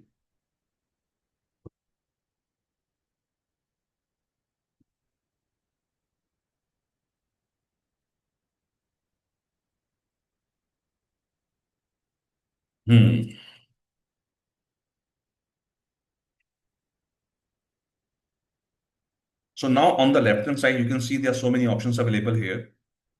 Home, my library, literature views, you're doing literature. You have AI writer also. Click on AI writer.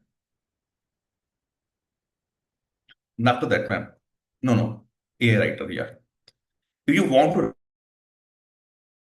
write anything, you want to start writing on anything. Now look at the click on start writing. Click on start writing. Yeah. So suppose you want to write something on some topic. So they have proper notebook. Okay, write any topic here. Any topic.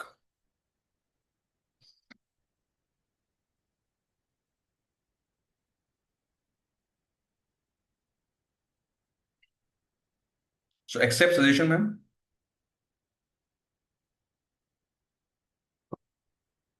So it gives you suggestion for writing.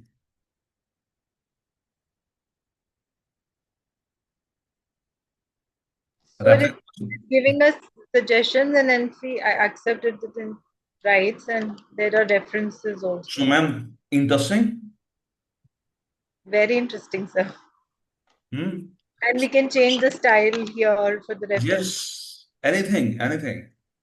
The best part is that, but again, I'm saying that use all this site as assistant, right?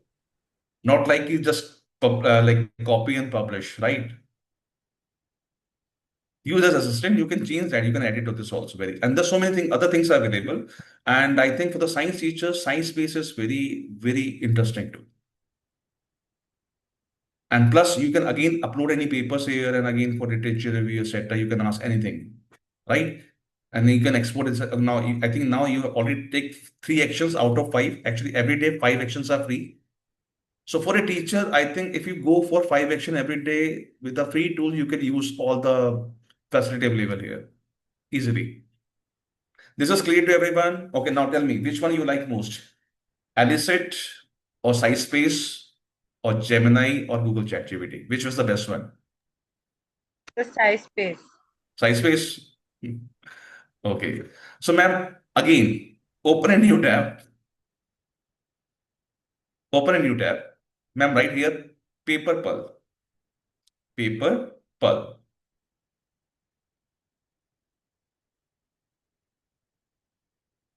PAL, ma'am. Paper Pearl. PAL. Paper Pearl. PAL. PAL basically, na? Paper PAL. Right, yeah. Paper Pearl, right. So, ma'am, click here on Paper Pearl.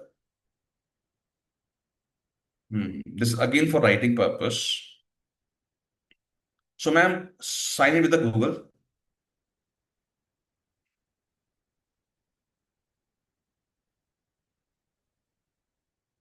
It is free, right?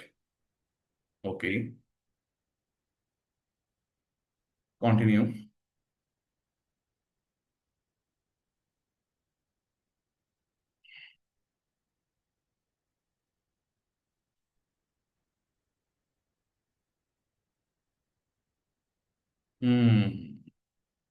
One more interesting thing. If you love science page, you will love Paper Pearl also, right?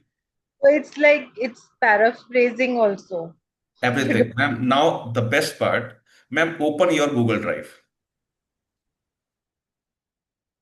Ma'am, open your Google Drive. After that, new tab, open a Google Drive.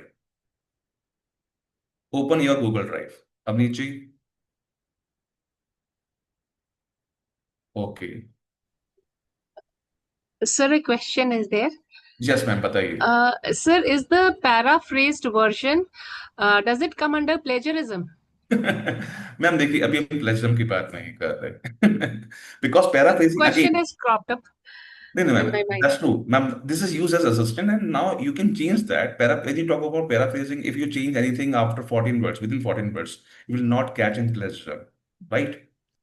So, but right now we are talking about AI tools. How we can do our work very easily. Ma'am, can you click on the new button? Abneesh, click on new. Click on new. New. And we are going to create a doc, Google Doc. Okay, in Google Doc,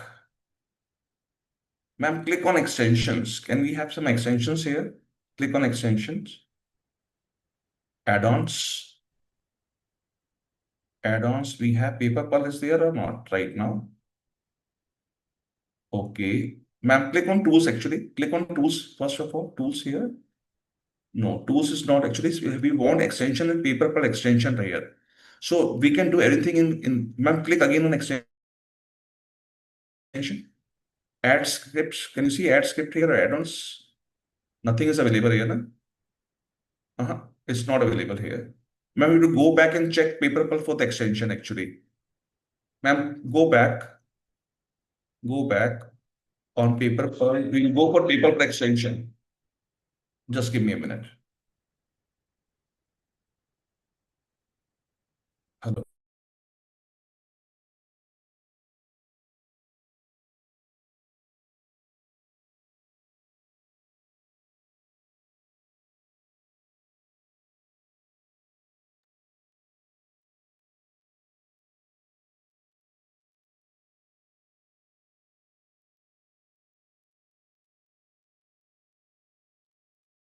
Sorry. Right. Yeah, ma'am.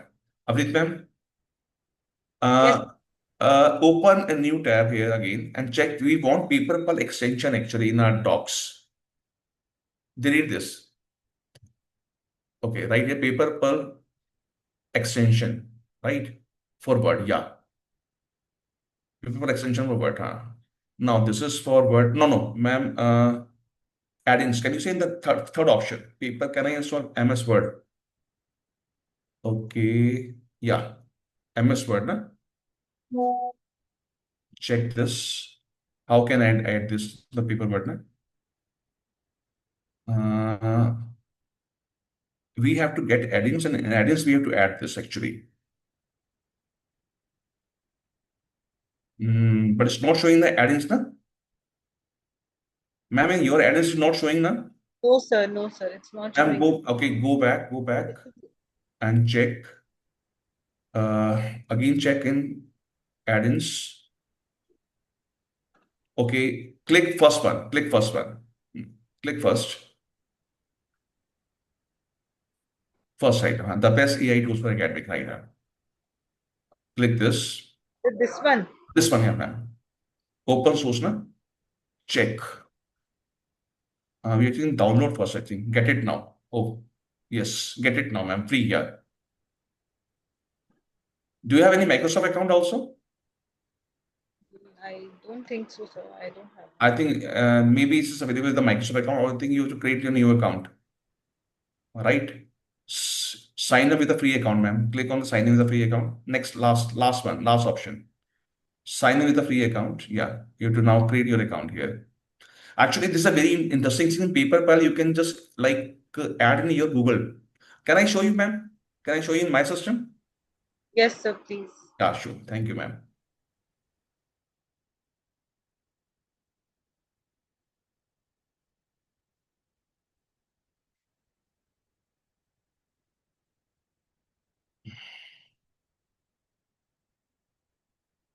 Just give me a minute, right?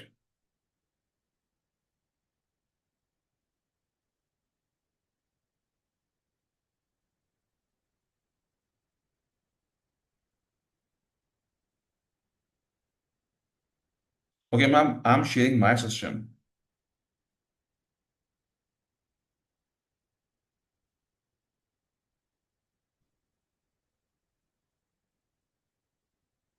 Now check. Ma'am, this is my Google Doc, right, ma'am? Visible, ma'am? Yes, sir. In extension, I have PaperPulp, free AI academic tool, right? You have to add this extension, right? Use the account and now launch this. When I launch this, see here on the right hand side, we have lots of options available here. And very useful tool if you want to write something on a new topic. You want to write a new paper, you want some ideas for that. Can you see? We have an option of edit, rewrite, write. If you want to write something, I will show you a small video here. Okay, I will share again with the audio. Just a moment. Stop sharing. I'm sharing again with audio. Yeah, it's already shared with the audio right here. So now check this video. A very simple video on PaperPulp.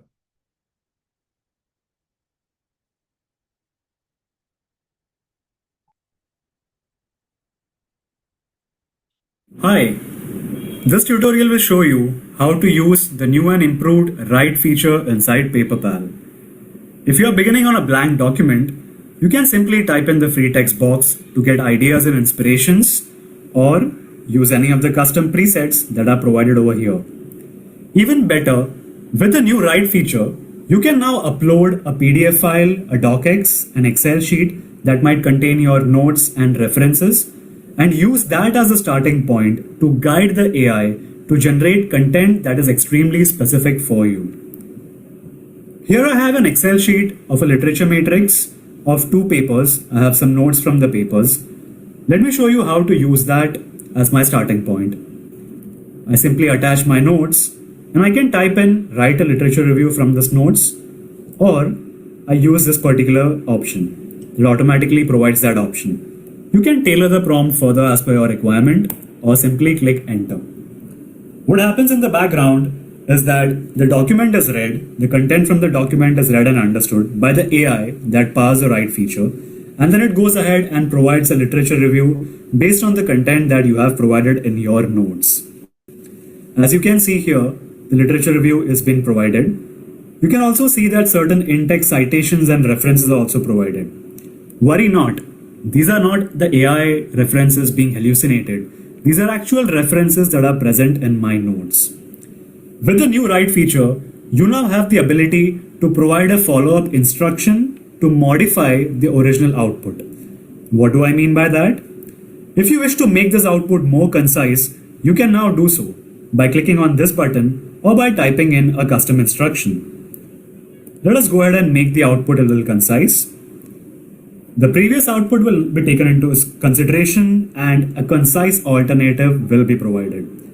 Here you can see that the output has become more concise. So that is how you can use the new write feature on a blank document to get started with your writing if you are using your own notes, using your own references. Now let me show you how to use write to continue writing when you already have some text present. With the existing write, all you had to do was place your cursor at the end of the sentence after which you wanted inspiration. The experience remains the same. However, this new feature is powered by an improved version of write. All you have to do is place your cursor after the sentence after which you need some inspiration. You can select any of the custom preset buttons that are shown on the screen. For example, let us say keep writing. What happens is the text before the cursor is taken into consideration and the next few sentences are generated for you. As with the existing write, users are provided with 3 outputs which you can toggle and choose between.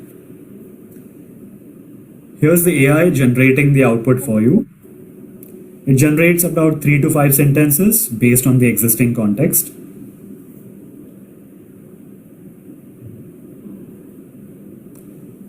Here, as you can see, you have an option to choose from any of the 3 outputs.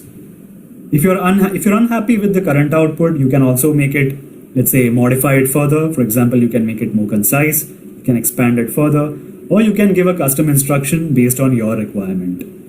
So that is how, with the new write, you can continue to keep writing based on the existing behavior, that is, after placing your cursor at the required location.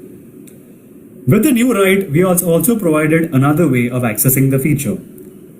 You can access the new write feature via text selection. You can select the required text, click on the blue zap icon that appears, and then click on Tell PaperPal what to write. Here, you will be navigated to the write feature in the sidebar.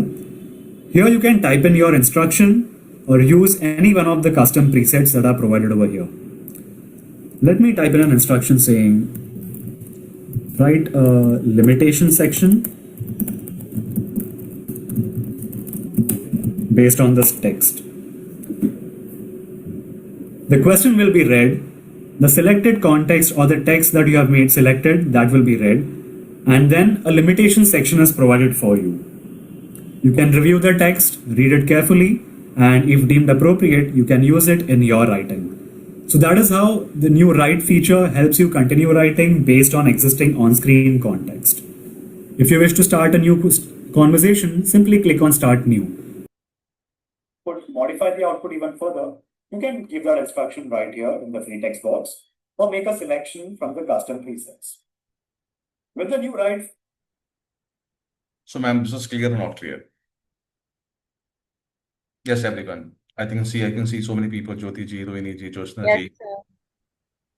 So I think now the paper pearl is basically now you have a one tool here, which is incorporated in a Google account with all your prompts, with available prompts, right? And it's free. Right now we are using only in the Chat GPT and Gemini here. Now you can use everything in a Google account with the paper pearl. And it's too good if you want to write something new, or if you want to just like go for any kind of literature review, etc., anything in very short span of time. So now tell me, this is a new eye opener for everyone. But daily, like we are getting new tools. Like maybe Dr. Bakshi has taken your session and he told you about that. Knowledge is doubling in, I think, most probably nowadays in 70 to 75 days. 73 days. I remember that 70 to 75 days. I think I heard so many times, right? So it's 73 days, right? So fast. जो मैं आपको आज बता रहा हूँ, it will expire after 70 days. So every day, like there's lots of new changes out there. I think Abharti ji कह रही है, so difficult. I think it's so difficult to remember everything. अब 70 days में अगर change हो जाएगा तो हम पढ़ ही क्यों रहे हैं आज? Sir, I have written everything up. I don't know how will I use it. So what I'm observing, today is the seventh day of our everything. Yes. Yeah, 7th day of our workshop. इतने में ही हम first day से आज तक ना our knowledge has been replaced and upgraded. So it is no more 73 days. 7th day is also. Yesterday only I was looking for a AI app for making my graphical website. It was showing paper pearl, but I was like unable to use it. And today you are giving sir demonstration. Yesterday I was trying to use it. So you should be there yesterday only so that I would be able to make it easily. No. Actually, every day we are getting some new tools. I will tell you, but there's one site available, Futurepedia. Just note down, everyone. There's a site, Futurepedia.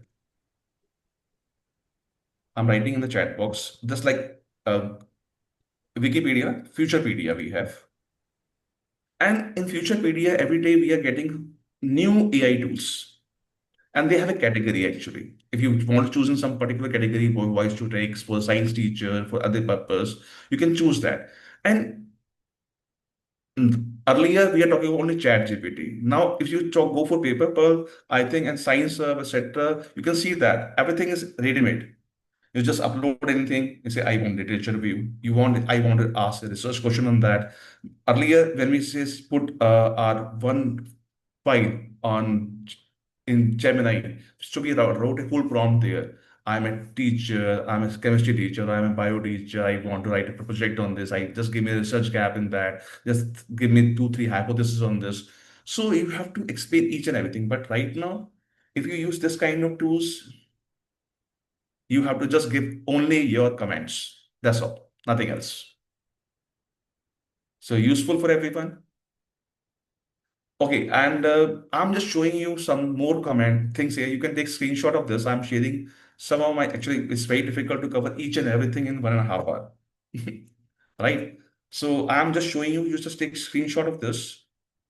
I will share with you. Okay, give me a minute. I will share with you some other tools also.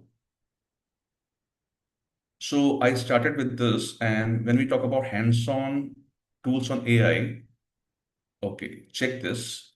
You have this kind of tools available here. Okay, I will show you this. Okay, we talk about this. Okay, you have very good tool for the science teacher, research rabbit. We talk about Agrasen. You can just try this Avid node also. Try this Avid node also. Very interesting tool. Okay, if you have taken the screenshot, write down, note it in chat box, NT in the chat box, note it. So I will just show you the next slide. Noted? Aarti Yes, ma'am, sir. noted. So I will show you the next one. Check this also. Okay, for idea generation. So I talk about only science-based Gemini, but again, Genie AI is too good. Try Genie AI. After Genie AI, I think you say the Genie AI is the best out of this. 4. Noted? Can I show the next one? Yes, Sir, thank please wait, sir. Yes, ma'am. Kindly wait for a 30 Wait, seconds. wait, ma'am.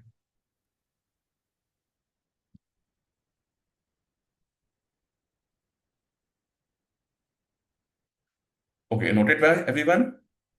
Can I proceed further? Yes, sir. Okay. Then, if we go for data analysis, okay, this is again Google Sheet with the AI add-ins. Add-ons are there. Add-ons, can you just try this? In Google Sheet, you have AI add-ons, and I think people know about SPSS and R, but in Google Sheet, we have too many good tools available here. But for this, you need one extra session on that. But as a teacher, just go and search on YouTube. You will get some good videos on this. How can you use Google Sheet with the AI add-ons?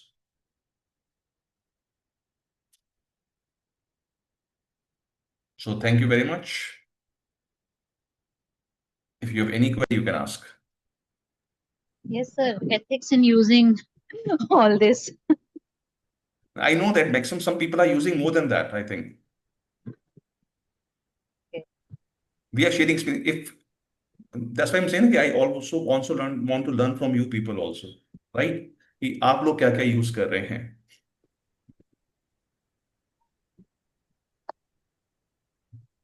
So one thing, going directly through Google search or downloading the app and then accessing, which do you suggest? Which method do you suggest? Ma'am depend कि आपको क्या suit कर रहा है, which you feel more comfortable. I always prefer desktop instead of my phone and my laptop. I always prefer to sit on my system and just do all these things. It totally depends on you. Some people are I have been using lately, but I prefer app. When I have downloaded the app, I mean, it's easy access, Ma'am, fast access. Ma'am, you are young. This means you are young. No, I'm not at all young. That's the difference, no? Actually, sometimes I'm not feeling very comfortable with my phone also, because on the phone, the font size is very small. So I always prefer system. So it's very from person to person. And I know some people are too good in making video editing, etc. Like they can do all these things on their phone only. So which AI tool we should use for creating images? Images, Yes. Microsoft Designer. Okay. Just check that. Which one, sir? Which one? Microsoft Designer. Microsoft Design. Okay, sir. Like ready-made prompts are available, and you change that prompt and you can just create images very easily. And for presentations, PowerPoint presentations? PowerPoint, ma'am, I think there are so many tools like Gamma AI we have Slide GPT we have, right? And you can use that, Gamma AI and Slide GPT. Very useful tool. Okay, thank you, sir. Any other query? So we still have 4 minutes. If you have any query, you can ask that. Yes sir, a grievance to the organizers. आपका session हमारे कल के submission से पहले होना चाहिए. मैं भी यही कह रही हूँ कि मुझे तो अब यही लग रहा है. These people are very smart. These people are very smart. They know that you will use all this AI tool. So that's why they have put my sir session. आपको लग रहा है ये इंटेंशनली रखा गया है बाद में, और आज 1 बजे की डेडलाइन देने के बाद आफ्टरनून में this can not be merely a coincidence. No, but if we would have utilized all this, we would have been able to give a better presentation. Rather, that is the requirement of the hour now. Okay, ma'am. Okay, last, like I will tell you that if somebody have some, like, okay, ma'am, anybody, Shivani ma'am, can you share your screen possible? Anyone else, right? I Share can. your screen. I will tell you a very interesting thing. Shivani ma'am, just share your screen. Yes sir, I'm sharing. Yeah. So last 2 minutes, right? Okay. Oh, wow, you are using green screen also. Too good. So Sir, you actually, use OBS? OBS? sir, I don't know. This is my daughter's laptop, and it will Oh, have all possible AI tools. oh, that's good. Yeah, she So will ma'am, be having open any Word doc. Word doc. Okay. Any Word doc. So you're using actually OBS maybe right now because you are, I can see you and your screen, your both things side by side.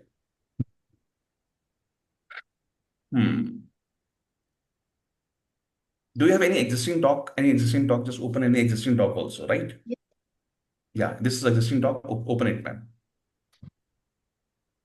Okay, this is, oh, right. Okay, ma'am. Just go at the top. Go at the top. What should I do, sir? Top of the sheet, ma'am. Top of the Okay. sheet. Ma'am, okay. Moderation committee report na. Click on heading 1. Can you see heading 1 on the top? Styles. Heading 1. Ma'am, on actually just below your help, we have styles. Normal, titles, heading 1, heading 2. Just below help. Just below help. Okay, sir. Yes. Yeah, heading 1. Can you see heading 1? Click on heading 1. Right, Heading sir. 1. So heading 1 means, click on heading 1. Now, heading 1 means you want this as a title of your slide, right? Ma'am, select the paragraph. Oh, ma'am, okay, ma'am, you deselected only heading 1, ma'am. First, ma'am, okay. This is heading 2. Heading 2. Ma'am, click again on the first moderation committee report, ma'am. वो आपने deselect कर दिया. अच्छा. Okay, I got your point. I didn't select it. Okay. Heading 1. Now, next, second paragraph. Paragraph heading 2. Okay. Right, ma'am? Okay. Choose, okay, go and below, go below. Okay, now take this minutes as heading 1. Okay. Heading 1. I'm just giving example, right? Ma'am, now can you see on the top we have drop down arrow key. Save, undo, redo, na? Quick access toolbar, top of the screen. Yes, sir. After that, we have a drop down arrow key. Drop down arrow key. Last drop down arrow key. Click here. Click here. We have second last option, more commands. Click on the more commands. Okay. On the top of the window, we have popular commands. Instead of popular command, we want, okay, just in the first window, na?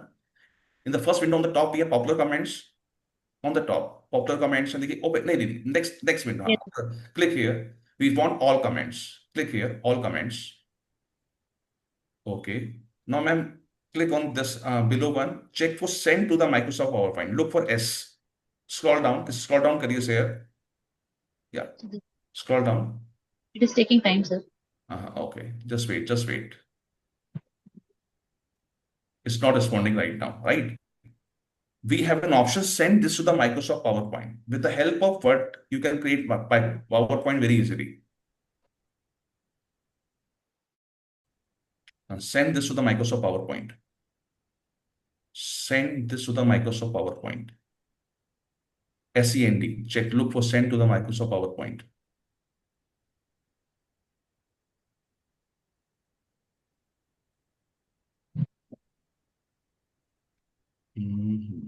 Send.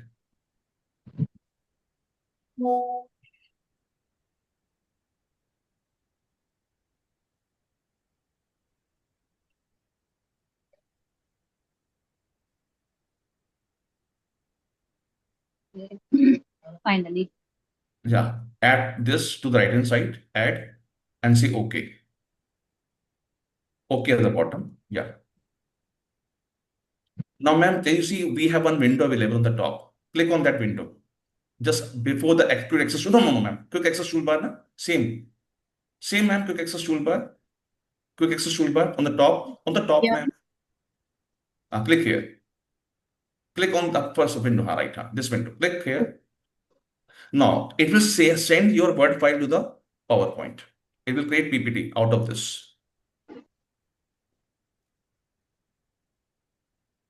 It's saying some messages. It cannot read certain things in the file, it is saying. Oh, is a pirated one? No, sir. It is originally loaded one with the laptop But only. we will check again, right? Very easily, you can convert your Word file into a PowerPoint very easily without cut, copy, and paste. Got it. So Okay. For thank you, heading ma'am. here, so it will, मेरे ख्याल से वहाँ पे the point at where we were doing it as heading 1, will it Yeah. go Heading to one the heading one become your like heading of the slide, and the heading 2 is the description of that. Okay. And each time we had the heading heading 1, so it will It will give the go into the beginning. next slide. Got it, sir. Okay, thank you, ma'am. Just a query, like Yes, we ma'am. handle gazettes, like result gazettes of the students, and we have to, out of let's say 100 students, we have to see who's the topper and all. And those gazettes are available as PDF files. The tables are in a PDF file. The tables are in PDF file. So can we extract those tables? Is there any AI tool to extracting those tables from the PDF files so that we can work on Ma'am, them? use I love PDF. I love PDF. Yes, ma'am. So that would be for converting PDF to Excel, right? Yes, ma'am. So try So, that. but the tables are not exactly, they don't come when we, change the PDF to an Excel sheet, they don't appear to be as, the data is not as clean as in a Excel file. Ma'am, you have to do some kind of formatting there, right? Otherwise, but if you want to convert any PDF to any doc, it's very easy to just go to I love PDF. That we keep doing, sir. But then I thought there must be some, like there used to be one I used to use extract Ma'am, tables. best way, you just upload the same PDF to Gemini and right there, create Excel out of it. If you create that. Okay, I will try that. Right, you can try this. Okay, thank you. Okay, ma'am. Thank you. Thank you, everyone. Now, over to coordinators. Check, ma'am, if I anything left in the chat box. I think if it's done. So, sir, your session was very informative and engaging, and it was provided with valuable insights into the AI, different AI tools which you have used, and the practical tips and demonstration of it was fantastic. And I am confident that the knowledge you have shared today with us will be useful for the participants in the future for their research and for the teaching. Thank you so much, sir. Thank you, sir.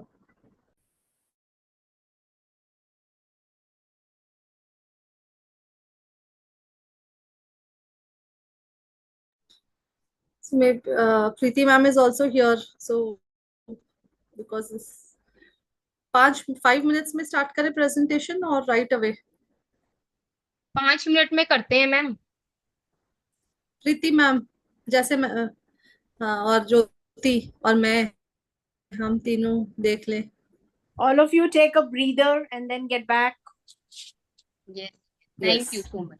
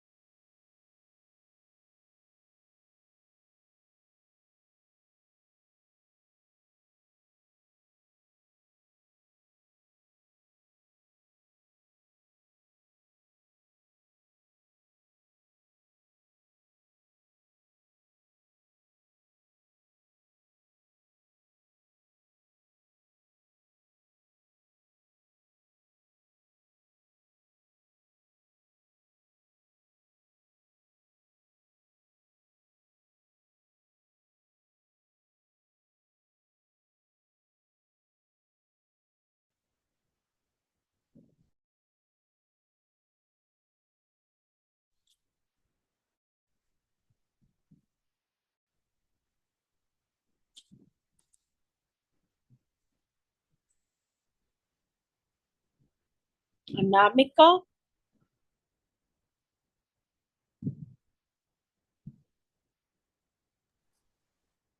Is Anamika there?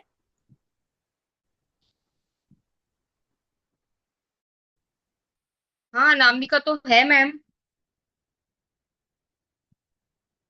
Anamika को मैंने भी host बनाया है, तो she can share her screen. Yes, ma'am. हाँ Yes, ma'am.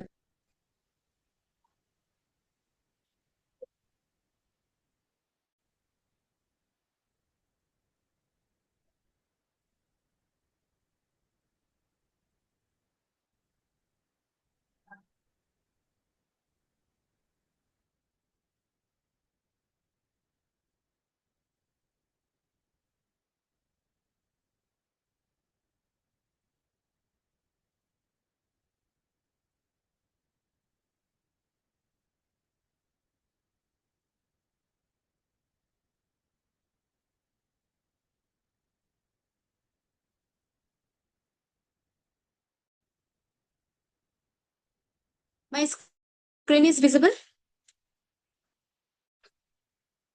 Yes. Yeah, it is visible. Is it a poster? First mention it. Yes, yes, ma'am. This is the poster.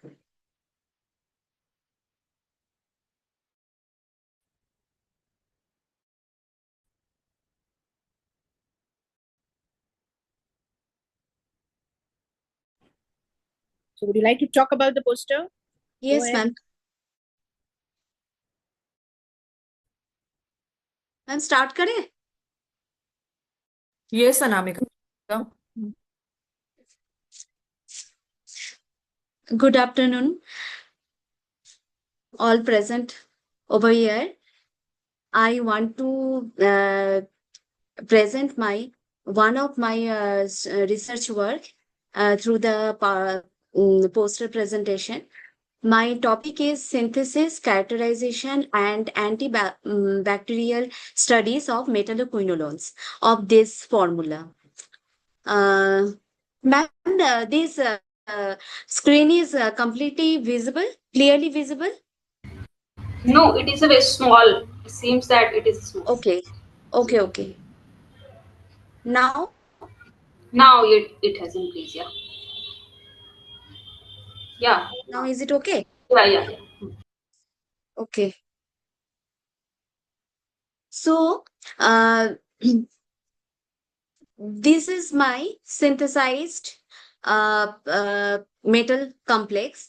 Here, NAL is the abbreviation of nalidixic acid, and FEN is the abbreviation of another ligand, 1,10-phenanthrone.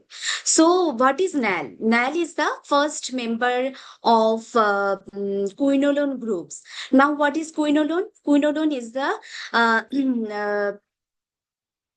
the quinolone exhibits excellent antibacterial results to both gram-positive and gram-negative bacteria. In clinical practice, the introduction of nalidixic acid in this quinolone group causes ease of the treatment of various infectious diseases like urinary tract infections, soft tissues infections, respiratory infections, bone joint infections, typhoid, fever, sexually transmitted disease, and prostatitis. Community acquired pneumonia, acute bronchitis, and sinusitis. Nalidixic acid selectively inhibits the DNA replication in microbes due to the presence of 4-oxo and 3-carboxyl group. Okay, so it is the structure of nalidixic acid. Nalidixic acid has two complexing moiety.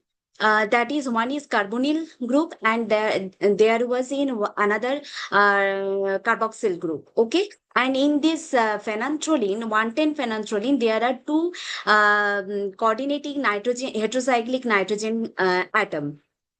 Okay, so my objective of this present work is that to synthesize the mixed ligand complex of nalidixic acid and bioactive nitrogen containing heterocyclic compounds 1,10-phenanthroline with the metal ion of cadmium 2. Okay, then another objective is to characterize the synthesized complex by FTIR, TGA, DTA, UV visible single crystal XRD, and then the antibacterial studies of synthesized complex. Now, the methodology for the synthesis of this complex is very simple. First of all, I have taken the metal salt and mixture of phenanthroline and aqua solution. Sorry. First of all, I have taken aqua solution of metal salt and the 1,10-phenanthroline. Then it was heated and stirred on a magnetic stirrer. Then nalidixic acid, aqua solution of nalidixic acid was mixed with the previous mixture, and then overall mixture was kept in a hydrothermal bomb, hydrothermal vessel, where it was heated at 100 degrees centigrade for 24 hours and then followed by the very slow cooling for 5 days. And finally, I got crystal of the complex, and their next objective of my work is the characterization part. And the characterization, in this characterization, I have studied this complex for FTIR studies. Here you can see, sorry, just a minute, कुछ select हो गया है इसीलिए sir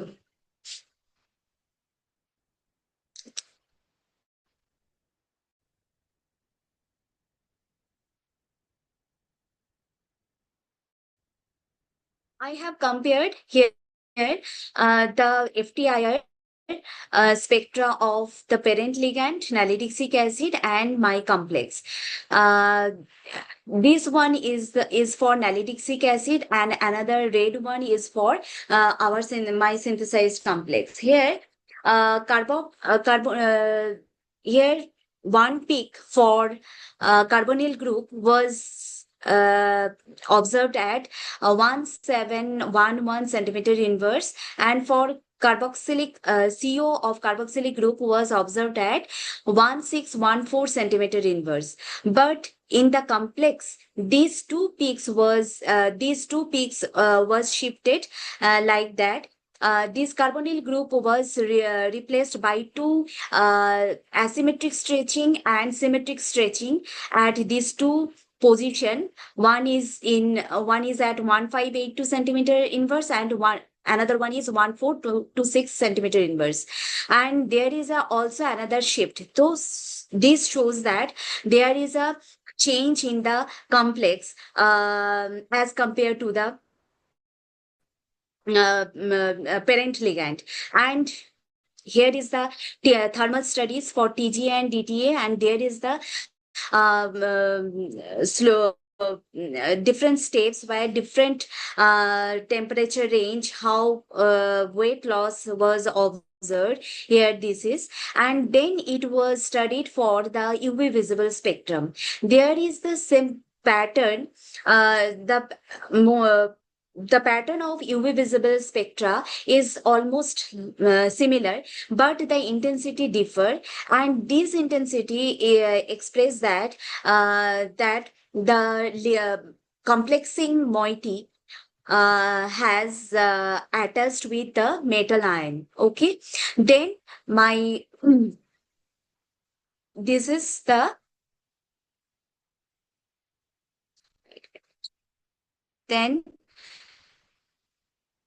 this is the single crystal structure of the complex. this single crystal structure was a very simple structure during my research work, whatever I have got the single structure. This is the bionuclear by bridging ligand. Here nalidixic acid acts as a bridging ligand. Can you see that there is this is the part of nalidixic acid. This is the another part of the nalidixic, another molecule of nalidixic acid. And this is the excuse me, one. Anamika, Yes. the time is running fast. I think you've already exceeded the time ma'am. limit. Okay, ma'am. I am finishing it just for some time. Give me. Then this is the crystal structure. This single crystal structure reveals that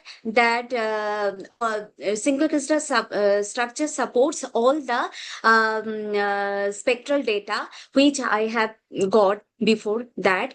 And then I have studied this metal complex for 4 bacteria, S. aureus, E. coli, B. subtilis, and P. originosa.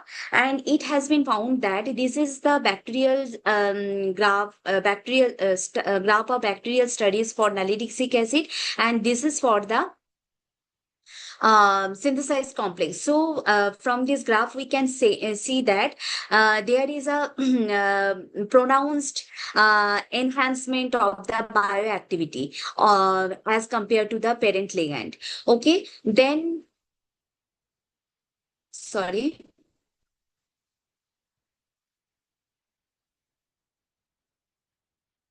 Then this is the conclusion of my work. I have synthesized the complex, and then I have I think it characterized should the get over complex. now, Anamika, because Okay, ma'am. 5 Thank minutes you. you've already taken much Thank you. feedback. Thank you so much, ma'am. Yeah, now I would like you to answer a few queries. First of all, is it your current research work or already published? It was my published research work. It's a published, that's what I could see, that it's already published. All right. Now another question. Now that it is already published, I think I have no right to ask any questions. But still, I would like to know that if you're making a complex with, say, a metal of like cadmium, and cadmium is toxic for us. So if you're using this complex as an antibacterial, so the toxicity goes up. Actually, ma'am, nothing can be toxic or non-toxic. It is only depends on the its permissible range. So if we use, so you're using the complex of cadmium within the permissible range a body can accept. Yes. All right. Anybody else wants to ask any question? Even participants can ask. Thank you, Anamika. Thank you, ma'am. So is Anita Goel here? Yes, Next ma'am. presentation. Yes, ma'am, I'm there. HP, okay. Okay, Please. No, I was not able to make you. Please join with your own name. We've been mentioning Okay, this so actually, many ma'am, I times. always joins with the phone. I don't know here also. I don't know how to change the name, so it's just coming with HP. And please adhere to the 5 minutes time that is given to you. The extra time we have mentioned is for question answer session. Okay, ma'am. I'll try to stick to the time. So you are co-host now. You can present now. Okay, ma'am. Attendance link will be shared in the middle of the session.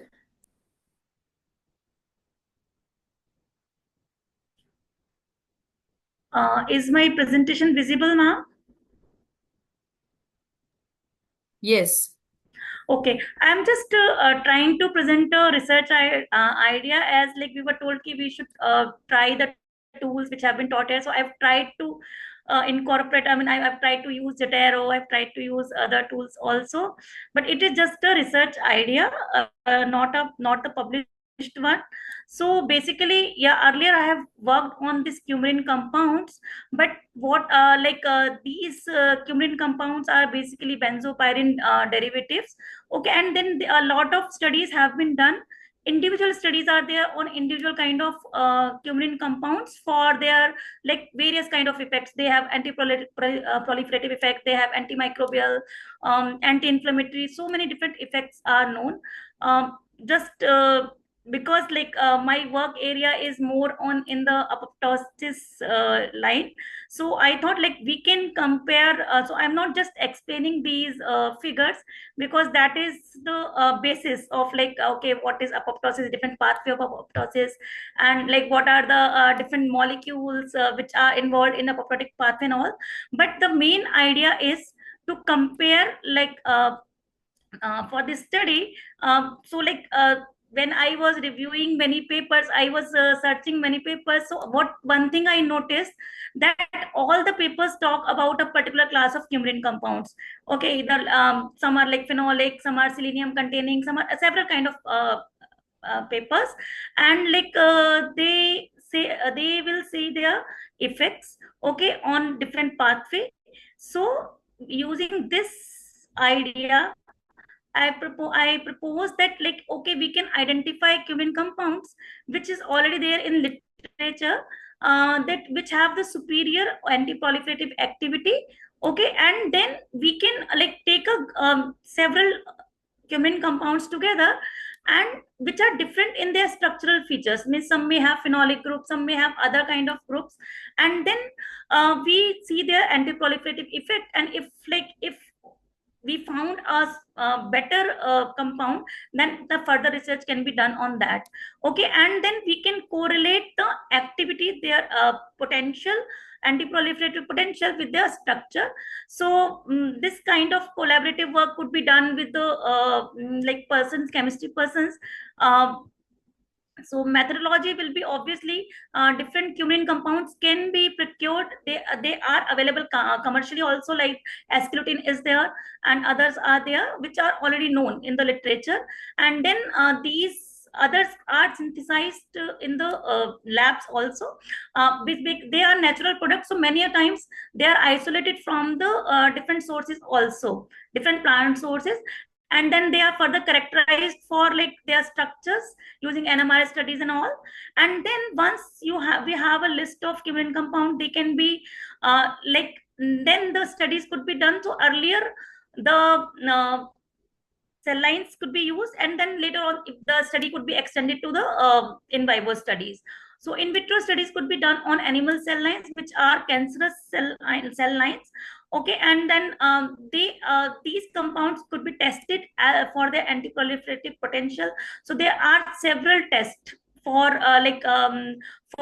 doing the toxicity assays, and then further apoptosis assays. So all the molecules involved in that pathway, etc., that could be studied, and the results obtained then further will be analyzed for their the comparative studies could be done for all the compounds and the their bioavailability. Then all those kind of studies can be done, and then the results which are obtained from these assays can be again correlated with their specific structural features and their biological activity. That's all I have tried to present here. I mean, so there were so many papers. I have just tried to include 3-4 papers in the presentation. That's all. Thank you.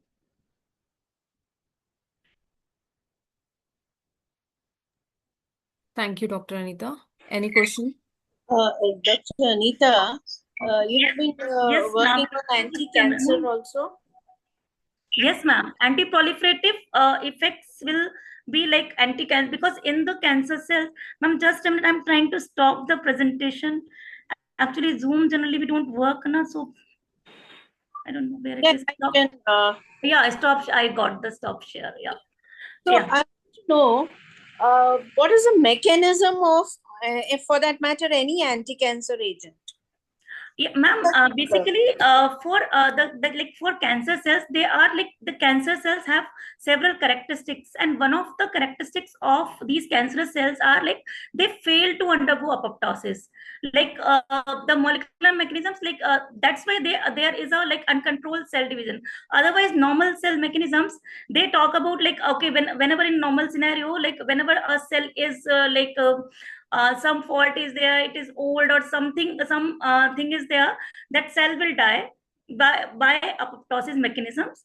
Okay, but when the these mechanism, when the cell is undergoing uncontrolled cell division, so there will be certain molecules that they release, so they are like this apoptosis pathway is not there.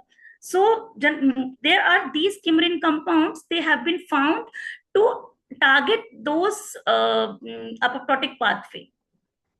So that's what I mean, like we say like, okay, if that apoptotic pathway is targeted, so the cells will be able to undergo apoptosis now.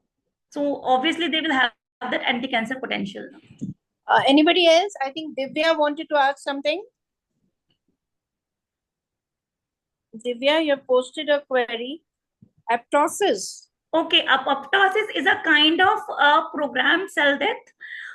Like in our cells, I mean, I didn't explain the first figure, but obviously, like as a in for all animals or humans, I mean, we have generally the fixed number of cells. I mean, like a certain range of number of cells is there. Okay, so obviously old cells die by certain mechanisms and new cells are, so there is like cell growth and cell death pathways. So apoptosis is one of the programmed cell death pathway. That means like the our cell is programming that how it should die. Otherwise, if suppose there is a like accidental form of cell death, then we call it as necrosis. Because like if suppose some injury is there, some viral infections are there, something is there, then the cell generally die by I mean, those are accidental form of cell death. So apoptosis is a form of a programmed cell death, where our cells are programming so that there is a particular mechanism, so there is no inflammation, and that is get cleared off. Like our blood cells, they get I mean, this lifespan of the blood cells is 120 days. So after every 120 days, I mean, if we have a new red blood cells, so obviously those old blood cells are dying, and they are dying by apoptosis in the cell. I hope all right, thank you so much, Anita. Okay, thank you. Next participant. Anybody else has any queries? All right, next participant. Yeah.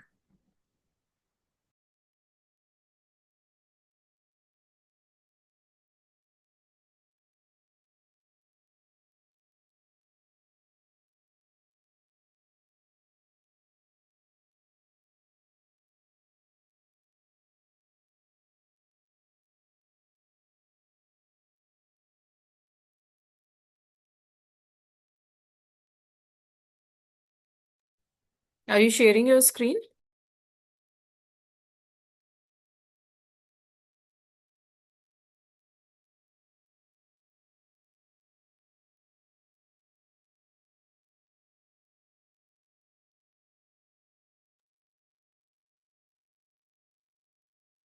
Dr. Anwar Jahan, are you sharing your screen?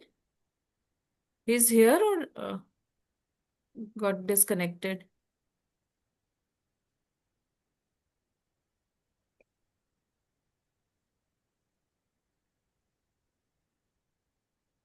Dr. Anwar?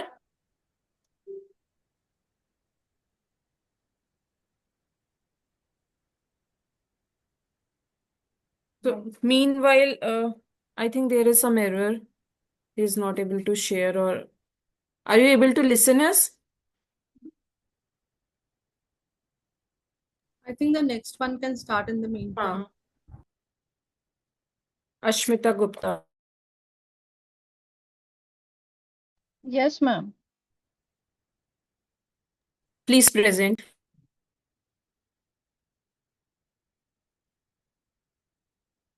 Yes, ma'am.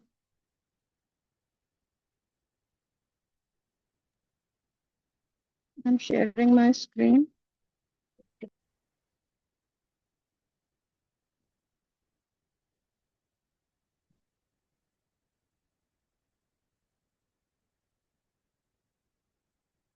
Just a second.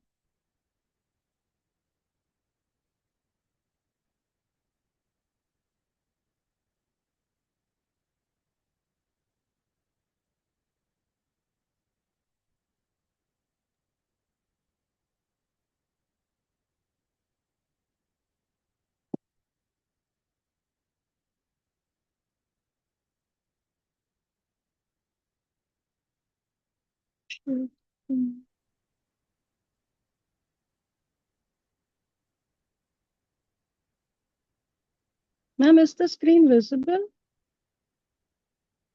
No. No, it's not. Just let me try.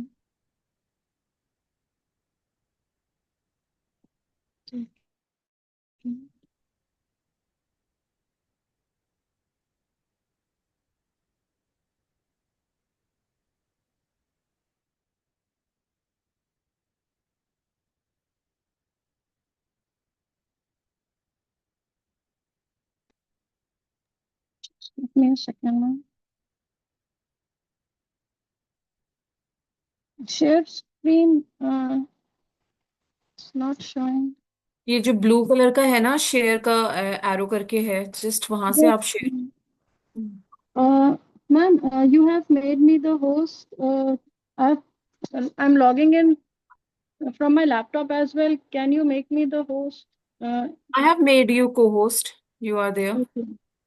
Okay. Is the screen visible? I've shared. Yes. Yes, it's visible. Okay. Okay. So, good afternoon, everyone. I'm First of all, let me know, is it a published work or some original work? Original work, ma'am. It is still under analysis. So I'm just going to give an overview of the findings because go the ahead. analytical part is still going on. So I'm here to present one of my works that is on study of contaminants in sewage and sludge of activated sludge treatment plants. So the study focused in the Delhi NCR region, and it involves some sampling in Delhi NCR treatment plants. So I'll just give an overview that because as we know, the complexity of urban wastewater is changing very fast due to urbanization, globalization, the products that we are getting into the market, access to all different kind of pharmaceutical chemicals and industry is ever evolving. So therefore, whatever we are using, it's also going down the drain into the wastewater. So analysis of this urban system wastewater is also critical so as to understand the level of treatment that they are undergoing and to know the exposure of chemicals, whether we are still getting exposed to chemicals even after treatment. So that was the basic idea. We went on for the analysis, and the aim was to collect the sample from treatment plants, different stages, so we could understand the fate of contaminants and also to know whether the treatment process was efficient enough to deal with the emerging contaminants or we still had to upgrade.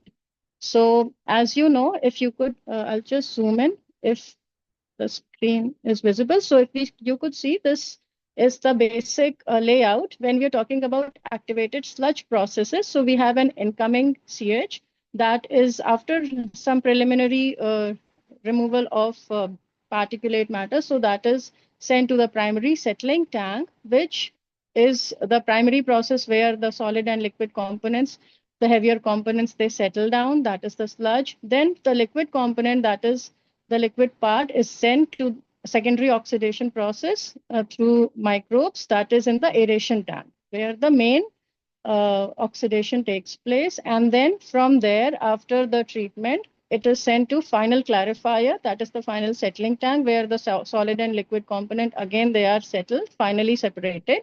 The sludge is again sent back to the primary settling tank so that the microflora that is actually involved in the oxidation, that is not lost, and the liquid component finally that is treated, that is sent through the channels, that is effluent, to agricultural fields, horticultural fields, or wherever this water could be used. And the solid component is sent to sludge bed, that is the sludge, and this after drying is sold to farmers as manure. So the use of this treated water and solid component is most of the times is in agriculture. So the risk involved here was in case the effluent and sludge contained contaminants, it would be going directly to for growing our crops. So we needed to know whether they were free of contaminants. Now, as we can see here in this picture, so different sites in Delhi were chosen. Some of them in the south part, and agricultural side we wanted to a little bit on the outer Rithala Rohini side. So that was chosen. Okla, we knew some of the industrial sector hubs are there. So one Okla was chosen, and different treatment plants in the south West Delhi was chosen. So samples were collected during the pre and post monsoon months, and they were collected from different components of the treatment process, that is these different tanks, and they were characterized. Different parameters were analyzed to understand their nature. Particularly, we wanted to know heavy metal and organics. So processing was done of both sludge and wastewaters as per the standard AFA protocols. Then what we could observe in the results was that, yes, after treatment, most of the primary parameters it met under the permissible limit. But in these treatment plants as well, they have the analysis testing labs that test, but most of the labs they have are basic preliminary labs which test for nitrate, phosphate, and some basic parameters. They do not go for these complex contaminant analysis. So what we found out that the complex contaminant analysis, heavy metals, in some of the cases, they were beyond the permissible limit, particularly in the pre-monsoon season.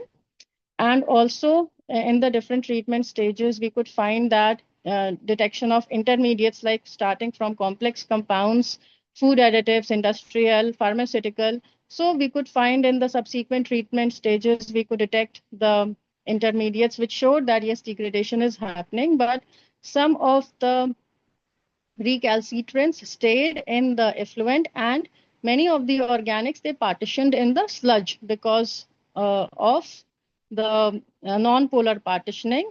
In particularly in the sludge, a lot of organics were found and heavy metals were found.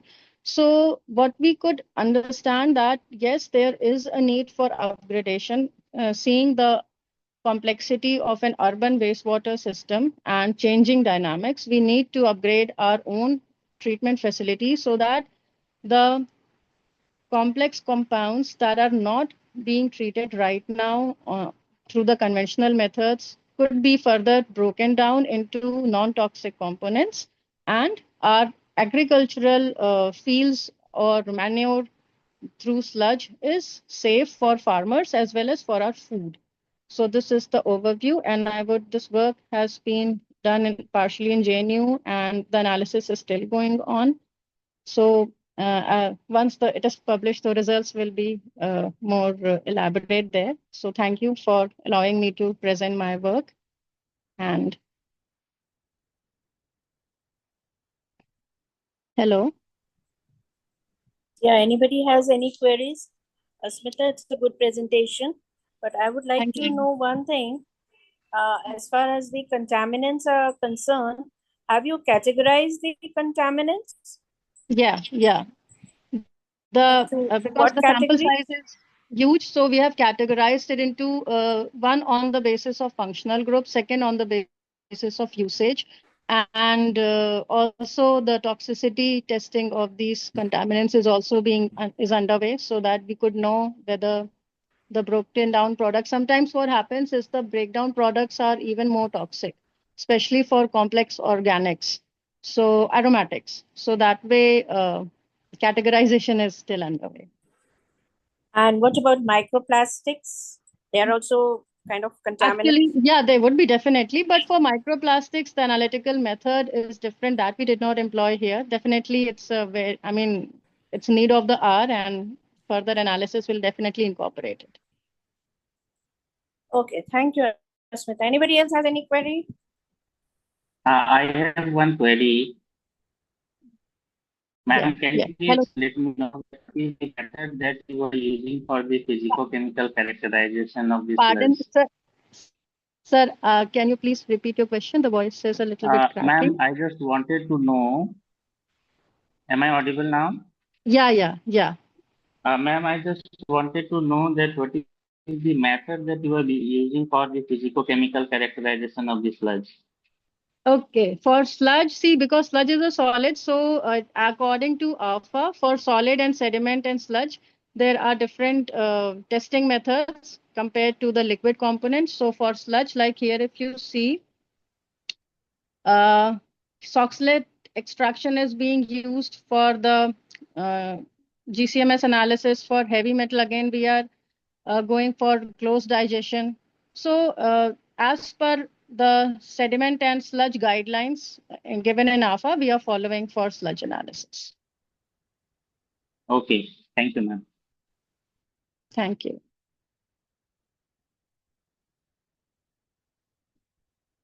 Can I stop sharing? Yes, please. Yeah. Next presentation, Ashmita Gupta. No, sorry, Astha Chauhan. Yes, ma'am. Please present. I'm going to share my screen.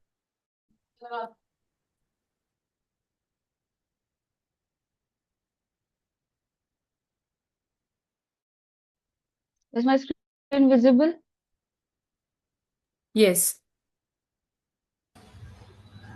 Okay, good afternoon, everyone. I'm Dr. Astha Chauhan from Department of Mathematics, Daulat College, and the topic of my presentation is Riemann problem in gas dynamics. It is an overview about the Riemann problem. So this is the table of content. I'm going to discuss what is the Riemann problem, its mathematical formulation and applications, and then some reference were presented. So what is Riemann problem?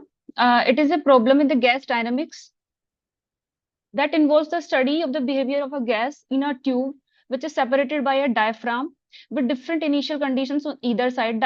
Here, diaphragm is a thin membrane, or we can say a partition that separates two regions of a tube containing a gas. This problem is named after Bernard Riemann, who have studied it in 19th century. The Riemann problem is important in understanding various phenomena in gas dynamics, such as shock waves and rarefaction waves. This problem is governed by the Euler equations, which describe the conservation of mass, momentum, and energy in the gases.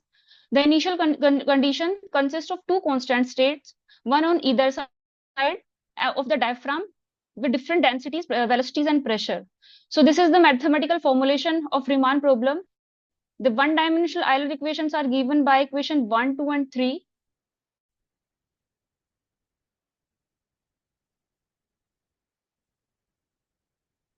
Where equation 1 represents the conservation of mass, 2 represent the conservation of momentum, 3 represent the conservation of energy.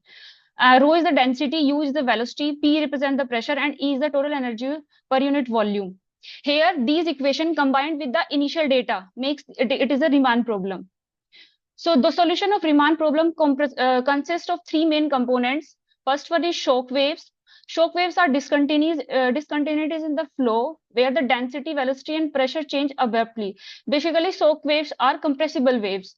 Rarefaction waves are smooth regions of the flow where the density, velocity, and pressure change continuously. Rarefaction waves are expansion waves. And the last one is contact discontinuities. Discontinuities are the discontinuities in the flow where the density changes but the velocity and pressure remain constant across the diaphragm.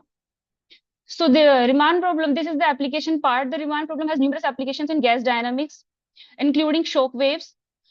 We study the behavior of the shock waves using the Riemann problem to developing the numerical methods such as Godunov method and the Riemann solver. Basically, with the help of the Riemann problem, we obtain the exact form solutions, and exact form solution help us to develop the numerical schemes. Third one is gas flow in pipes. The Riemann problem is used to study the behavior of gas flow in pipes. This is the citation analysis. One second. एक second.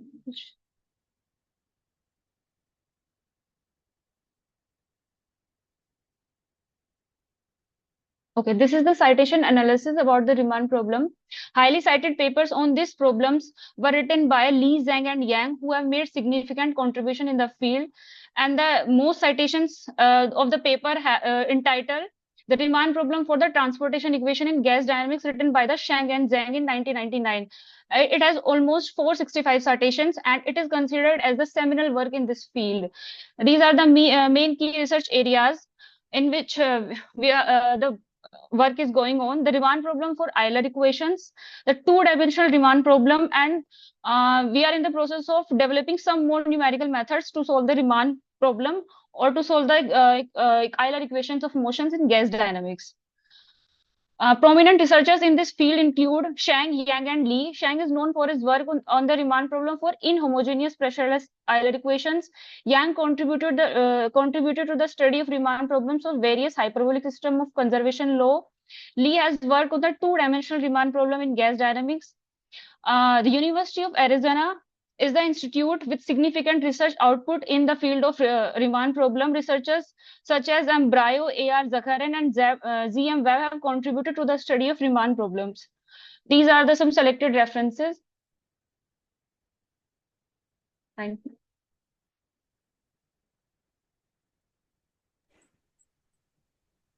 Are there any other applications of these Riemann problems? Yes, ma'am. What you have mentioned? Yes, ma'am. Basically, with the help of the Riemann problem, we study the behavior of the waves. When we solve the Riemann problems, we find the formation of different kind of waves. First one is the shock waves, rarefaction waves, and shock waves are used in many areas, like in medical field to treat the kidney stone, and in jet, supersonic jet. So there are many practical applications of the Riemann problem. Okay, thank you. Any other query?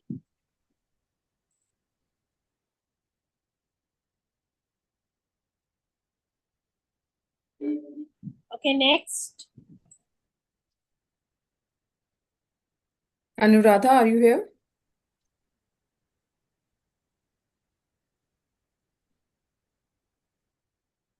Anuradha, please present.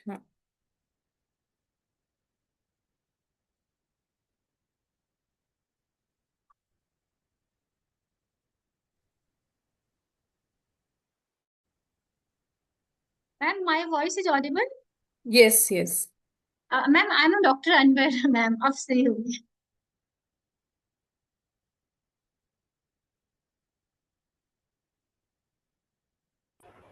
Ma'am, my screen is visible to all? Yes, Anuradha. Hello. हाँ जी Anuradha, Audible भी है, visible भी है. My visible to all? Yes. Okay. Ma'am? So should I start, ma'am? Yes, please.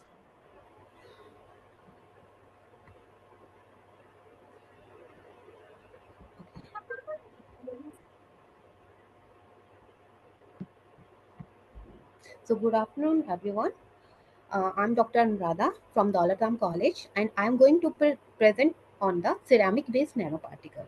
So this is journal literature and my new research idea. So this is not a published work, but yes, I have taken for new research idea, I have taken the method which I already prepared, used for this synthesis. So these are the content of my presentation. First of all, I will going to introduce about the basics, then methods, then why these particles, then their synthesis, application, and conclusion. So first of all, introduction, the material of nanoscale that come under 1 to 1000 nanometer. So for 1 to 200 nanometer, up to 1 to 200 nanometer, we use for biological application, and 1 to 1000 nanometer we can use for the non-biological applications.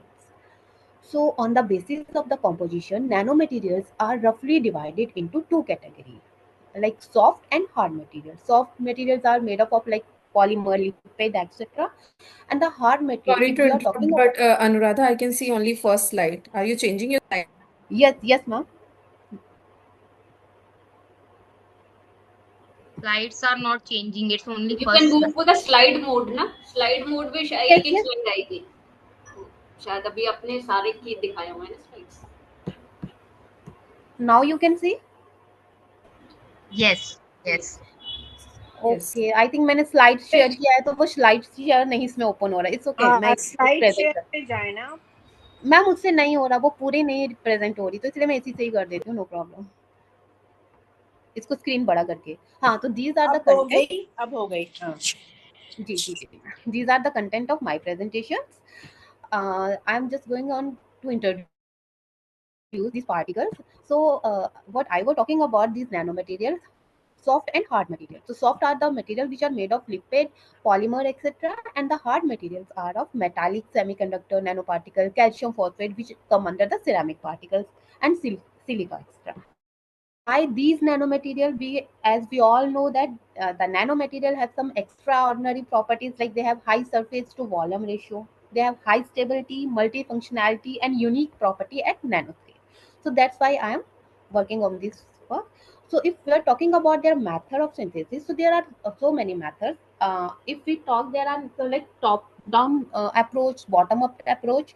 So there are some methods. These are the uh, bottom up approach, like which come under a micellar approach, reverse micellar system, aqueous approach. These all are the method. From these method I am working on this, but I am going to be work further on this non-polar approach, because this is the approach which I have standardized this approach totally. So but why I have choose these ceramic nanoparticles only? Because this but first of all, what is the ceramic? This is, as we all know, this is the a old Greek word which means clay. But nowadays it is not limit up to there only. So nowadays this term broaden, and this ceramic means all inorganic and non-metallic materials. So nanoparticles synthesized by using these non-metallic inorganic material is known as the nanomaterial, and these are the type of ceramic nanomaterial which, like silica, alumina, titania, calcium phosphate, iron, magnesium, these all come under this category. But why these ceramic nanomaterials? Because in my research idea, what I am going to do, I want to be encapsulate, or I want to be like um, encapsulate the drug or some enzyme inside this, or so for that purpose I need something that some material which is which have some property, like which protect our which protect our encapsulated material. For that I have choose this ceramic nanoparticle. Why? Because these particles efficiently protect doped material like these material against the denaturation, like by external pH and temperature also. And their surface can be easily modified for different functional group. And these we can also use these because these are biocompatible, and which is easily used for the biological system and biological application as well. So these are the calcium phosphate nanoparticle. As we know, calcium phosphate is a green natural material, because in our body it is also present in bone and teeth. And an average person has 3 to 3.5 kg of calcium in his body in the form of this bone and teeth. So it exists in the various form like amorphous and crystalline form. But the form which I am going to be study is in crystalline form. And that first one is, which is the hydroxyapatite. These other form are also crystalline form, and this because this hydroxyapatite is biocompatible, biodegradability, and they are non-toxic property. So that, and which is suitable for the biological application as well. Then this is the synthesis method which I am going to be used here. Like for this method, I am using one a very different thing. I am going to discuss here about this, which is the POS, sodium triacylate. So I am going to be prepare this one first here, and after that I am going to be use this for preparing the particle. So, and after preparing this particle, I want to be coat this particle with the chitosan. As we all know that this is also a very biocompatible polymer, adhesive property has key, and chitosan coating on these nanoparticles have been widely used to enhance the this hydrophilicity and providing the cationic functional group. Just a minute. So the chitosan coating enhance the cellular uptake. It is also reported in the paper as well. So that's why I'm going to be doing this work here. And further, the application of this nanomaterial, as we all know, in the cosmetic, in cancer therapy, in MRI agent, in drug delivery, sensor, environment, and electronics, etc. So that's why I want to be do with this nanoparticle. I just want to do in MRI or drug delivery. So in the conclusion that this tricyclanol have the strong interaction, it is reported in the paper. So that's why I have chosen this one. And the chitosan coating on the surface of this particle, it can enhance the cellular uptake. And this is also reported in the paper. Thank you. Now, and rather you're planning to prepare these ceramic nanoparticles by whichever method, of course, but then which substance, which substrate are you going to use? Sorry, ma'am. Which substrate are you going to use? Ma'am, the calcium and phosphate, the substrate which I am going to be used here is the POS. POS in DMSO.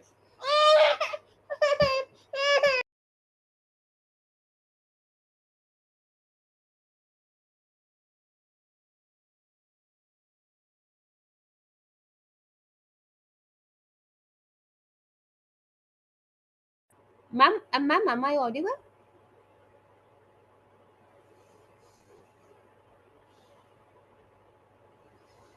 Am I audible? Yes. Yeah, you are Yes, audible. Anuradha. You are audible. And what applications are you planning? Sorry, ma'am. What applications of ceramic nanomaterials are you planning? Sorry, ma'am, I'm not able to hear. Please. Yes, ma'am. What applications are you planning? My future planning, ma'am? Yeah. Okay. Ma'am, I want to do this bioimaging with these particles. I want to Bioimaging. Bioimaging or biosensing? Ma'am, bioimaging as well.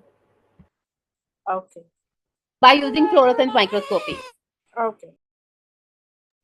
Thank you, Anuradha. Thank you, ma'am.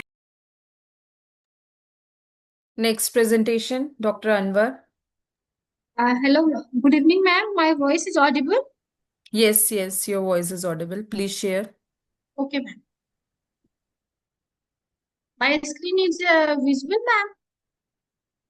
Yes. Okay. Good evening, everyone. Today, my presentation is based on the polyethylene glycol, PEG, as a reusable green solvent for the organic synthesis. Basically, my whole presentation is based on my PhD work. And first of all, I just want to give the informations about what is the meaning of the polyethylene glycol. Basically, we have already used a lot of the solvent, some volatile, non-volatile solvent. Among the solvent, glycol is act as a very low molecular weight liquids, and it is also used as a non-volatile, and it also show the less molecular weight, and it's as compared to the air. And due to these reasons, at an industrial point of view, it is a very good alternative solvent as compared to the wax. And PEG is also the low flammability, and you can easily it biodegradables. And the main features of the polyethylene glycol is a hydrophilic polymers, and it can be easily soluble in a waters and also in a various organic solvents such as GCM, alcohol, and acetones. But it is not soluble in a aliphatic hydrocarbons such as the hexanes and the diethyl ethers. And the main characteristic features of the polyethylene glycol you can easily recover from is the aqua solutions through the simple extractions methods, or with a suitable solvents, or you can also direct extract from the waters. And another and next point is what type of chemical structure is given by the PEG. Basically, the PEG means polyethylene glycol. That means this is a polymers of the ethylene glycols. General formula of the OSCH2CH2O whole and it act as a protic solvent with a aprotic sites of the binding, And on the basis of the molecular weight, PEG comes in the comes of the 200 up to the 10,000s. Okay, and at a room temperatures, if you are taking the below the 600 molecular weight PEG, it is act as a viscous liquids, and it is easily water soluble and the hygroscopic natures. But if you are taking the more than 800 molecular weight, that means PEG comes in the form of the solid forms. And if you are taking the more than 1,000 or approximately 200, so basically it's so the much more solubility that in the water, across the 60% solubility in the waters.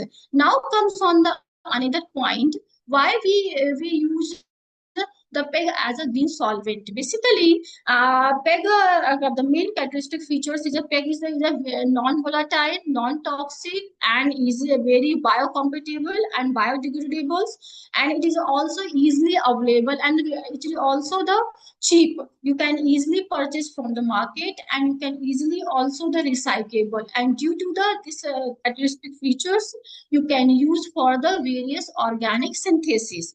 Here I reported some type of the organic synthesis, basically for the synthesis of the heterocyclic compounds, which are actual the biologically active, which can be easily synthesized by the PEG.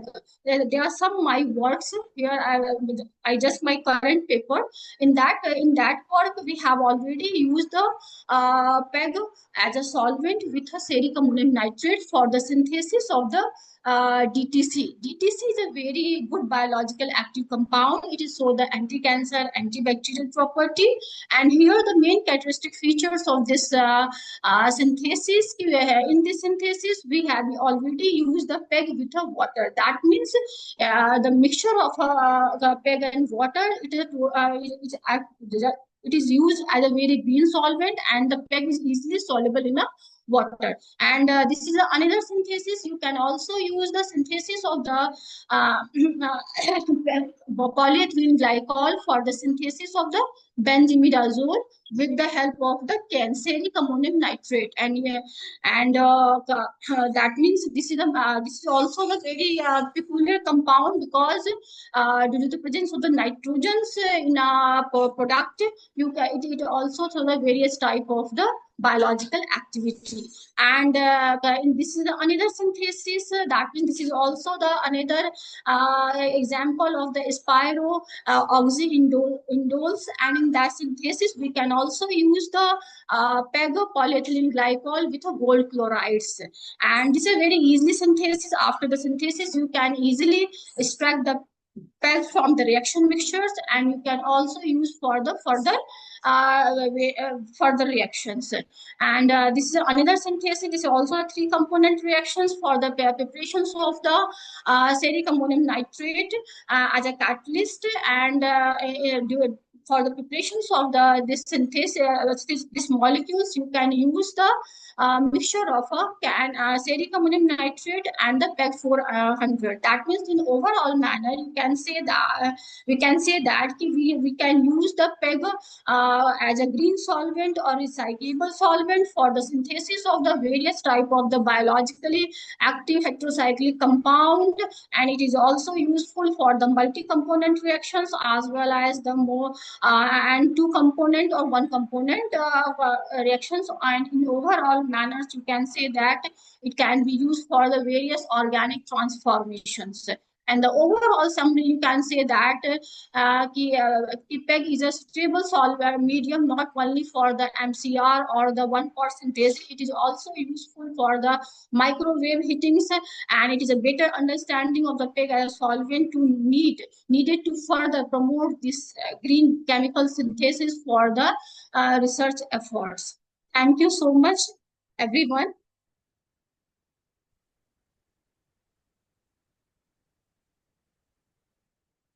Hello, ma'am.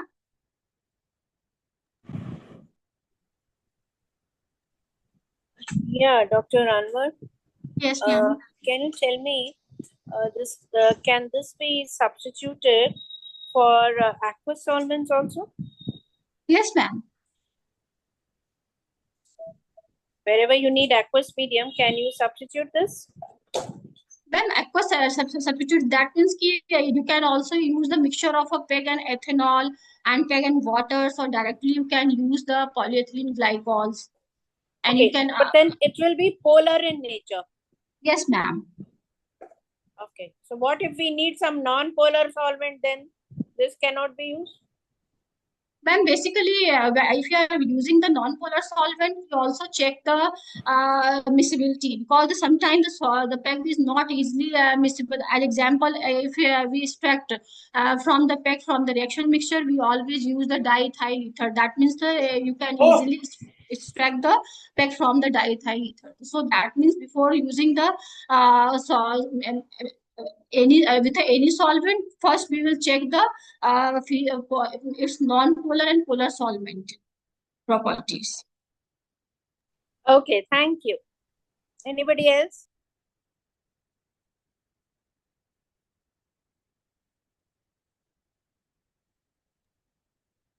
Ma'am, may I present now? Yes, Aarti, please. Oh, thank you.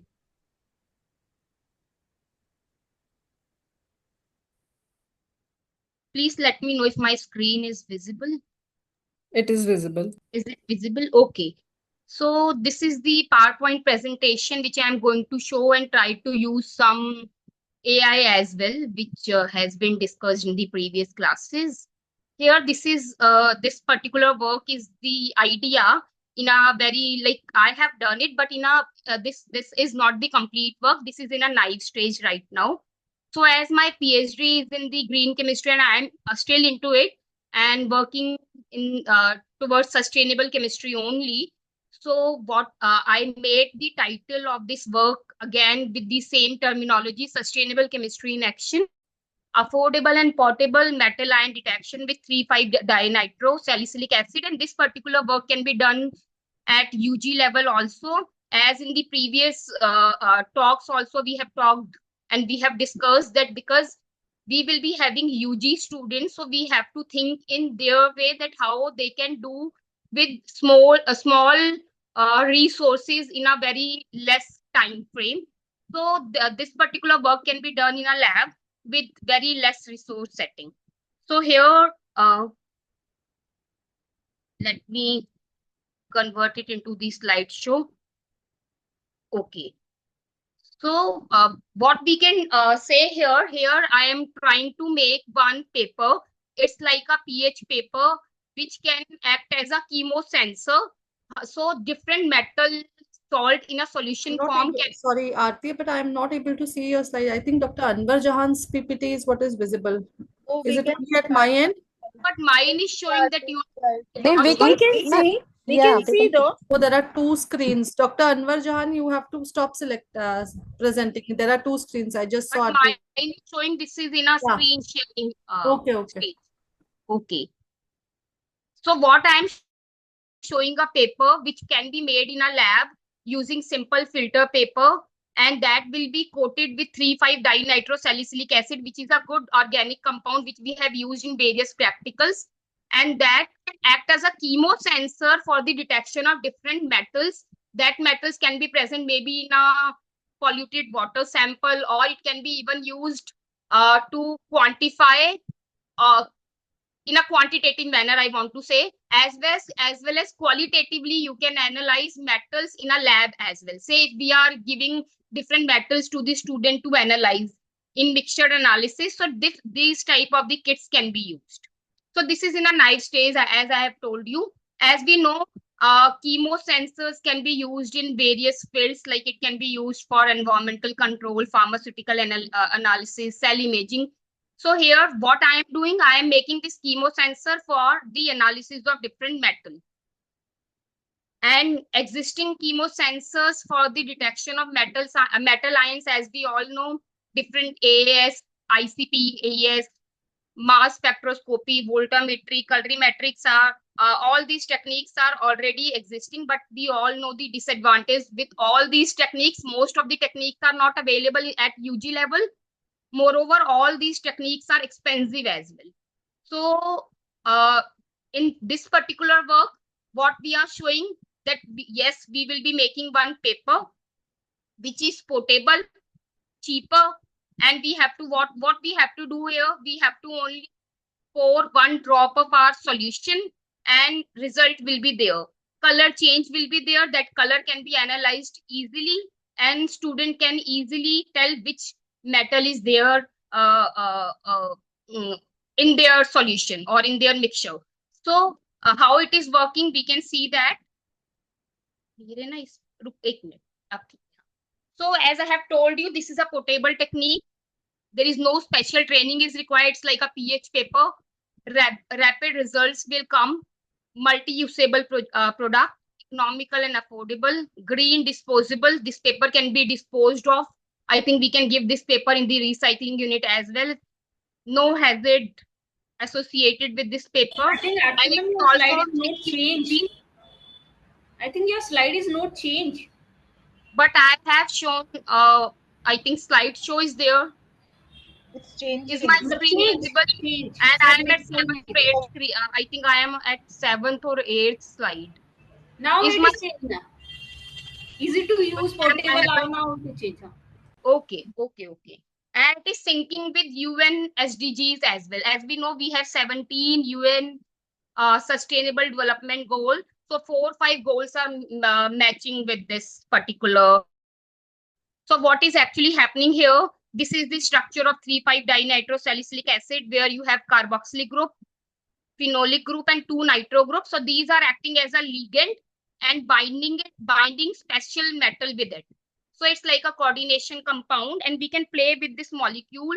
We can convert one of the nitro group into amino just by reduction, or we can buy that particular compound, and we can even try with different organic compounds which can bind different metals with it. So it's a new, I think, that can be used in the lab at a very low scale with, I think, less usage of chemical. So future aspects with this particular technique. Is my screen visible to all? So this particular future aspects. Yes. So this particular kit can be used for organic as well as inorganic analysis, and can be used in school as well as graduate level. As students can do research on it as well. They can try with different metals, they can try with different organic compounds, and can make their own kits. Thank you. This is the different work I was trying with CamDraw and that BioRender and PayPal, and made this particular graphical abstract as we were trying it. So this is not associated with the previous work.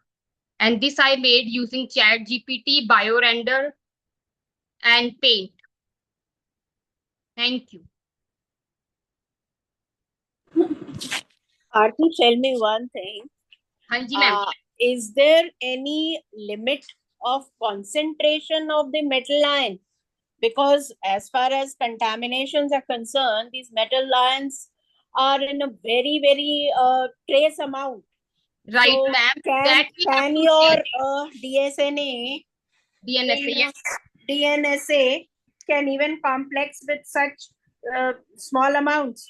That we have to check, ma'am. We have only checked with the solutions, actual solutions. That is why I'm saying it's in a naive stage. We can try with the waste water. No, but the actual solution you took was of what concentration? I have taken different solutions which were made in the lab, like KMNO4 we had, K2CR2O7 we had, lead sulfate we had. So I directly took that solution. Might be that was maybe N by 100. No, that may not be N by. I'm not very sure. Rather 10 normal or. And lead sulfate would be even 10%. So that we have to check with the solution. Solution we have to check. Because for the effective working of these paper or this kind of complexing agent, you have to be particular about what concentrations of metal will they respond to. And then only the color change also can be.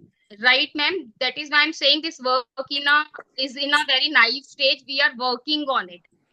Okay, all the best. I'll only try it with the reagents which were there in the lab. This can be the future work that we can try with the wastewater as well, or maybe metal ions present in some other form maybe.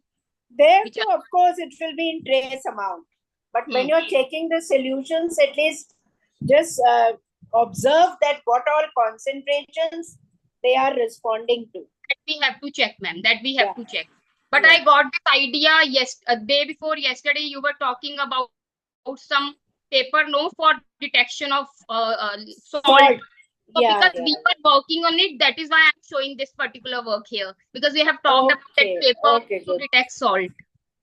So you were inspired by my presentation. Actually. So you should have acknowledged it. Right Okay, thank you. Thank you. It elates me. Ideas from you all, ma'am. It elates me anyway. Even better about Thank it. you. Okay. Thank you so much. Next. Good evening, ma'am. Is my screen visible? Yes, Avneet. Good evening, all. So, what made me choose this topic is the roaring prices of silver metal. As we all know, that silver has the prices of silver has increased manyfold. So, why is it so? The main is usage of silver nowadays is in electric vehicles and other industry. It is used. So, how we can replace silver, which is a costly metal, with something that can do the same activity, like it's conducting, silver is conducting, and okay, let me just is my slide changed? Has my slide changed? Yes, ma'am.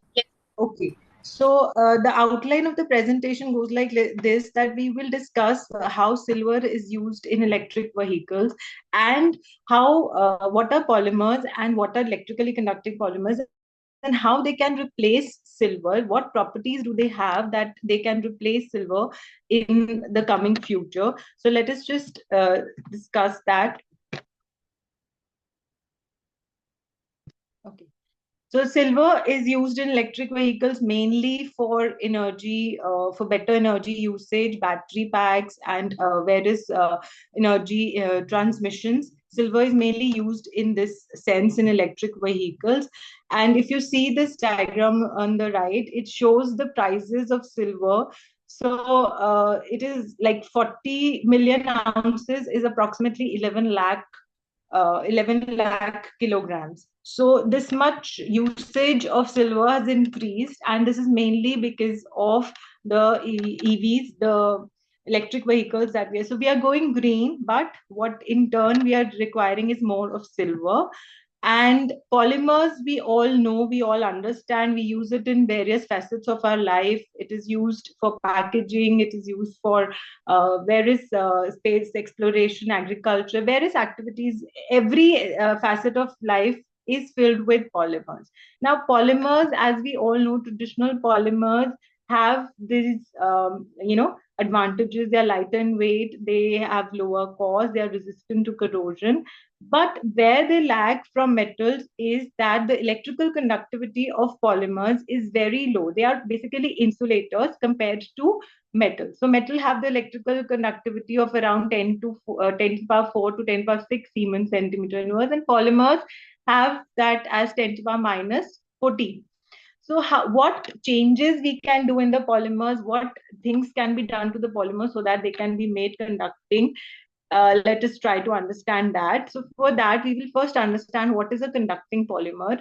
So it has an extended conjugation present. It has extended pi orbital system that is present in a intrinsic conducting polymer. It will not be as conducting as a metal, but yes, it will be conducting than other traditional polymers. So if you see the range here, the conjugated polymers can be, the conductivity can be varied from insulators to metals, as you can see in this diagram. So how we can make, let's say we have acetylene. It's if you make a polymer, it's polyacetylene. It is an insulator. So depending upon temperature, we can make cis as trans polyacetylene. And if you see the conductivity, for cis it is 10 to the power minus 9, and for trans it is 10 to the power minus 5. What we can do is we can dope them. That is, doping means we can treat them with oxidizing and reducing agents, and the conductivity can be increased. So as you can see, from 10 to the power minus 9 to 10 to the power 3, by doping we can increase the conductivity. But doping has certain limitations, that in doping you lose the coplanarity of the structure, and it is not very feasible, the doping methods. These are the doping methods that are used, and these are the highest conductivity reported so far. So these are certain polymers. Now, what we do is we explore the electronic structure of polymers. As we all know that polymers have bands. There is valence band and conduction band. So if we decrease that, if you change that band structure, we can decrease the band gap, or we can play with the ionization potential or the electron affinity of the polymers to make them more conducting. So we can make them more conducting. I will just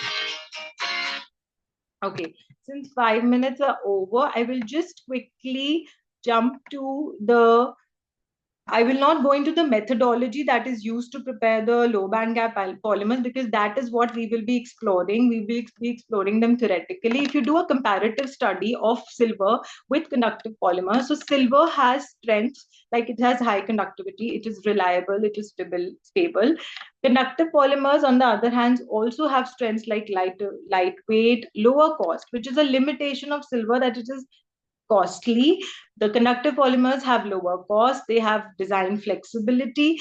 Yes, the limitation of lower conductivity of polymers, that can be changed, and this is what we are going to study. We are going to study the band structure of the polymers and how we can reduce that band structure, and reduce the band gap. We can change the band structure by certain techniques. There is a substitution technique, there is copolymerization, there is ladder polymerization that can be explored upon, and we can make the conductive polymers as with low conductivity, with high conductivity as high as that of silver.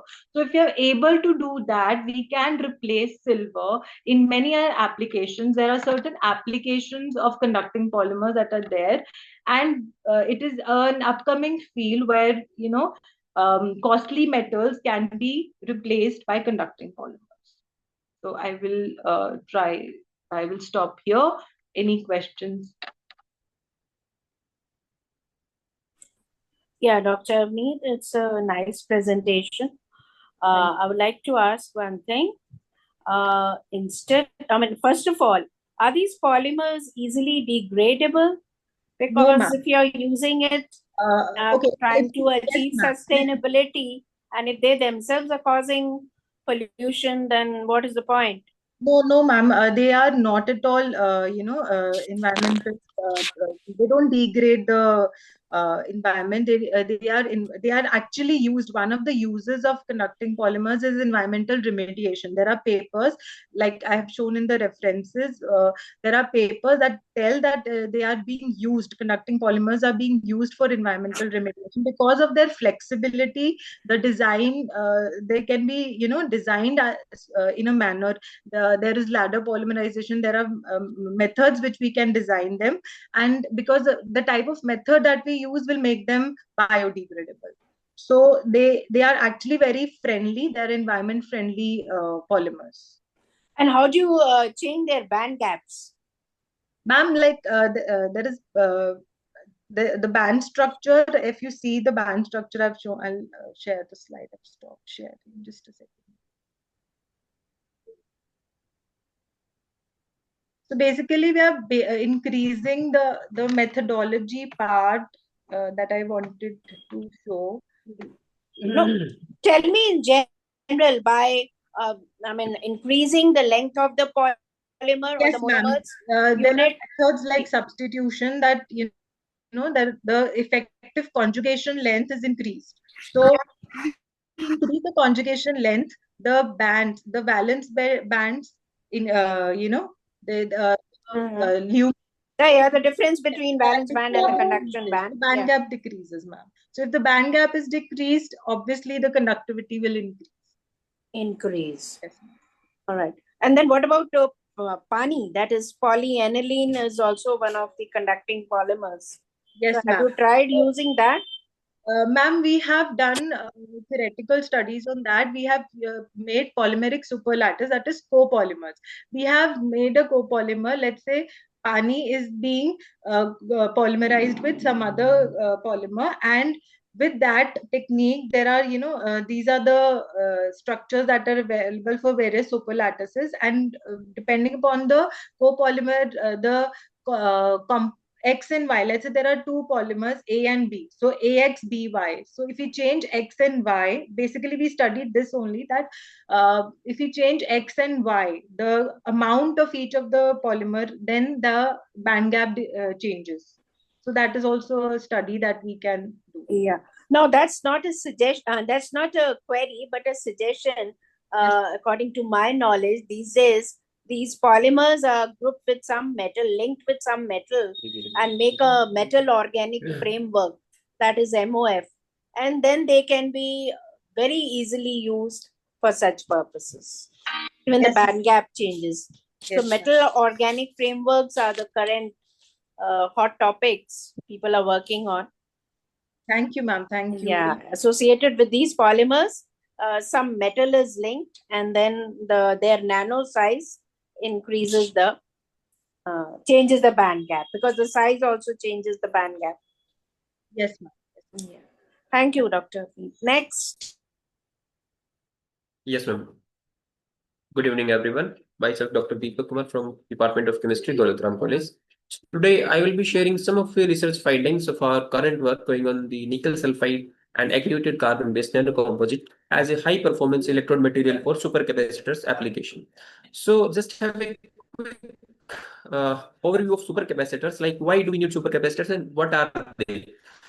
So, as you know that in this electronic world, we rely only on the energy storage devices. Usually we are using batteries, but in this second plot, we can say that apart from batteries, we have fuel cells, capacitors, and other different sources of energy storage. So why supercapacitors are so important? You can see that capacitors and batteries, they lie on the extreme left and right corners.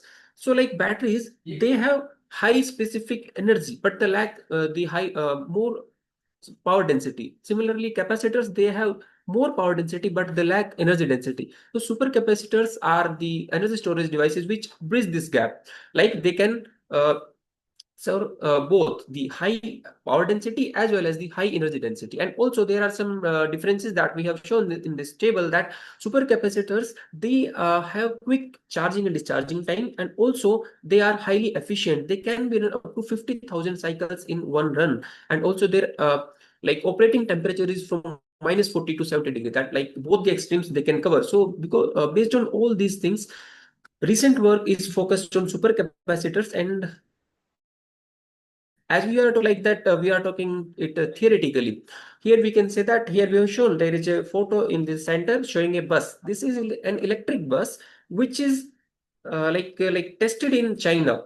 So the beauty of this bus is that it is running on supercapacitors. So on a bus stop, for example, it stopped where different passengers, they will alight and board. During that short span of time, only within 30 seconds, this bus will get fully charged, and again it can continue. So in our daily life, we can also say that in metro also we are using supercapacitors, but to a limited extent.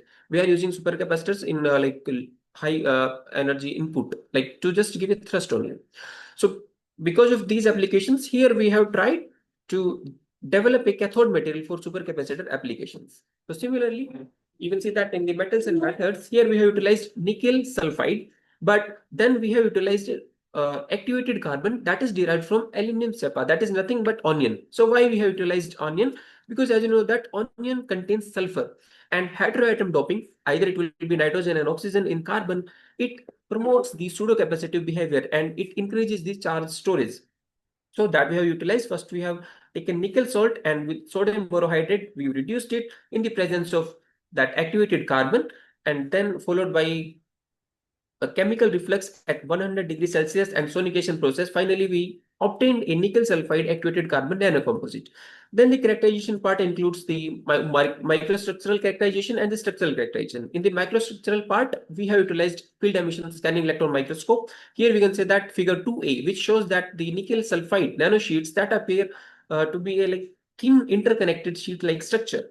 And figure 2B, where the activated carbonate consists of a continuous distribution of particles that are interconnected. And this property is of much use for us because we want good conductivity. So if the particles are interconnected, then they can conduct electricity faster. And finally, the nanocomposite, nickel sulfide and activated carbon, it also retains the same morphology. Then coming to the structural part, we have utilized till now, although work is going on, but till now we have completed only this part where we have done XRD and FTIR. This part again confirmed that even after the formation of the nanocomposite, the original integrity of both nickel sulfide and activated carbon are still maintained. These characteristic peaks that we have highlighted here, these are maintained. Also in the FTIR, the characteristic stretching vibrations, they are also highlighted, they are maintained. And also some peaks, we can say that their intensity might be decreased. So that change in intensity, it suggests that there is an interaction between the nickel sulfide and the activated carbon, and a composite has been formed. Then coming to the most important part, that is the electrochemical performance. For the electrochemical performance, we have utilized cyclic voltammetry and galvanostatic charge discharge spectroscopy. So similarly, here we can say that in cyclic voltammograms, we figure 4A. This is at a fixed scan rate, 5 millivolt per second. Here, comparative cyclic voltammograms, just easy to understand, you can say that area under the curve is a direct representation of the charge storage. So we can say that from nickel sulfide to activated carbon, finally to the composite, the area under the curve increases. As a result, the overall charge storage also enhances. Then for this nanocomposite, detailed CV curves in figure 4B shows at different scan rates. Like, okay, we are saying that this metal is okay. Then we want to test that what will be the performance at different scan rates. So in figure 4B, we say that from 5 millivolt to 100 millivolt, the shape and the peaks, they are still maintained. It again suggests that these redox reactions which are occurring during this whole charging discharging process, they are reversible in nature and will be beneficial for the long-term stability of the supercapacitor. Then coming to figure 4C, which shows the galvanostatic charge profile at a fixed current density of 1.5 ampere per gram. Here again, we can say that as we increase the current density, the charge discharge time, it gets reduced, but still the shape is maintained. It shows that the typical triangular shape, it is a typical characteristic of EDLC type charge storage materials. So it again suggests that yes, it maintains the shape, so it will give reversible charge storage. Now, till now, like we have explored the cathode part only. We are working on it because the cell is incomplete without the anode part. So our overall aim is to like extend the overall working window, and that too in an aqueous media, because if you use like ionic liquids or an like organic solvent, then we can get good results. High performance will be observed, but that is not feasible, that will be expensive. So we want to work supercapacitor based material, that is cathode part we have completed. Now we are looking for an anode part, like it may be like amixins and manganese oxide with different morphology we are trying. So just to conclude here, we have synthesized a nickel sulfide activated carbon based nanocomposite as a cathode material which delivered a specific capacitance of 461 farad per gram at a scan rate of 1 ampere per gram due to the dispersion of interconnected nanometals that are favorable for quick charge transfer. And also like here the morphology of that nickel sulfide, it has a thin sheets that provides more electrochemically active surface area and more number of highly exposed active sites that are beneficial for the charge storage. That's it. Thank you so much. Thank you, Deepak. Can you just highlight on one point? Yes, ma'am. That if you take just the nickel sulfide nanomaterial or say nanoparticle, Ji. and then how does, there is added advantage if you combine it with activated carbon? Is there an added advantage to all that applications which you are putting them into? Yeah, ma'am. Actually, ma'am, usually conventional capacitors, they rely basically mostly on carbon-based materials, like they store charge by adsorption and desorption. But if we combine them with an redox active material, here nickel sulfide, why nickel only? Because you can see in figure 4a, ma'am, that carbon material, they are mostly used in negative potential window, 0 to negative, whatever it may be, like minus 1 or 0.5, like that. But after combining with nickel is a positive type of electron material. So now the overall window, you can say that in figure 4a, it is from 0.36 to 0.45. We can go both ways, positive and negative window. So that is why we are clubbing these two different materials having different potential range. So if we go from 0 to negative window, then carbon will store charge. And if you go in the positive window, then nickel will store charge. So there is a flexibility. Both can store charges. Yes, ma'am. Okay. Good.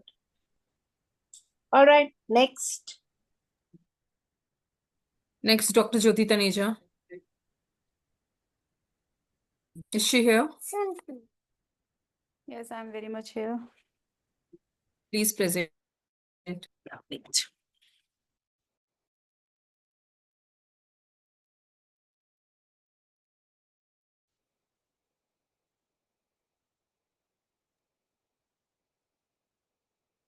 Good evening, everyone. So I'm presenting on a published paper. This is self-assessment for early detection of PCOS risk in young girls. This polycystic ovarian syndrome is if we go by definition, it's a Steen-Leventhal syndrome, which has three main features, that is amenorrhea, the presence of amenorrhea, obesity, and the presence of cyst. It's a hormonal disorder which affects near about 2 to 26% of young women, and presence of cyst, hormonal imbalance in the symptoms like irregular period, hirsutism, and obesity characterize it. It is very common in adults and girls, and now we are seeing the prevalence is increasing, and the percentage which we see is 2 to 26%. That depends on the area studied and the age group studied. The main causes are linked to genetics, lifestyle, and environmental factors. So we wanted to study the same in the young girls, college-going girls. We use the methodology, that is the preparation of a questionnaire survey, which was prepared under the supervision of gynecology and clinical experts. The population study was the college-going girls. The age group was 18 to 24 who participated in the survey to assess their PCOS risk. The questionnaire had questions which talks about their demographics, asks about the demographics, as well as some this primary variables and the dependent variable and the independent variable. Our dependent variable was the PCOS risk, and the independent variable were age, height, weight, BMI, their diet, lifestyle pattern. Those were the independent variable which we looked into. So after the collection of the Google survey form, we combined had the sheet analyzed by the different tools which involve the chi-square and the regression analysis. Our control group, we divided our population after the analysis into two groups. One was the control group, which reported the regular cycle, that was 75.2%. The test group, that was irregular cycle, 24.8% was reported. The average score in this result was 3.07 in the control, and compared in comparison to the test group, that was 5.93%.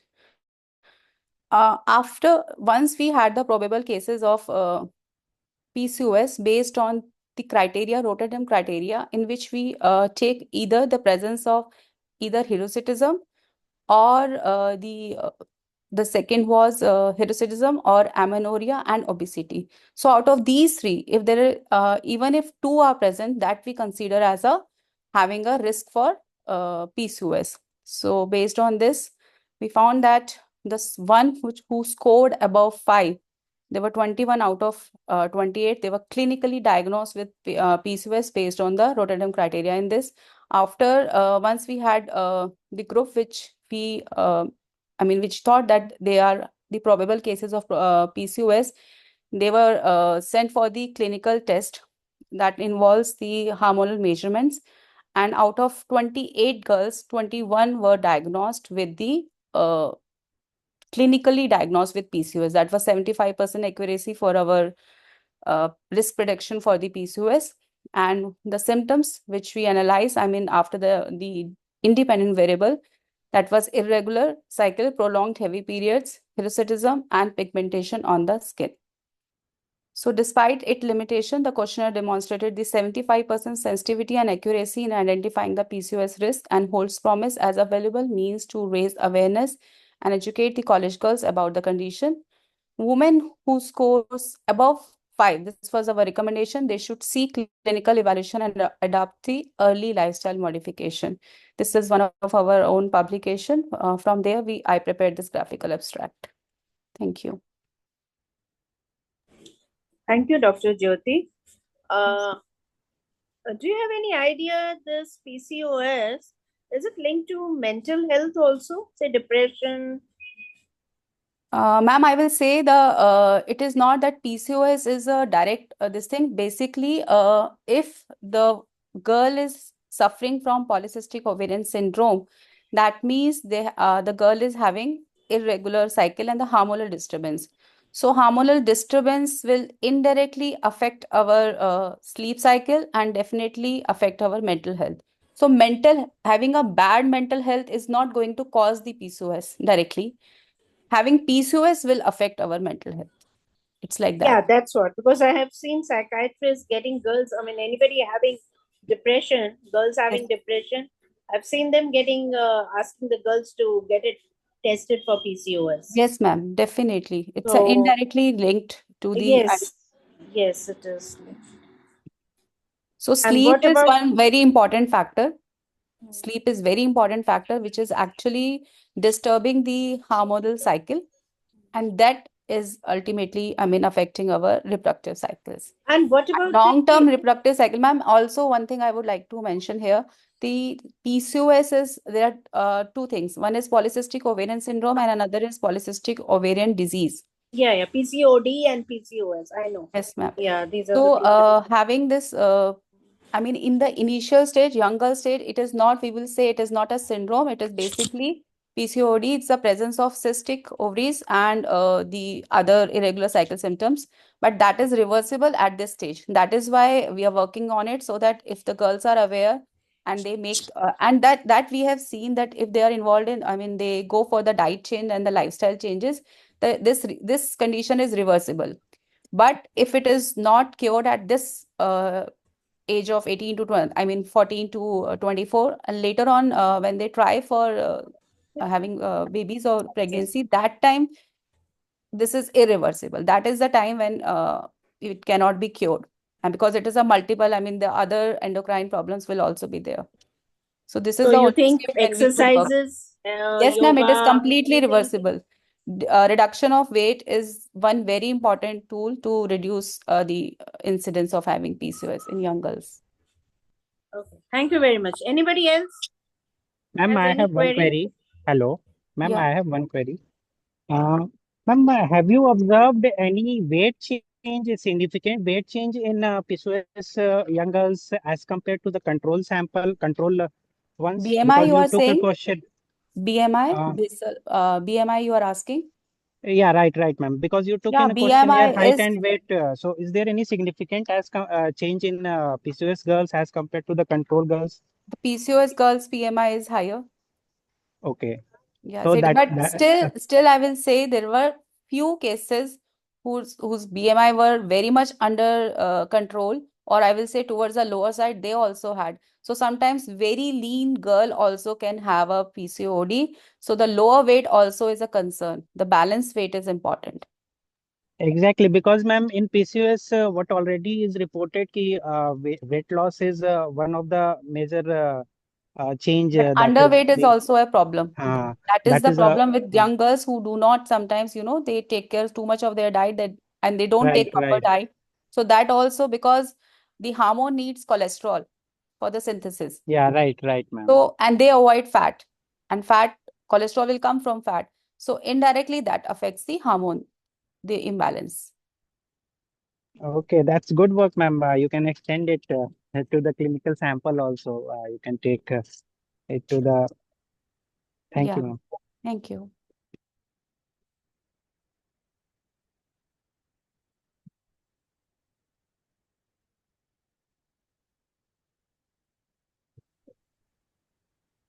So I can present now?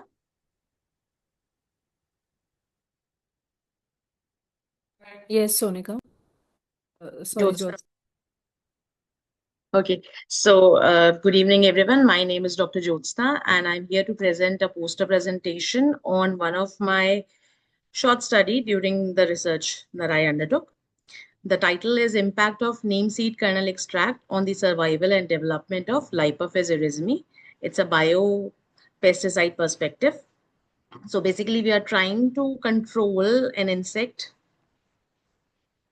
named Lipophes erythemi, which is also known as mustard aphid or cauliflower aphid. Here you can see the infestation that is around on the cabbage leaf. It mostly attacks the crop plants of cabbage, broccoli, Brussels sprouts, cauliflower, collard, kale, and mustard. And both the adults as well as the nymphs, they are the attacking stages, and they suck all the sap from the plants, devoiding it of all the nutrients and reducing the yield also. In addition, they also transfer many viral and fungal diseases to the plants.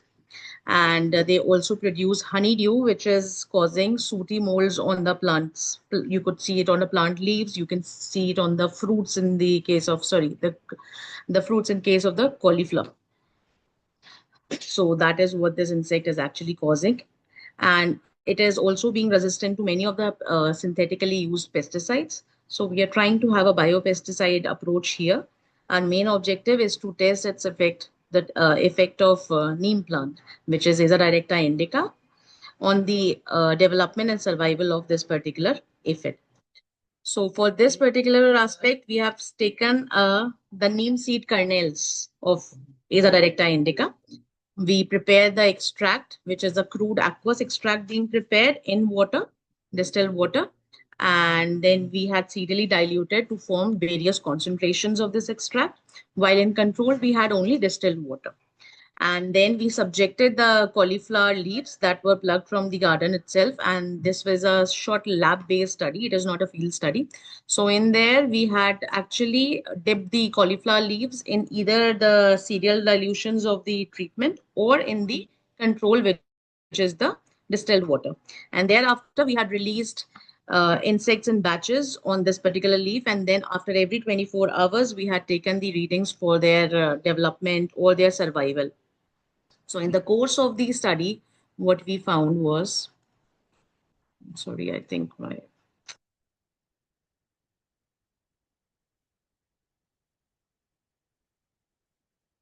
yeah, in the course of the study, what we found was that the crude aqueous extract has been significantly effective in controlling the development as well as the survival of this pest. You could see here, the picture is not very clear. It's from one of my own cameras and all. So you could see that in the treatment, the insect has actually not grown to the size as you can see in the case of the control. So somewhere the extract has been potent enough to kind of control the insect development. And this developmental issue that it has caused is basically because it has inhibited the nymphal ecdysis. Ecdysis is the molting to the next stage. The insect was not able to molt to the next stage and it kind of trapped in its own skin and died. This is what the treatment is showing. While in the control, you could see that the insect has molted to the next stage and is successfully able to shed off its exuviae, the earlier skin which was there.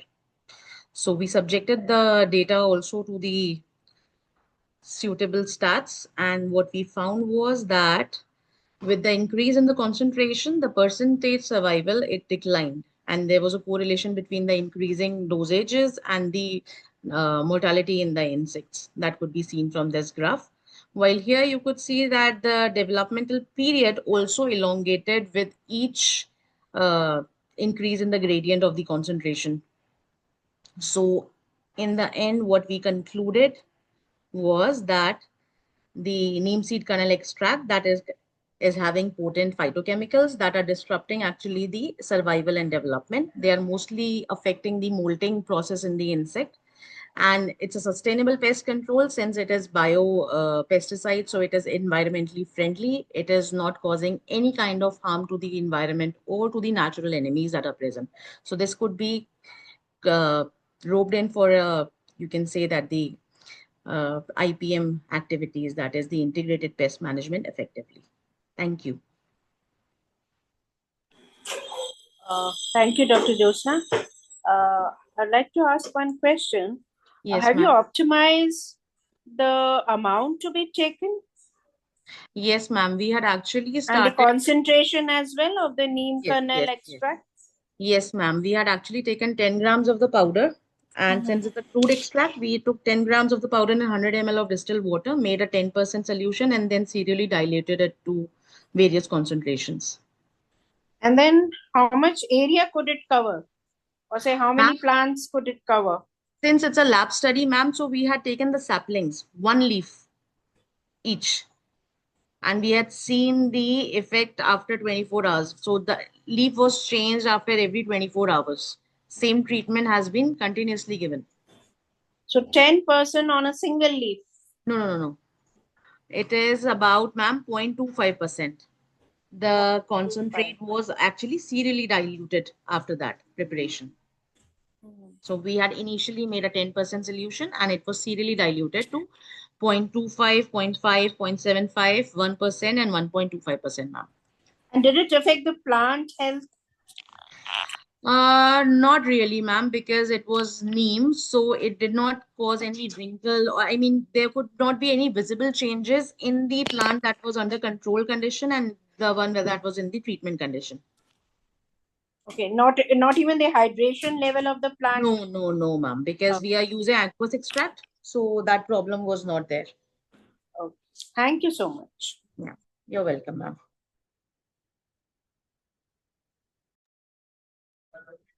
Thank you so much, everyone, for the presentation. I think no one is left for today's session.